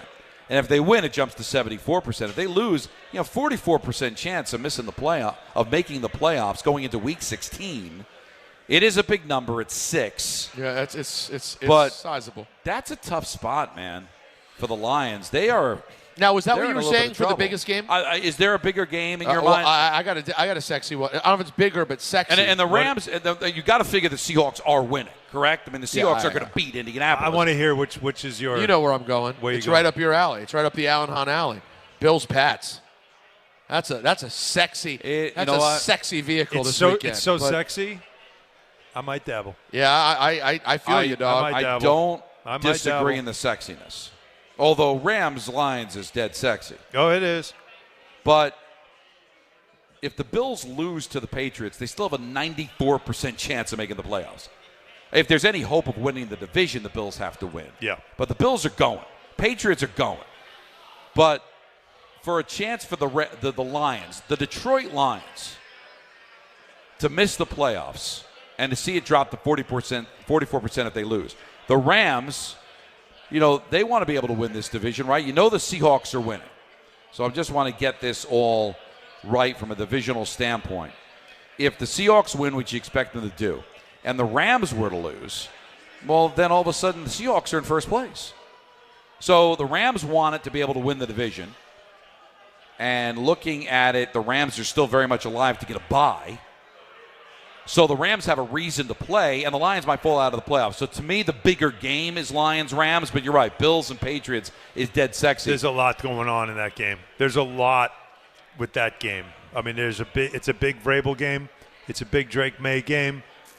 It's obviously a monstrous Josh Allen game. And on top of it, in the end, go ahead. We keep talking about coaching, don't we? And in Buffalo, you start losing the division now to this, what the Patriots are showing you they're becoming. And again, I'm, as a Jets fan, throwing up my mouth right now. But that's where you're at. Like, this is where how do you not, if you're the Bills, start wondering, do we need to make a change? Alan, they should have been wondering that. That to me. Well, because Josh, put the cape on for us again, please. I know. It had to be. I'm sorry. McDermott should have been gone at least a year ago. And by the way, at least it's too. How many years can you throw at it with this quarterback? Right. And now, if this year at Don, if they somehow don't make the playoffs, it's over. It's the next day. Well, they're not making the playoffs. By the way, it could be a snow globe game. Oh, we love that. That always attracts. Oh yes, I got a nor'easter coming through. But you're not. You can't lock them into the playoffs. Who, the Bills? Yeah, I can't lock them in. Well, I said if they lose the game, they still have a 94% chance of making the playoffs. Oh, even after a loss, it's 94? Yeah. Oh, they got 9 wins. I mean, not making the playoffs isn't the issue. No, it's just and they're not winning the division, even if they win this game. They're 2 games back of New England. New England's already beaten the Bills. It would be a collapse for the Patriots. Now, the Bills have any hope of winning the division, they've got to win this game against New England. But I still don't think the Bills are winning the division. And I don't think they have to. Like, I think the Patriots, with a bye, they become a dangerous. I'm not ruling out the possibility of the Bills still making a run as a wild card team. I don't increase their odds that dramatically if they win the division. They're not getting a bye. Let me look at this. 94%. Bills aren't getting a bye, right? So they're going to. For Buffalo, isn't it just simply about winning? I know. Super Bowl, getting to a Right, Super Bowl but- in a year where in the AFC. But I'm fighting you on what the bigger game is. Okay. Because the Bills have a safety. No, you're right about Lions Don. may not have one. I wasn't aware of what the Bills had coming up. Yeah. Because the Bills should be concerned about a playoff spot, except in their last few games after New England, 2 of the 3 are against Cleveland and the Jets. Yeah, they've got. So it's just kind of a given. They're getting to 11. Yeah, they got and scrimmages. they'll get in. Yeah. No, the bigger game. You're right. Yeah. Detroit's on it. Like Detroit's. But I'm gotta more be feeling interested it. in watching the football of the Patriots. and the and Bills. if you give me a snow globe, then I'm in. that might give you. I don't know what it is. And also, here's the thing about picking it, though, Alan. Like, one part of me says, wow, you're giving the Pats points at home, the kind of year they've had. And then another part of me says, are the Bills, though, in the process of turning the thing on, and Josh Allen's going to show up and say, I'm going to show you guys I'm going to teach you, Drake May, how we do this. This is how you close out a season. I'm kind of scared of the game. I don't know which way I'm leaning. You're leaning, though. I'm lent. I'm not touching it. He's locked in. I'm completely lent. He's what? Leaned, lent. Leaned. He's lent all the way in. Leaned. Yeah. Oh, I see what he's doing. I bet just based on how filthy he was yesterday, I was trying to find a sexual. You missed a good one. in there. You missed a good one earlier, though, Don. Oh, I had a really good one earlier. Repeat. Said it under my breath. I don't remember the. On the air? Yeah. Under my breath. Nobody heard it. It was a Did good you one. hear- It was a really good one. Nobody heard it. So it's apparently not just me. Peter said something, and it was really good. Now, maybe it's just me. I don't feel like I have to do this. Go ahead.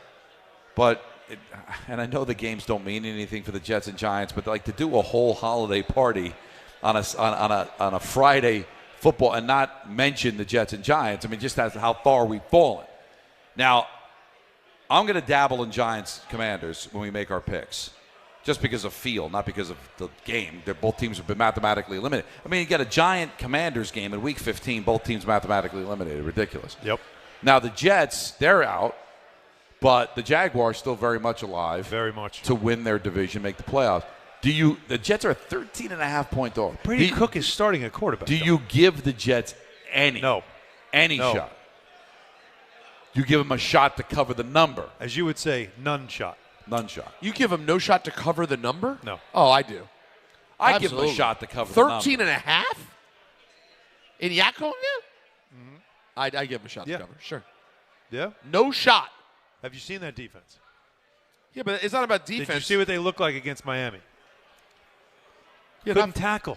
No, they're not very good. They couldn't tackle anybody. But I don't know. They're not playing and they got Brady Cook starting at quarterback. But how that are you to me scoring doesn't matter. points? How could he be any worse than the quarterback Where play the points they got? coming from? Where are you getting points?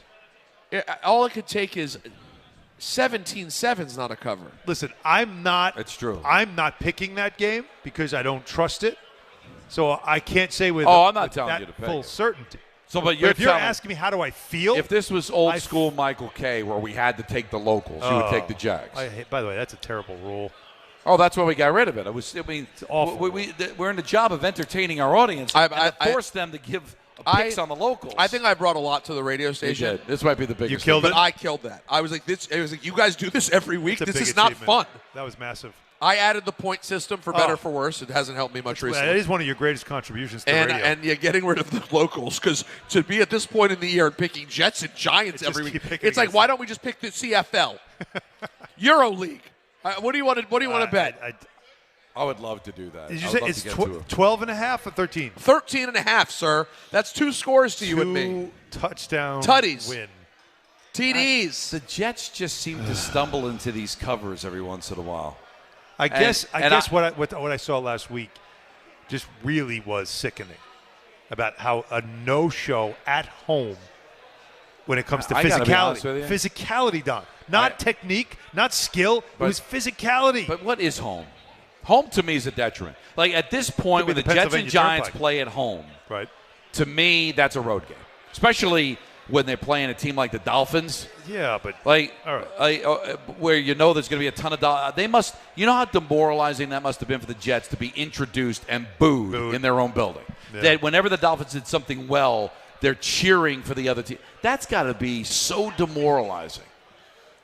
I'm sure. Yeah. I'm sure it is, but they also must be used to it because a lot of their games that they've played at home have had the Well, this is the popular teams that have come in. This is why I think in that spot you just would rather be on the road. Just get me. Well, I was just fighting when Alan said the way they played at home. I think home is a detriment. No, home's worse. I guarantee you. I hate that. It was Dolphins at home last week. It was right. They were playing the Dolphins. Wearing the Gotham City gear. That's right. I guarantee you, they will look more alive and focused this week in enemy territory than in what is basically like a weak neutral site at home. I'll tell you what. Weather. Yeah, I know. Come together. I'll tell you what. You say so. You might, and maybe I'm all wet on this, and you can call, email, tweet. They might get more of a positive reaction in Jacksonville than in MetLife. Just because Jet fans are still Jet fans. Like, you know what? I'd rather go to Jacksonville. Hop on a flight. At least it'll be warm. Matter of fact, I guarantee it if it was Miami, because, Miami's a cool place to go. Miami. And no, there'll be some in Jacksonville. MetLife's not a cool place to go when it's 23 degrees. You're sitting in your own filth. No. What? You stop. Your sentence went way too long. MetLife isn't a cool place to go. Stop. Sitting in your own filth is all part of the experience. Yeah, that is MetLife. It's sitting in your own filth. I'm telling you right now, one of the things I'm most excited about in life is that the commies are getting a new building. When you're in a bad building, we've been in a bad building since 97. You guys have been in a bad building now since 07, but let's 08, say, whatever it is. First of all, it's a football stadium. It could look nicer. It's not going to really change the experience. I disagree. No, because I'm not going to where tell it is, what it looks like, no parking lot set up. Well, no, that's the thing. You weren't going to get around that. The parking lot setup's the parking lot setup. They could have had a replica of Jerry's World. If it's still going to take 2.5 hours to get out of it. Remember when they considered there was the conversation about the Jet Stadium in Manhattan? Yeah, that didn't go well. That would have been bigger one. That's game changing. But you could take easy public transit to get there. You and walk could, in. but that had a lot of issues. The other thing is the eminent domain stuff next to Citi Field. Well, yeah, that you want to change a karma. That's going to change. That changes karma. But quick, if you have disposable income, would you rather, if you lived in Suffolk County, Long Island, drive to MetLife Stadium, how long that takes, all of the traffic, sitting in 23-degree weather, in your own filth, taking another 3 hours to get home, or get on a jet like a gentleman, fly to Jacksonville, Florida, tailgate outside in nice, 75-degree weather, watch a football game in your shirt sleeves, have a nice steak dinner after, and then fly home? What would you rather do if you had disposable income? I would rather go to Jacksonville. Yeah, so that's why I think the reaction might be more positive in Jacksonville than MetLife Stadium. Our picks are next, followed by ENN. And it's all happening here at the ESPN New York Holiday Party, live from your mother's house in Garden City Park, Long Island, brought to you by Amazon Pickup, Security Dodge, and Spiked Aid, made for big city social stamina on ESPN New York. Listen up, New York. It's football season, and you should be out there enjoying every play, every tailgate, every moment. But if you're dealing with neck pain, back pain, joint pain, or sciatica, even getting off the couch can feel like a challenge. That's where Dr. J. Shaw at Sandwell Pain comes in. He's one of New Jersey's top pain specialists, Ivy League trained, double board certified, and dedicated to getting you back in the game. Here's the difference. No surgery, no scars, no long recovery, no pain medication. Just precise, non-surgical, image-guided procedures that get real results. Dr. Shaw treats everything from neck pain, back pain, migraines, nerve pain, and chronic joint pain. And he builds a custom game plan that's right for you. Same day or next day appointments are available with offices in Woodbridge, Livingston, and Inglewood. And yes, most major insurances are accepted. So don't let pain keep you on the sidelines this season. Go to SandwellPain.com to call, text, or book online. Relief is closer than you think, and it starts today. It's Chuck Devine in Snow Country. Join Cricket Nation for a single line for $35 per month, plus free Moto G5G. Smile, you're on Cricket. Terms and restrictions apply.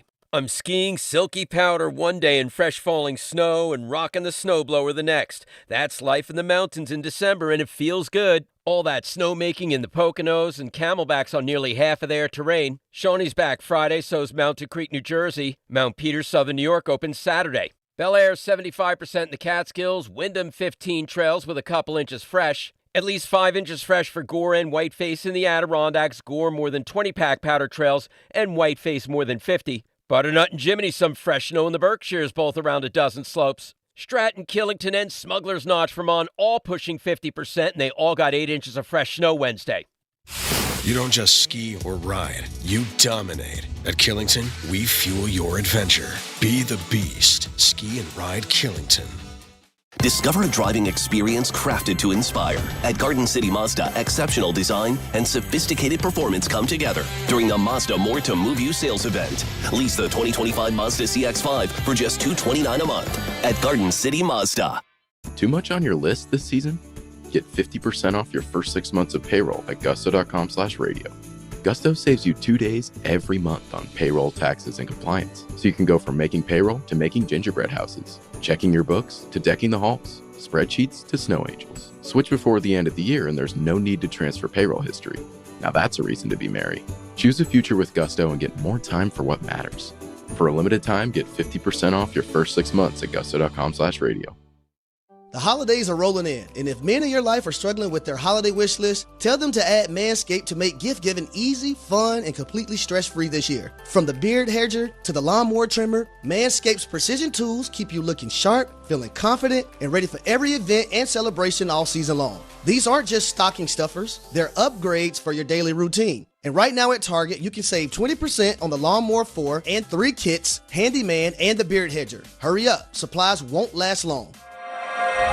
In the city that never sleeps and never stops talking sports, ESPN New York is always on.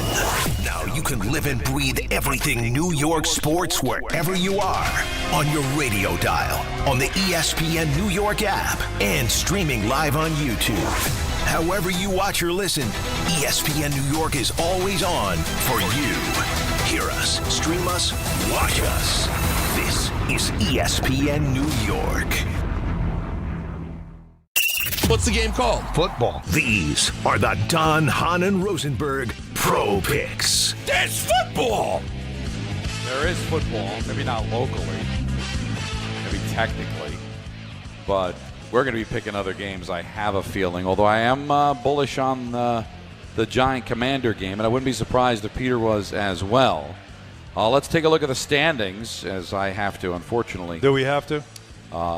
Go over them because they are putrid. I am back to 500. I feel proud of that. I'm 21-21. Look at you, in the black. 40 points after going 2-1 in a 5-point week last week. I'm in first place. Alan Hahn's just 5 points back despite being 18-24. But good point allocation. He went 3-0 last week and got 6 points. Six big points, baby. Quite the opposite for our buddy Peter Rosenberg. First of all, a record of 13-29, 27 points. So he is 13 points off the pace after an 0-3, 0-point week. How far back from Alan, though? You are only 8 point back. Eight's a lot. So if you were able to flip-flop and you get 6 and he gets 0, then you're very much back in the game. A lot of time left, folks. So a lot of time. I wouldn't even rule out catching Don. Look at the a lot look of time the left. Look you just gave so me, since too. I'm in first place, I am going to go first. Since I'm in first place, I get to go first. Did I say it that way, Peter? I heard it that way. Well, he heard it that way because, I'm let's in face first it, place. he's not feeling well, and he's taking it out on me today. He's not feeling you. I'm in first place. He's not feeling you. That's clear. He called me out in front of our audience. Yeah. That I'm like, no, not. He said doing you're not well right today. I just said you weren't yourself. Yeah, you keep those things to yourself. I think Peter agrees. I wanted to get you the support you needed. Well, better help you're talking about. No, a little better help. All right, so I'm going to start with my 1 point play, and I'm going to go with the Giants. Wow. The Commanders, let's face it, they're a mess with Mariota. They are, especially defensively for whatever reason. And, the Giants coming off a bye, and this will irritate a lot of Giant fans who want them to tank for the better pick and all that stuff. And I can understand getting phone calls on Monday. I can't believe they won that game. Yep. But I just think the Commanders are in a mess, and it's 2.5, so you're basically picking a winner. I don't feel that confident in it, but still my 1 point play, the Giants covering the 2.5. My 2 point play, the Titans have played pretty well down the stretch for being one of the worst teams in football, and they've got no reason to tank because they've already got their quarterback. Niners want this game. I mean, they've got the Rams, they've got the Seahawks. There's no guarantee for the Niners to make the playoffs, and 12.5 points is a lot, but they've covered 4 straight games, the Niners. So they want the game, and I think they'll cover the 12.5 at home against the Tennessee Titans. And my 3-point play, another big number. Three. And the Eagles haven't played well. Eagles. But it's really Jalen Hurts not playing well because if they don't turn the ball over 5 times, they're crushing the Chargers. Yep. Let's be honest. Mm-hmm. So if they can cut down on the turnovers, and the Raiders are going to take advantage. West Coast team playing a 1 o'clock game in Philadelphia. Kenny Pickett's the quarterback for Vegas. Snow. I like the Eagles to cover the 11.5 over the Raiders as my 3-3-3-point play. So let's go with the Giants covering the 2.5 as my 1. Let's go with the Niners covering the 12.5 as my 2, and my 3-point play, Eagles covering the 11.5 at home against Vegas. All right. Alan? Do I get to go now? Cool. He's that guy. Yeah. No, he's that guy. You know what you just heard? He's a nozzle. If we decide to change that guy Thursday open, what he just said is going to be in. Oh yeah. No, oh yeah. A lot could be in that. I love you both dearly. For my 1-point play, this is a very interesting game. When you guys were talking about the sexy games this weekend, you didn't mention this one. This has a little bit of appeal. A little bit. Right? Little strap off the shoulder. Packers at Broncos. Packers are actually laying 2.5 here. They have been playing well of late. They are starting to now find that form. Yeah, maybe a Super Bowl preview. And it could be, right? Broncos defense is fantastic. They are at home where they're always tough, which is why for my 1-point play, I'm going to believe in Green Bay. Hey. I'm taking the Packers. Take a look at that. I scratched it off, but I had the you are? Packers So you were circled, thinking about it? I was thinking about it. All right. Of course we are. So we're of the same mind. So I will take the Packers for my 1-point play. For my 2-point play, the Dolphins are terrible in cold weather, right? Dolphins. But they came up to MetLife and played in some cold weather. Yeah, in the semi-pro game. And they dumped cold water all over the Jets. That's not going to happen again. I think when you look at the Steelers on Monday Night Football at home, they never, ever lose. Under Mike Tomlin, they never, ever lose on Monday Night Football. These are must-win games. They need them. The Dolphins have had a nice run, but they suck in cold weather. Give me the Steelers. Lay the 3. Monday Night Football. 2-point play. I'm not digging this pick. 3. That was my. I have that one. So. Oh wow, head-to-head, baby. All right, and I know. By the way, good on you for staying honest about that, because you could have changed it. No, I may change it now. Oh. What do you mean? So take it all back. So not good on you. No, hold on. I'm saying I'm heads up. I have the same thing. I don't want to take the same picks as you. I have a few games I like. That was one I was picking. But Don, if you're in my spot, do you stay that one or you pick another one you like? No, you only have to honor yourself. Thank you. I thought we have to lock these in beforehand, but I guess not. We haven't got to the envelope stage yet. Rules are different for Don and for Peter, not for Alan. Lock in. So last but not least, my 3-point play. This is the game I love. This is the game that I'll care more about than even the damn Jet game. And that, of course, is Bills-Patriots. Up in New England, little snow globe potential. It's his 3-point play. It's my 3-point play. And you know what? Mike Vrabel off of a bye at home. Well, I might have to change. It's at that level now? I might have to change 2 picks. Give me the 1.5. Give me the Pats. Wow. Does Allen realize that he doesn't have to allocate points based on how good the game is? He's supposed to allocate points on how he feels. I'm learning as we go. But no. I felt like that. Interesting It's pick. 3 stars or 3 point. I can't remember. But anyway, that's my 3-point play. So 1-point play, give me the Packers. I'll lay the 2.5. 2-point play, Steelers on Monday night. I'll lay the 3. Love it. And then my 3-point play, the New England Patriots. I'll take the 1.5. 3-point How about that? Well, guess what? I'm at a point in the year where I can't just go with the picks I like if Alan likes them. Truthfully, I had the Patriots. Truthfully, I had the Steelers. But I also have other picks that I like. And so I'm going to have to pivot here. Okay. Because this is the situation you're in when you're down 13 to the leader and 8 to the second place. The situation. That is the situation that we're in. So I will make my 1-point play the Los Angeles Chargers to keep it close with the Kansas City Chiefs. Ooh, that's sneaky good.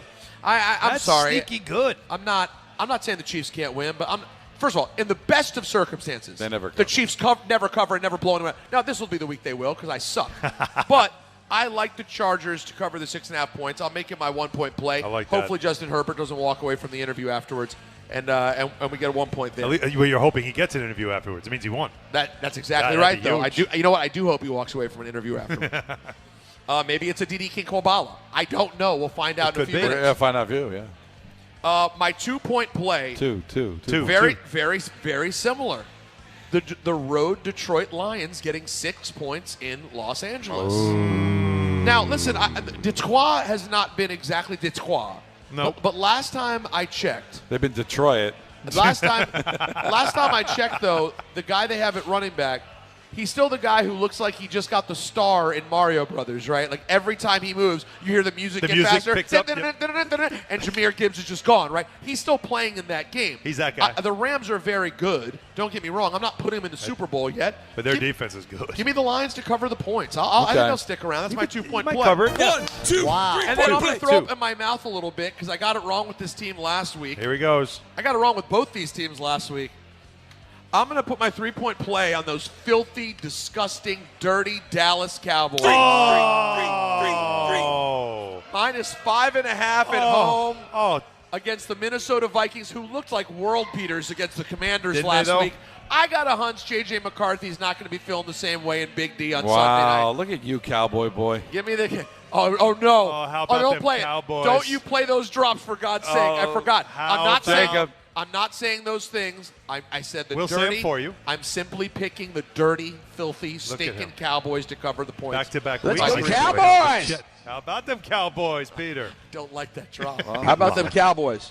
Yeah. You like that one? I'll tell you what. If you nail this on Monday, you'll be saying it. Oh, boy. Oh, yes, you will. All the way into the playoffs and a big What's Peter next? comeback. So those are our picks. ENN is coming up next.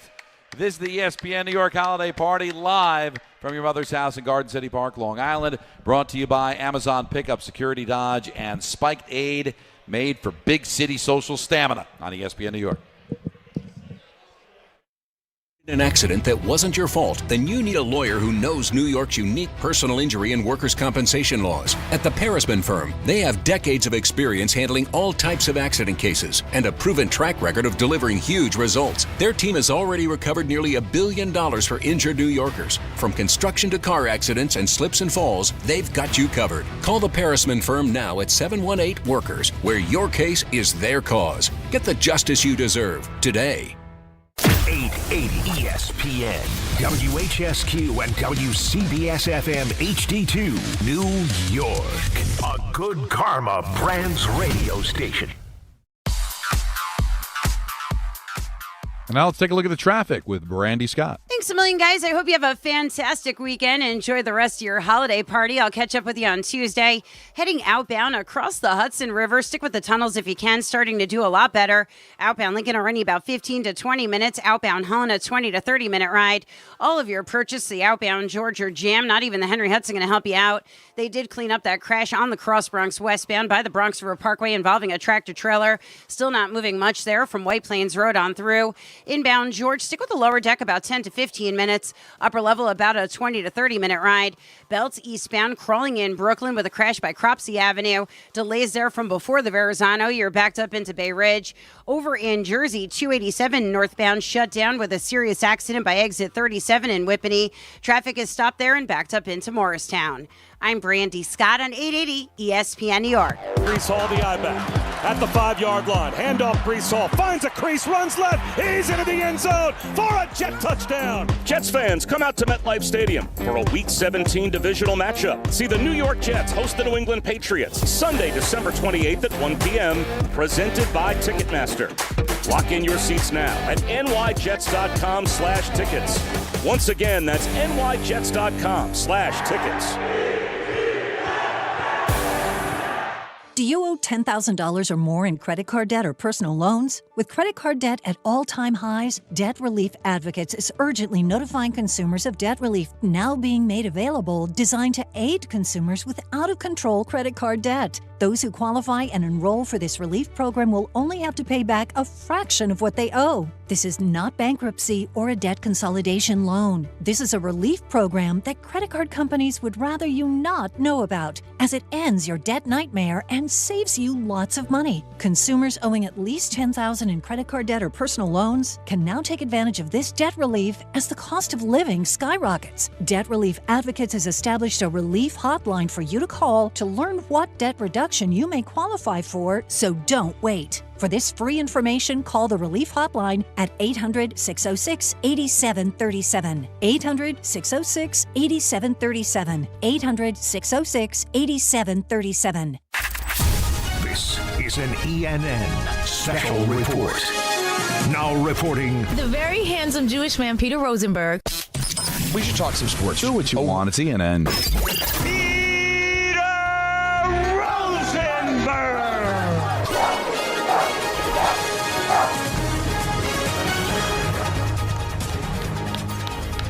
Thank you, guys. Thank you. We could do better than that, though. Come on. No, they're doing we good. got too many people here to be that, chill. It's the headset mics, you know? Is that what it is? I think so. Because actually my headset was off. It was a lot louder. Yeah, they don't. The headset mics don't pick way up louder when you take the field. headsets No, off. it's not our sound guy. It's just the headset mics. Yeah. Guys, welcome to ENN. Ray Rowe. The ESPN yeah, sure. The ESPN New York Holiday Party live, brought to you by Spikeaid, made for big city social stamina. Sure. And with that, I'd like to start off ENN by saying good evening to Don. Why am I excluded? I mean, it's happening after the show. That's right. Peter's His meeting big up with date. all these people that I thought were my friends. His big date. Yeah. I texted Andrew the other day about it. And? I said, we're talking about your favorite subject, how you have no use for Don. And he gets legitimately upset. Why is he saying this? This is patently untrue. Well, did you tell him that you didn't invite me? No. I'll talk about it tonight at the dinner that you're not invited to. Well, we're going to talk about you at our dinner. By the way, should we FaceTime from the dinners? No. I'm good. Yeah, You're all set. I'm all set. Wait, now you feel bad too? For my guy. Oh, yeah, you're defending. No, I think because as you could see, he doesn't like all of my rulings. He takes them as they come, and he says, you know what? That's a bad job. You treated Don poorly. Yeah. And I think it's all part of the master plan of Andrew not wanting me to be there. I know Brownshire wants me there, and I know you asked I know RJ does. Oh, wow. I just know these people. You love these people. But that's fine. You let Andrew know that this does not affect the relationship on my side. You still love him just as much.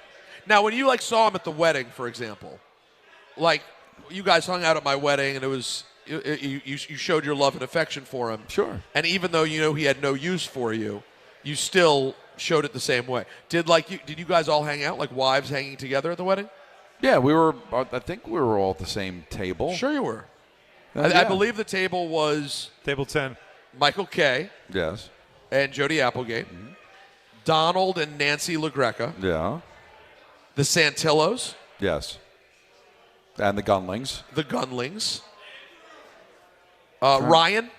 Oh yeah, Ryan. Yeah, Ryan was there, and we all hung out. And if I'm not mistaken, we might have been the last table to leave. Oh no, you guys. We exhausted the entire wedding. No, I got to tell you, you guys put on a great show. Drank the open bar until it was empty. You guys, no, they put on. I was impressed with Don and I didn't expect Don and Nancy. Irish exit. Don's not a big dancer, right? As we know, Don and Nancy are non-dancing. Yeah, we're not dancing. The day that was discovered on the show, when I realized you reversed their names and they become non-dancy, think about that. Think about that. I don't want to. The level of the genius is too deep for you to get. Because you may not know the story. It's way too deep. I did Non and Dancy. Non-Dancy. Because of the fact that Nancy didn't. Or oh my God! Oh my God! Whoa, please say you were on a three. Give it up, Alan Hahn. Alan Hahn was like a full dribble glass. Clown show. I officially have a drinking problem. Yeah. This is right out of Airplane. This is. So he's got the cup. He's got a clear solo cup with ice water. And he's got the straw tipped to the far side. I don't know why. And then instead of moving the straw to the closer side, he continued leaving it on the long side, and so all the water poured out the short side down his chest. I thought I had a sippy cup. That's what that was about. Yes. Yeah. So what I was saying is that I didn't dance at Michael's wedding because Nancy didn't want to dance. The shoes were bothering her. Okay. So what am I supposed to do? Dance with somebody? I'm not a big dancer, but if Nancy wanted to dance, I'd be out there. Your wife doesn't want to dance, Alan. What are you doing? You sitting at the table with her, or are you going to go out and dance with strange women? No, you do other things. You talk. Yeah, that's what I did. But Michael said I wasn't having a good time. I was having a great time. I wasn't dancing. Can I ask why does it matter? Why does anything matter with Michael? Yeah, it's Michael. Why does No. Why does it matter what he says? And by the way, can I just say this too? It feeds right back into my theory. You know why else you weren't dancing? Because Michael had to have a big hoity-toity wedding band instead of a DJ, and no one dances as much with bands as they do DJs. Sorry, I want to hear Michael Jackson. I don't want to see the 52-year-old white guy pretending to be Michael Jackson. Right, unless he's the guy from The Hangover. I think I danced to him. Turn around. No, that's The Hangover. Sorry, I was thinking Old School. But also, it was the same guy in Hangover. But in Old School was when he did the song you're talking about. See the fucking look in your eye. It's one of the greatest moments in film because you don't know what the joke is. So when they are singing the song and say the F word, as an audience member, you're going, did they just say the F word? Mm-hmm. And then you see Will Ferrell go and look off, and you go, that's how I feel. Yeah. The other example of that's one of the greatest moments in the history of my film viewing experience, because they, as an audience, they let you feel what the character's feeling, is in the most underrated comedy of the modern era, Made, the Jon Favreau, Vince Vaughn Swingers follow-up. Vince Vaughn, who plays the biggest D-nozzle in history, as he often does, is in a fight at a New York club trying to get in. And he says, Ruiz put me on the list. Ruiz played by a debut acting, redacted P. Diddy. And he goes, I'm on the list. I'm on Ruiz's list. And they go, you're not on the list. And he goes, I'm on the list. Ruiz, we always know who's on Ruiz's list. You're not on the list. So Vince Vaughn's having the back and forth in a very Vince Vaughn way. Yeah. And then God rest his soul. What's the real actor's name? The man who played Screech? I don't remember his. Well, Dustin Diamond. Yes, good call. So Dustin Diamond then walks up and kind of pulls through the crowd in front of him and goes up to the doorman, and the doorman sees him and just sees Dustin Diamond, gives him a dap. Dustin Diamond brings his people and walks in, and you're sitting there watching it, and then Vince Vaughn goes, "Do you just let Screech in the effing club?" Yeah. And because that's what you're thinking, it just hits in the right way. And Made also had a cameo from Jason Fabini, former Jet offensive lineman. Yeah, that's right. Yeah. Wait, what character? He plays one of the bouncers at the club. I love that movie. No, the movie is the best. If you've never watched it, Cardiff Giant. Check the list. That's my people. Cardiff Giant. By the way, this is the ESPN New York holiday party, live from your mother's house in Garden City Park, Long Island, brought to you by Amazon Pickup, Security Dodge, and Spiked Aid. Made for big city social stamina. Now. It's 6:10 like you dream about. And I want to take my time today, since we're live from your mother's house. I say get right to it. And you know what they say? There's no ENN like the ENN the day you do your last show at another radio station that you were at for 19 years. There's no ENN like that. No. So you can't waste any time, and you get right into this week's Week 15 NFL announcer lineup. This is a big one, Jake. Big one. Ladies and gentlemen, we go to Sunday afternoon, 1 o'clock, Fox, and we take a trip to Chicagoland. The Cleveland Browns, led by Alan Hahn's childhood hero, Shedeur Sanders. The Browns and the Bears, 1 o'clock on Fox. Kevin Kugler on the call. And it's caught! It's a touchdown! He'll be joined by Daryl Johnston, a.k.a. And, of course, Allison Williams on the sideline. I feel like I got invited to sit at the big kids table. This is awesome, so thank you. Now, this is special. I hope we have the right drop ready, and there's only one drop that needs to be played. This game can be heard on our airwaves, 880, because it's an ESPN radio vehicle, And on the call is my dear friend, the big man, Chris Carlin. Chris Carlin. This is college football. Man. I would have taken even the longer version today. You know what I mean? Yeah, you love it. Oh, it's the best. You really think I'm a bad guy? Yeah, but I it's still funny. Thank you. Carlin, one of the first people to text me today. Quality man. I didn't text you because I knew I was going to see you, so hopefully you don't frown down him. Well, no, and that's different because I texted you guys in the group and told you. Everything I've been getting is incoming today. I've done a pretty good job during the commercials cleaning things up. I'm down to 67 unread text messages. Wow. It's been a hot one. Did you really just say 6? Did you have to? Did you have to? I hate it. I do. Even Marco's teacher today sent an email that today is class number 67 of the year, and she's like, "Pray for me." We're so sorry. Yeah, exactly. All right, guys, we stay at 1 o'clock. We go to Cincinnati, an AFC North clash that I would say it's like you dream about, except these two teams suck. What might have been when the Ravines and the Bengus get together. Joe Burrow and Lamar Jackson, a very quanky Joe Burrow against the not-so-great these days Lamar Jackson, 1 o'clock on CBS. Spiro Didi's on the call. That is Adetokounmpo. He'll be joined by Adam Archuleta. Adam Golden Archuleta. And Aditi Kinkwabala. Trevor said he needed to be loose. Did he look loose to you? Oh, boy. Hold on. Uh-oh. Yeah. Smells like Thursday. The Arizona Cardinals at the Houston Texans, baby. Oh, that's football. Football in Houston. If they ever met in the Super Bowl, they'd play the Super Bowl on a Thursday. And air it on Tubi. 1 o'clock, and I love Tubi. We love Tubi. Evolve every Wednesday night. 1 o'clock on Fox. Chris Myers on the call. Hi, I'm Chris Myers. He'll be joined by Stink Schlereth. I literally empty my bladder completely on the bench. And Jennifer Halle. You're such an effort guy. We stay at 1 o'clock. And wait. Oh, more? COVID Tuesday? It smells like a Thursday doubleheader. Oh. The Jets and the Jaguars. Yeah. Oh, man. Jaguars to you and me. The Jaguars own Thursday. The Jaguars are the kings of London and the kings of Thursday. Oh, Thursday in London and the Kings of Leon. That's exactly right.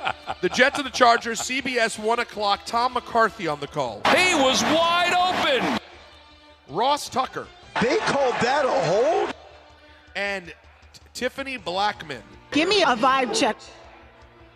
I have to say this respectfully. Do it. Is there, of all the teams we do, like, the funny thing about the role of broadcaster is, like, some sports broadcasters are really famous, and others really are not, even ones who do national games. Is there a less you could pick them out of a lineup group that we do than Tom McCarthy, Ross Tucker, and Tiffany Blackman? I can't speak to Tiffany Blackman, but I can tell you Ross Tucker is somebody that I knew it's serious, so I know him. Mm-hmm. And Tom McCarthy being a baseball guy, I disagree with that, but I'm biased because I know personally. Alan, how do you feel? I don't. There you go. He agrees with you. Thank you very much. You don't disagree. Now, here's a sexy game, guys.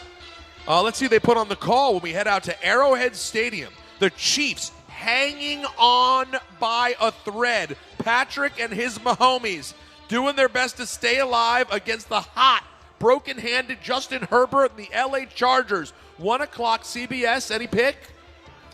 It's not hello, friends, is it? It's not. Good. No. Doesn't It's deserve much louder than that. It's Kevin Harlan. That guy is headed to the slammer.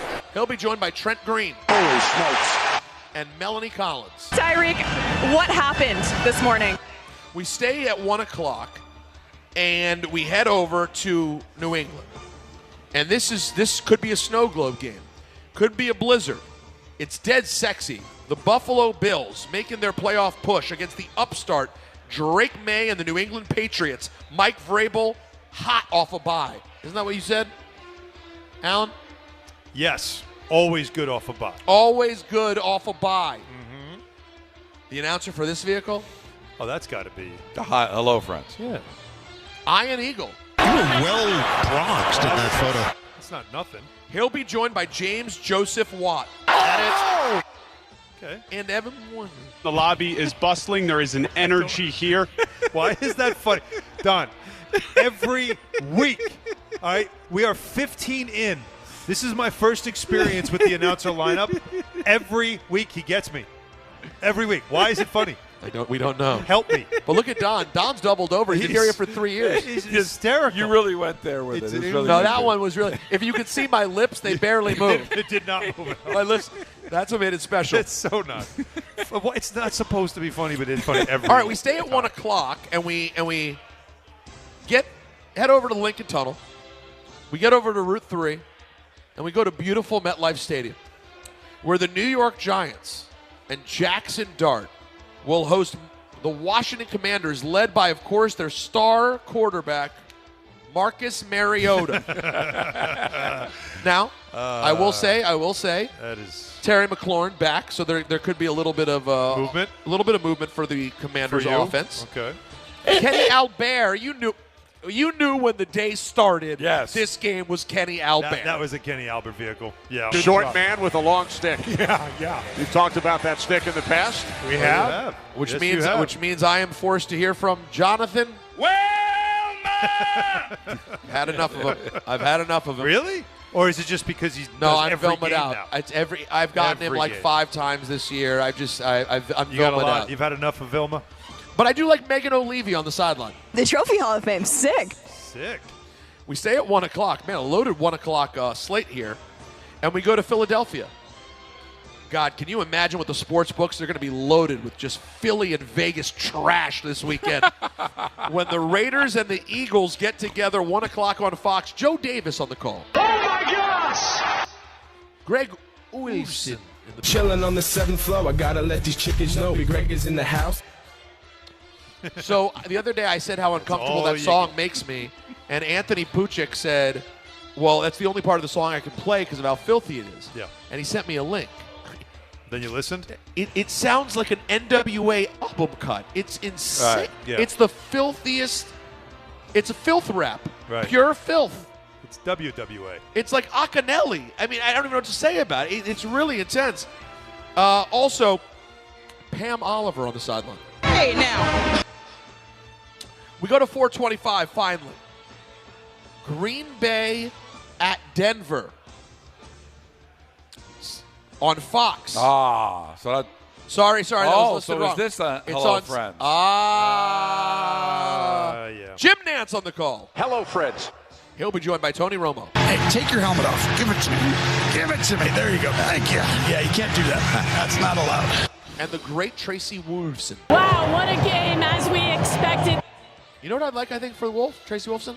I think I'd now like to get a wolf sound when we do Tracy Wolfson. What are your thoughts? Not terrible. like it. Not terrible. Like a wolf pack. Ow!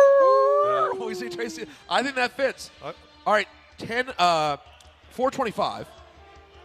Wow, this is interesting. You don't often get this. Hello Friends, 425 on CBS. 425 on Fox. The Detroit Lions at the LA Rams, the Kevin Burkhardt vehicle. Boston College. Alongside Tom Brady. I have a lot of friends who outkick their coverage. Aaron Andrews. All right, old man, I can joke with you about that. And Tom Rinaldi. How spectacular and great is this? And I think Rinaldi's at Saturday Night's Main Event on Saturday. He's making his way to, wait, is he going to be at Saturday Night's Main Event and then go all the way to L.A.? No, we're airing a clip of his interview with John Cena. I don't think he's going to be there. That's interesting because they can't both have the double header, but maybe because of the better 425s. I'm not sure. But it's not common, right? I don't know the if that two ever number one happens. teams Right. never go head-to-head. But that's what we have. Wow, that's 2 great games Sunday.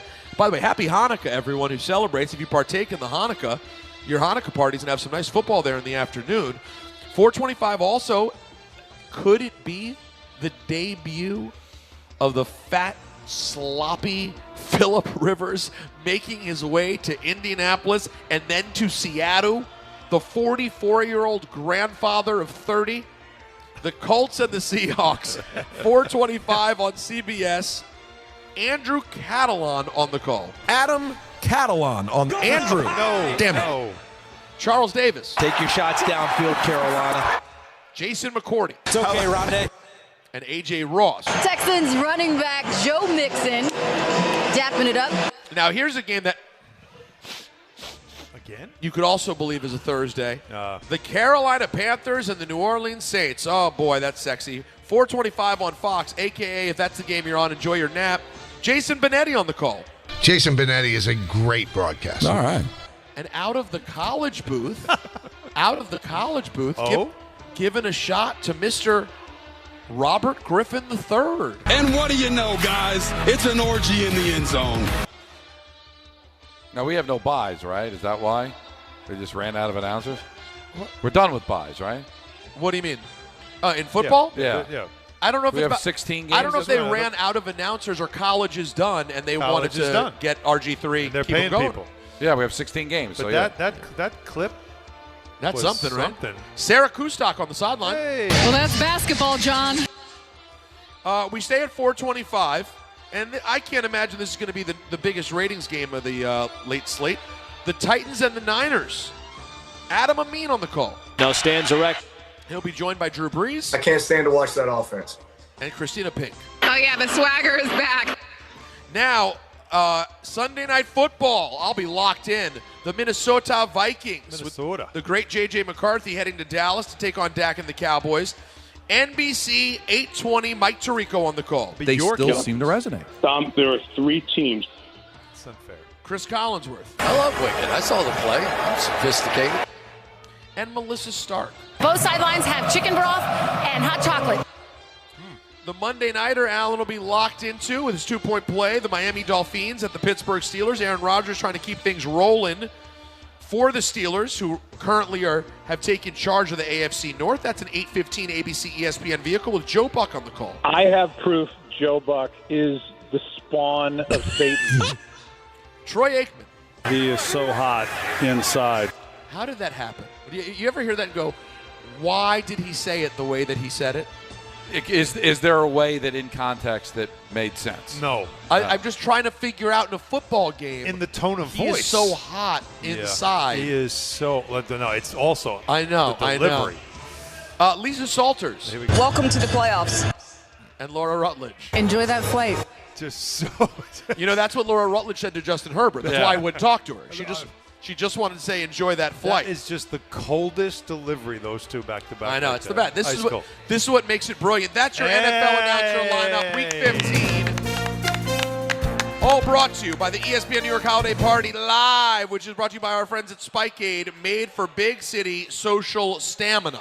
All right, we're going to have a lot of fun taking you up until 7 o'clock. Should we open the microphone for questions and things of that nature? There's a lot of people that have hung for the entire show. We've got a microphone that's hot. You want to come up, ask any questions. We're taking you up until 7 o'clock. This is the ESPN New York Holiday Party, and it's coming to you live from your mother's house at Garden City Park, Long Island. Brought to you by Amazon Pickup, Security Dodge, and Spikeade, made for big city social stamina on ESPN New York.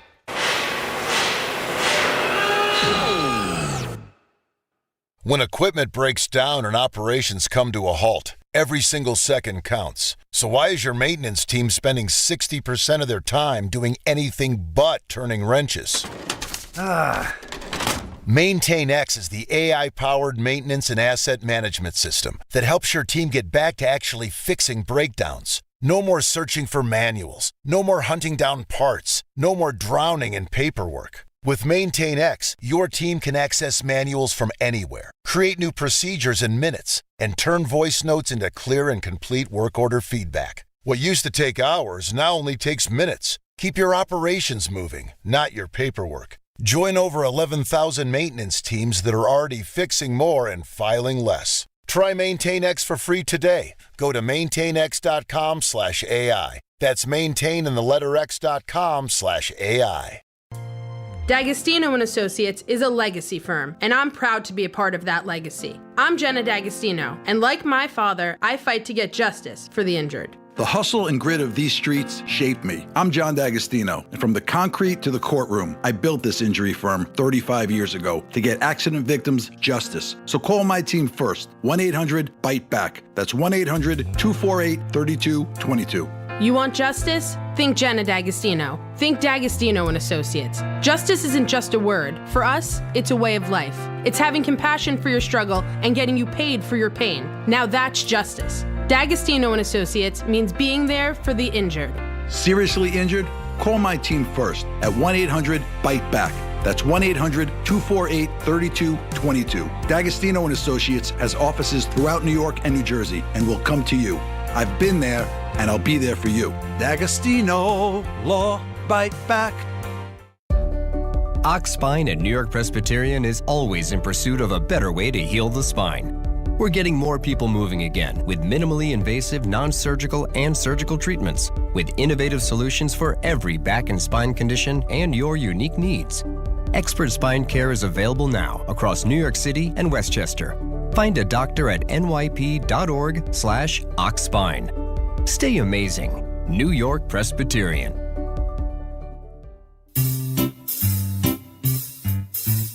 1-877 Cards for Kids. KARS Cards for Kids. 1-877 Cards for Kids. Donate your card today. 1-877 Cars for Kids. KARS Cars for Kids. 1-877 Cars for Kids.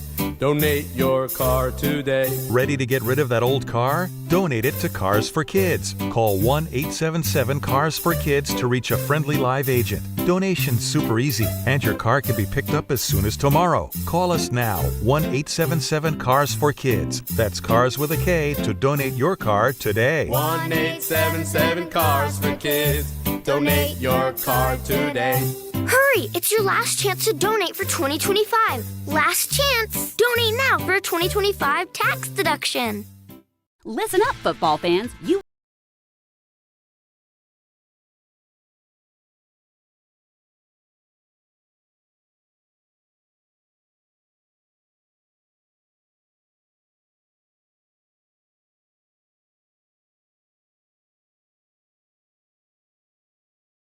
It's never ordinary at Bet365. Gambling problem? Call 1-800-GAMBLER. 21 plus only. Must be physically located in New Jersey. T&Cs apply. In-app only. Getting more as a MyLowe's Pro Rewards member is easier than ever with the Lowe's app. Download it today and earn 500 points the first time you log in. Plus, your digital wallet helps you scan, save, earn, and access what you need to manage it all in one place. Download the Lowe's app and take advantage of your Pro benefits today. Lowe's, we help, you save. Valid 12/1/25 through 1/7/26. Offer valid for first login per organization only. Loyalty program subject to terms and conditions. Additional restrictions apply. Visit Lowe's.com/terms for more details. Subject to change. Some people just know you can save money on car insurance by checking Allstate first. Like you know to check the weather first, before wearing face paint to the game. Bro, your Go Cats is dripping into your nachos. Oh, and now paint is in my eyes. Interception! Did you see that? No! Yeah, checking first is smart. So check Allstate first and see what you could save. You're in good hands with Allstate. Potential savings vary, including based on how you buy, subject to terms, conditions, and availability. Allstate North American Insurance Company and affiliates, Northbrook, Illinois.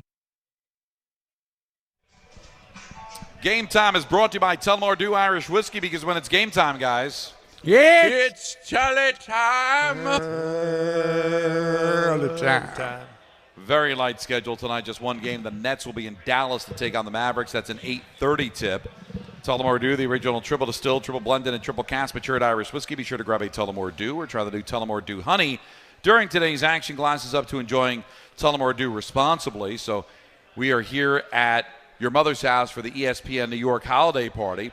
And, of course, it's in Garden City Park, Long Island. Still time. We're here till 7 o'clock, so if you're in the car on your way home, you want to swing by, say hello, we will be here until then. It's all brought to you by Amazon Pickup, Security Dodge, and Spiked Aid, made for big city social stamina. So Anthony Pusick is right here. He's in the red sweater. He's our producer. He's holding the microphone. So if anybody has a question, comment. Anthony, how you doing? You suck, Pusick. Anything, come on, swing by and ask the question. We've got some time. I think that hits a little better than taking the phone call. Yep. So step up to the microphone. Looks like we got a pretty decent line.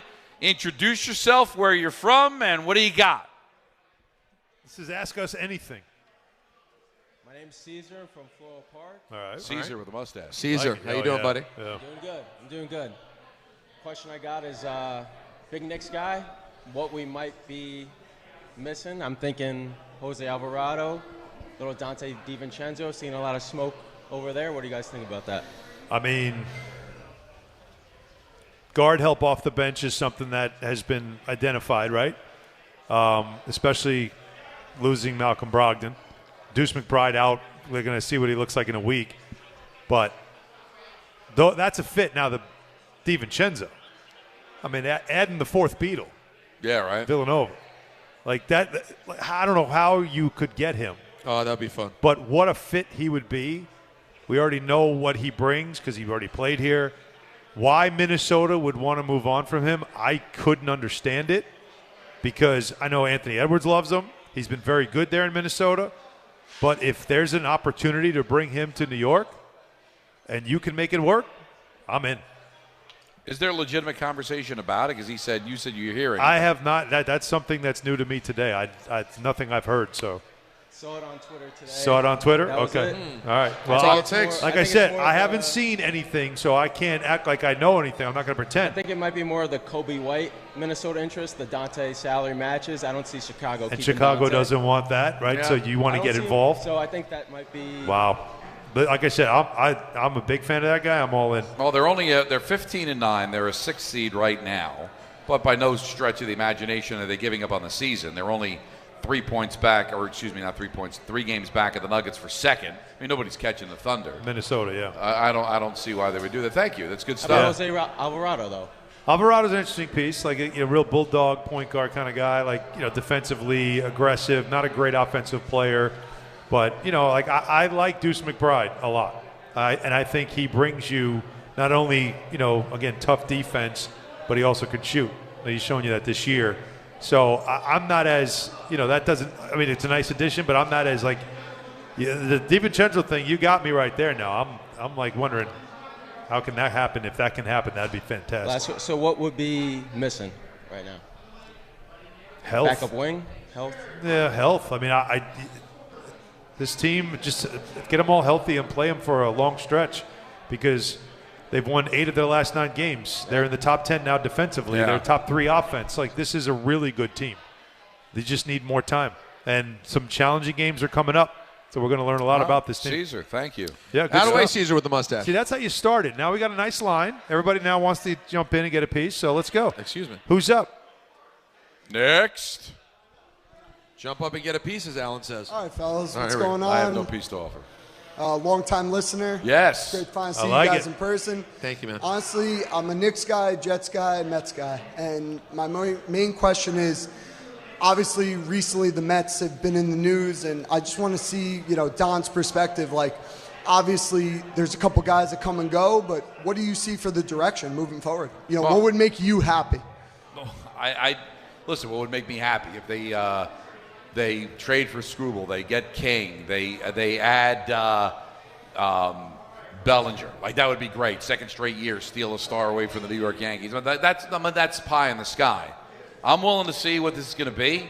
I can't imagine he's letting all the your closer go, your first baseman go, your starting center fielder go, and not have some sort of a plan. And there are players out there. Tucker's out there. There's money to spend. I want to see what they're going to do. The question, though, that we really haven't discussed, guys, is he may have a plan, but how long will it take to execute the plan? Yep. Is it going to be a few weeks? Is it going to be a few years? Yeah, that's because fair. I don't know if matter of fact, I know for a fact the fans are not going to give him a few years. Mm-hmm. There will be trouble on opening day if the plan is, well, we never said we were going to do it for 26. Yeah, that's a great point. If you're moving on from forever players or heart, soul players, again, right. I think Nimmo and I think Alonso resonated with the fans because they watched them grow. And so if you don't have an immediate replacement and you say, well, we're still in the midst of trying to find it, that's when you'll really start to get that unrest. Look, Stearns said that he understands there'll be frustration, but the plan is on opening day to have a better team that the fans will recognize, and by then we'll say, okay, this is a good team. Right. So opening day. So this has got to be now. So there's the evidence that the plan is going to be executed this offseason. And I do want to add, with the recent additions that the Knicks have made, they don't bother me anymore. I know they're going to be competitive. That's at least a given. The Mets right now it concerns me a little bit. I just don't see the vision. So that's kind of well, that's it. We don't. Nobody know. does. Nobody sees it. Nobody and does. I think, that's the problem. But and thank you so much. That was good, some good stuff, questions. man. That I think fans want to be in the know. If they knew they were legitimately in on Bellinger and Tucker and King, then I think people would feel a little bit better about it. But they don't know. They haven't heard anything. There hasn't been any rumors that the Mets are all in on this, that, and the other thing. And that doesn't mean that they're not. But I think that makes fans feel comfortable. I think if they know they're part of the plan, they could be on it. But right now, they're flying blind. Yeah. And it wasn't a great season last year for Stearns, so they kind of lose trust in there. So and trust is the hardest thing for a fan, right? That's the hardest thing. You're asking when there's no track record. Well, there's no. What are you basing the trust on? It is a little blind. This isn't Frank Cashin. This isn't like somebody that you're like, all right, well, I know what he's done. And by the way, you can have 1 year as a GM where you go, oh my God, this is what it's like. They get it, and then like year 2, you go, well, those year 2 moves didn't play out the way I trusted year 2 because year 1 went well. Then year 2 wasn't good. And then you realize, we got to watch this thing over time. Their mistake, and it's not a mistake because it was the easiest thing to do, but the real mistake is running it back. They shouldn't have done it. It cost you a whole year. They ran it back last year. Unless it was a case of, I'm going to run it back to show Cohen that this is why we need to make the changes, or the guys that are going to be available won't be available until the winter of 25 anyway, so let's run it back 1 more year, and then Bellinger becomes a free agent, then Tucker becomes available, then King becomes available, and then we can really execute our plan. That's my hope. But again, I'm just guessing because I haven't heard that. You got to see. We're waiting for that Buster Olney. We're waiting for that Jeff Passan tweet to say Mets all in on Bellinger. Signing imminent. Then people get excited. Right now, we haven't gotten anything like that. Right. We got a Blackhawk jersey, one of the best in sports. Good evening, fellas. So, what's your name? Matt from Tom's River. Wow, you came from Tom's River. God bless. Did you take a boat? No. I think you would have gotten faster here with a boat. Yeah, probably. It took a couple hours. But love you guys to the Beach Bash. That's great. Oh, there you Thank go. you. I'm not a fraud, though. I'm a Devils fan, but this is a holiday shirt that has a lot to do with a drop on the show. Let's see. Oh, yeah. All right. Of course. Look at that. Griswold. Did I see it again? It's a God, right, I so love Jacob. By the way, is that the proper Griswold's with an O? Yes. Yeah, that's the way I understand. I always think of Griswold with an A. So beautifully done. Nice. So we need the vacation drop, Jacob. Oh, the Clark Claude? Yeah. Yeah, that would be I think I listed that as it's Clark Claude. I thought so. Yeah. Anyways, your question. So, thanks. So, Alan, it's been awesome having you this past year. A lot of Nick's energy brought to this program now. Love it. Thank you. Yeah. Don, huge Devils fan. I have a 15-year-old daughter, and that's kind of how we connect is on Devils games. Oh, cool. Same. Really kind of with Alan. Same. My daughter, she's 17, and all she cares about is Devils hockey, so that's how we connect on. Well, I mean, hockey. Jack Hughes is hot, so that helps. Listen, I don't care about the gateway. At least she cares about hockey. Yeah, I love it. Exactly. So that's been really cool. Peter, though, my question's for you. So, go ahead. So, really impressive and awesome run you've had on Hot. I listened to you a lot in the morning, not as much as this show, but I definitely enjoyed the time that I heard you guys. Thanks. So what do you think, and congrats on that. What do you think was I'm going to put you on the spot, but your best or favorite moment of Hot, if you could shoot off the head? Oh, man. Wow. Yeah, I'm pushing, it was pushing 19 years. Yeah. I mean, listen, there are lots of individual moments that happen that are great, are important, like things that happen in the world. You're like, wow, I was on the air when this happened or that happened over that period. But yeah, I mean, we had Jay-Z up there multiple times. Like, it was an era that doesn't exist anymore, of where when radio was that important that like on a big day, someone of that level would come walking into the radio station. Like, it doesn't happen that much anymore. Right. So I'd say, any of the times we sat with Jay-Z is pretty high on the list. But there were so many. I mean, honestly, it was endless. I met all of my heroes. I interviewed all of them. It just getting there to me was the biggest deal ever. Like, what do you think about it from an odds standpoint? Me as random kid in Chevy Chase, Maryland, saying I want to be on that. That's the biggest radio station. It was the only radio station that people really knew worldwide. To end up on it for 19 years. The whole thing was so improbable, Yeah, congratulations, man. Thank you. I appreciate the people who've been saying congratulations today. It's been like I've gotten a lot of that. Every 5 minutes, Claude. Clark. Odd timing. Odd timing. Very interesting. Interesting timing, Jake, but we got it back. Was that the wrap it up, B? That was wrap it up. Yeah, thanks for hearing your story, buddy. Thank you, That dude. was the play on me. Thanks, Great man. job. Thank All right, you. we got one more. Who do we got? Yankee sweater. Hey, guys. Yankee Christmas sweater. I What do like you got? that. My name's Mike. I'm from Patchogue. Nice Oh, to see you guys Patchogue. again. A lot of hogs here. So today. we had a hop hog. Now we got a patch hog. Hop hog, patch Yeah, hog. we did. That's So right. many hogs. A lot of hogs. We don't have quag though. That's the You other need- one. yeah, you need We needed quags. quag. Anybody from quag here? So I was actually at your last Long Island event last year in Tap Room in RVC. Sure. Okay, sure. So it's great to see you guys Nice. again. Likewise. Yeah, primarily a Yankee fan, but I'm also a long-suffering Jets fan. Is there any other kind? Yeah, that's just called Jets fan. Yeah.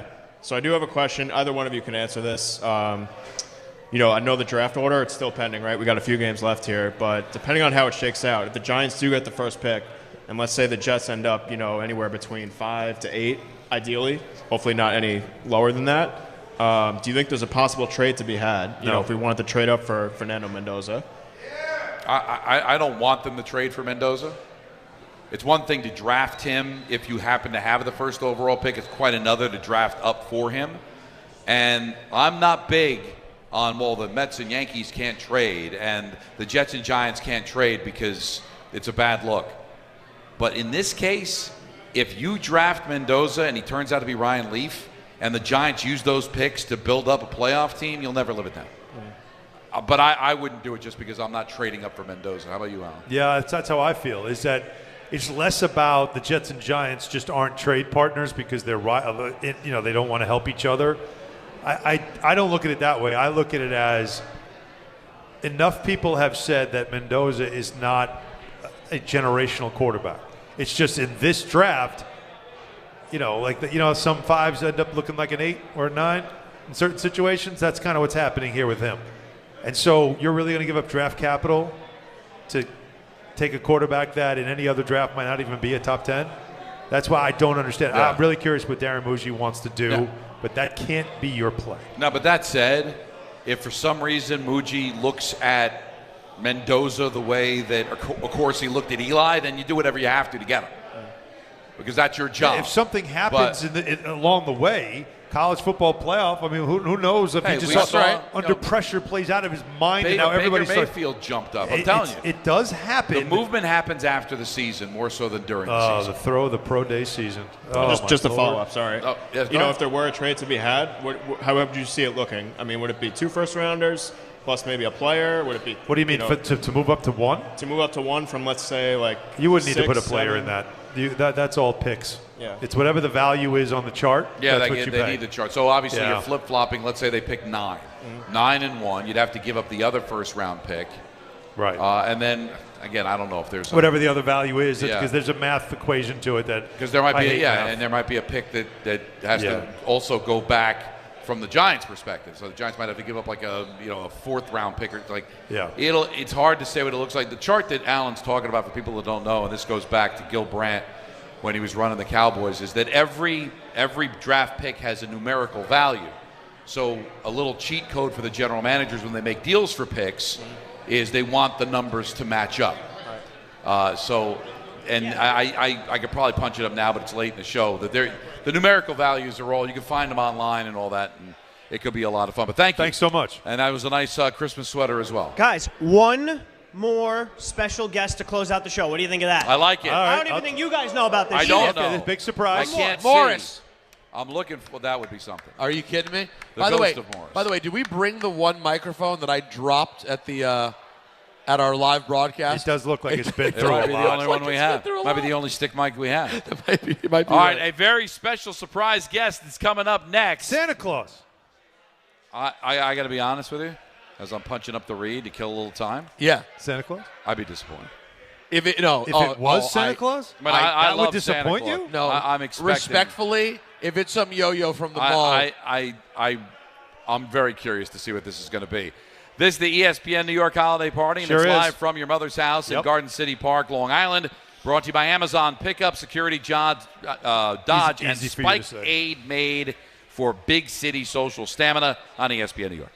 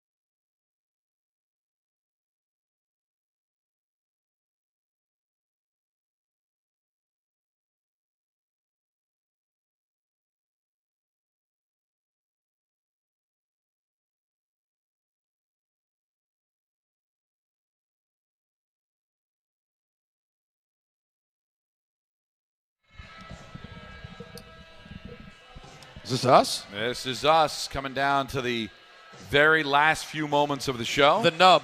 All I want to do. What a great Zoom, day. zoom. In a boom, boom.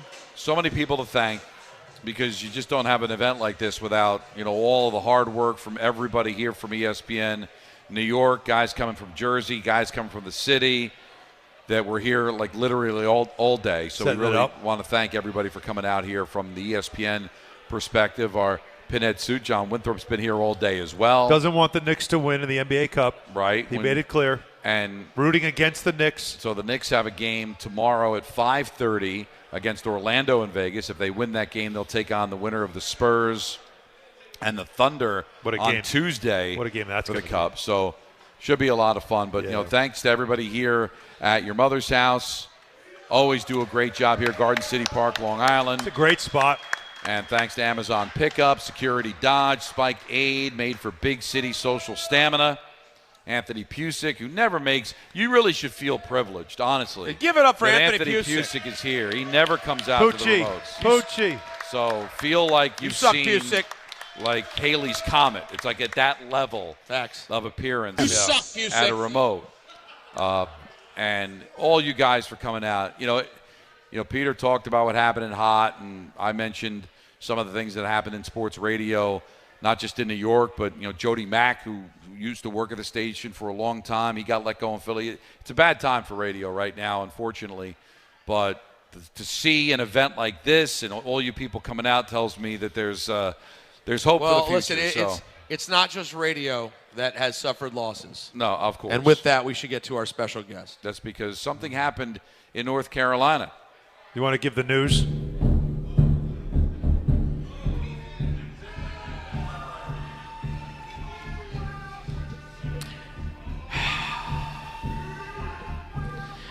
Sometimes there comes a time in your life when you got to make a change. There was a feller who used to sing, and he had a song very popular, and he said, "I'm going to make a change for once in my life. It's going to feel real good. It's going to make a difference." And I don't remember the rest of that song, but that man was Michael Jackson. And today I got up and I looked in the mirror and I said, "Freddie Kiki, you are a jobless man." Don't try to cut off Kiki. Did he just say 2 minutes on Kiki? Did he just give you a? Did he just give me an ultimatum? Anyways, as I was just expressing, ultimatum. I'm not pleased with what's happening. I'm not pleased with what's happened here in North Kakalaki, but I got good news. And here's a hint: it's 2 words. Oh. 3 or 4 syllables. It rhymes with stiff froggy. I'm talking about Biff Poggy. Kiki has an out. I'm on the first thing smoking to Ann Arbor. And I'm going to get in there and we're going to mix things up. What bowl are we in, by the way? We got a bowl? Michigan? Citrus Bowl? Who we playing? Well, whoever they are, they're dead meat. Because Freddie Kiki, I don't know about Santa, but Freddie Kiki is coming to town. And my dad used to tell me a story. Oh, boy. My daddy got let go from the plant once. Well, he got let go several times. Which plant? Well, it was a dirt plant. What type of plant? Well, they produced dirt. No, it was the best dirt in all of Kakalaki. He got fired from a dirt plant? But here's the thing. Before he went on workers' comp and then was alleged to have cheated the workers' comp system, my daddy worked hard. And he told me, "Freddie, if you ever get fired from your job, you keep your head high, your shoulders back, you look at the person who fired you, you look them right in your eyes, and you say, 'I'm gonna kill you.'" For those who might be wondering, Bill Belichick fired Freddie Kitchens as his offensive coordinator. I blame the hussy. At the University of North Carolina. I blame the hussy. Oh, really? Oh, yeah. She always had it out for Kiki. Jordan. And guess why? You want to know why? Jordan. You know why? Why? Jordan or Jordan, whatever the hell her name is. Okay. That little thing had the hots for Kiki. Oh. It was awkward. Really? Oh, She didn't want to work close with you. Too close. But no, that belly could have killed her. Excuse me. What? His belly could have killed her. Oh. Yeah. It's more cushion for the pushing. I don't But think it's kinda- the angle just doesn't work. It's in the way. The angle doesn't work. As I learned with my cup of water before. She would have just gotten the angle hurt. did not work. Thank you, everybody. This was a lot We of fun. appreciate you. We will be back again on Monday at 3.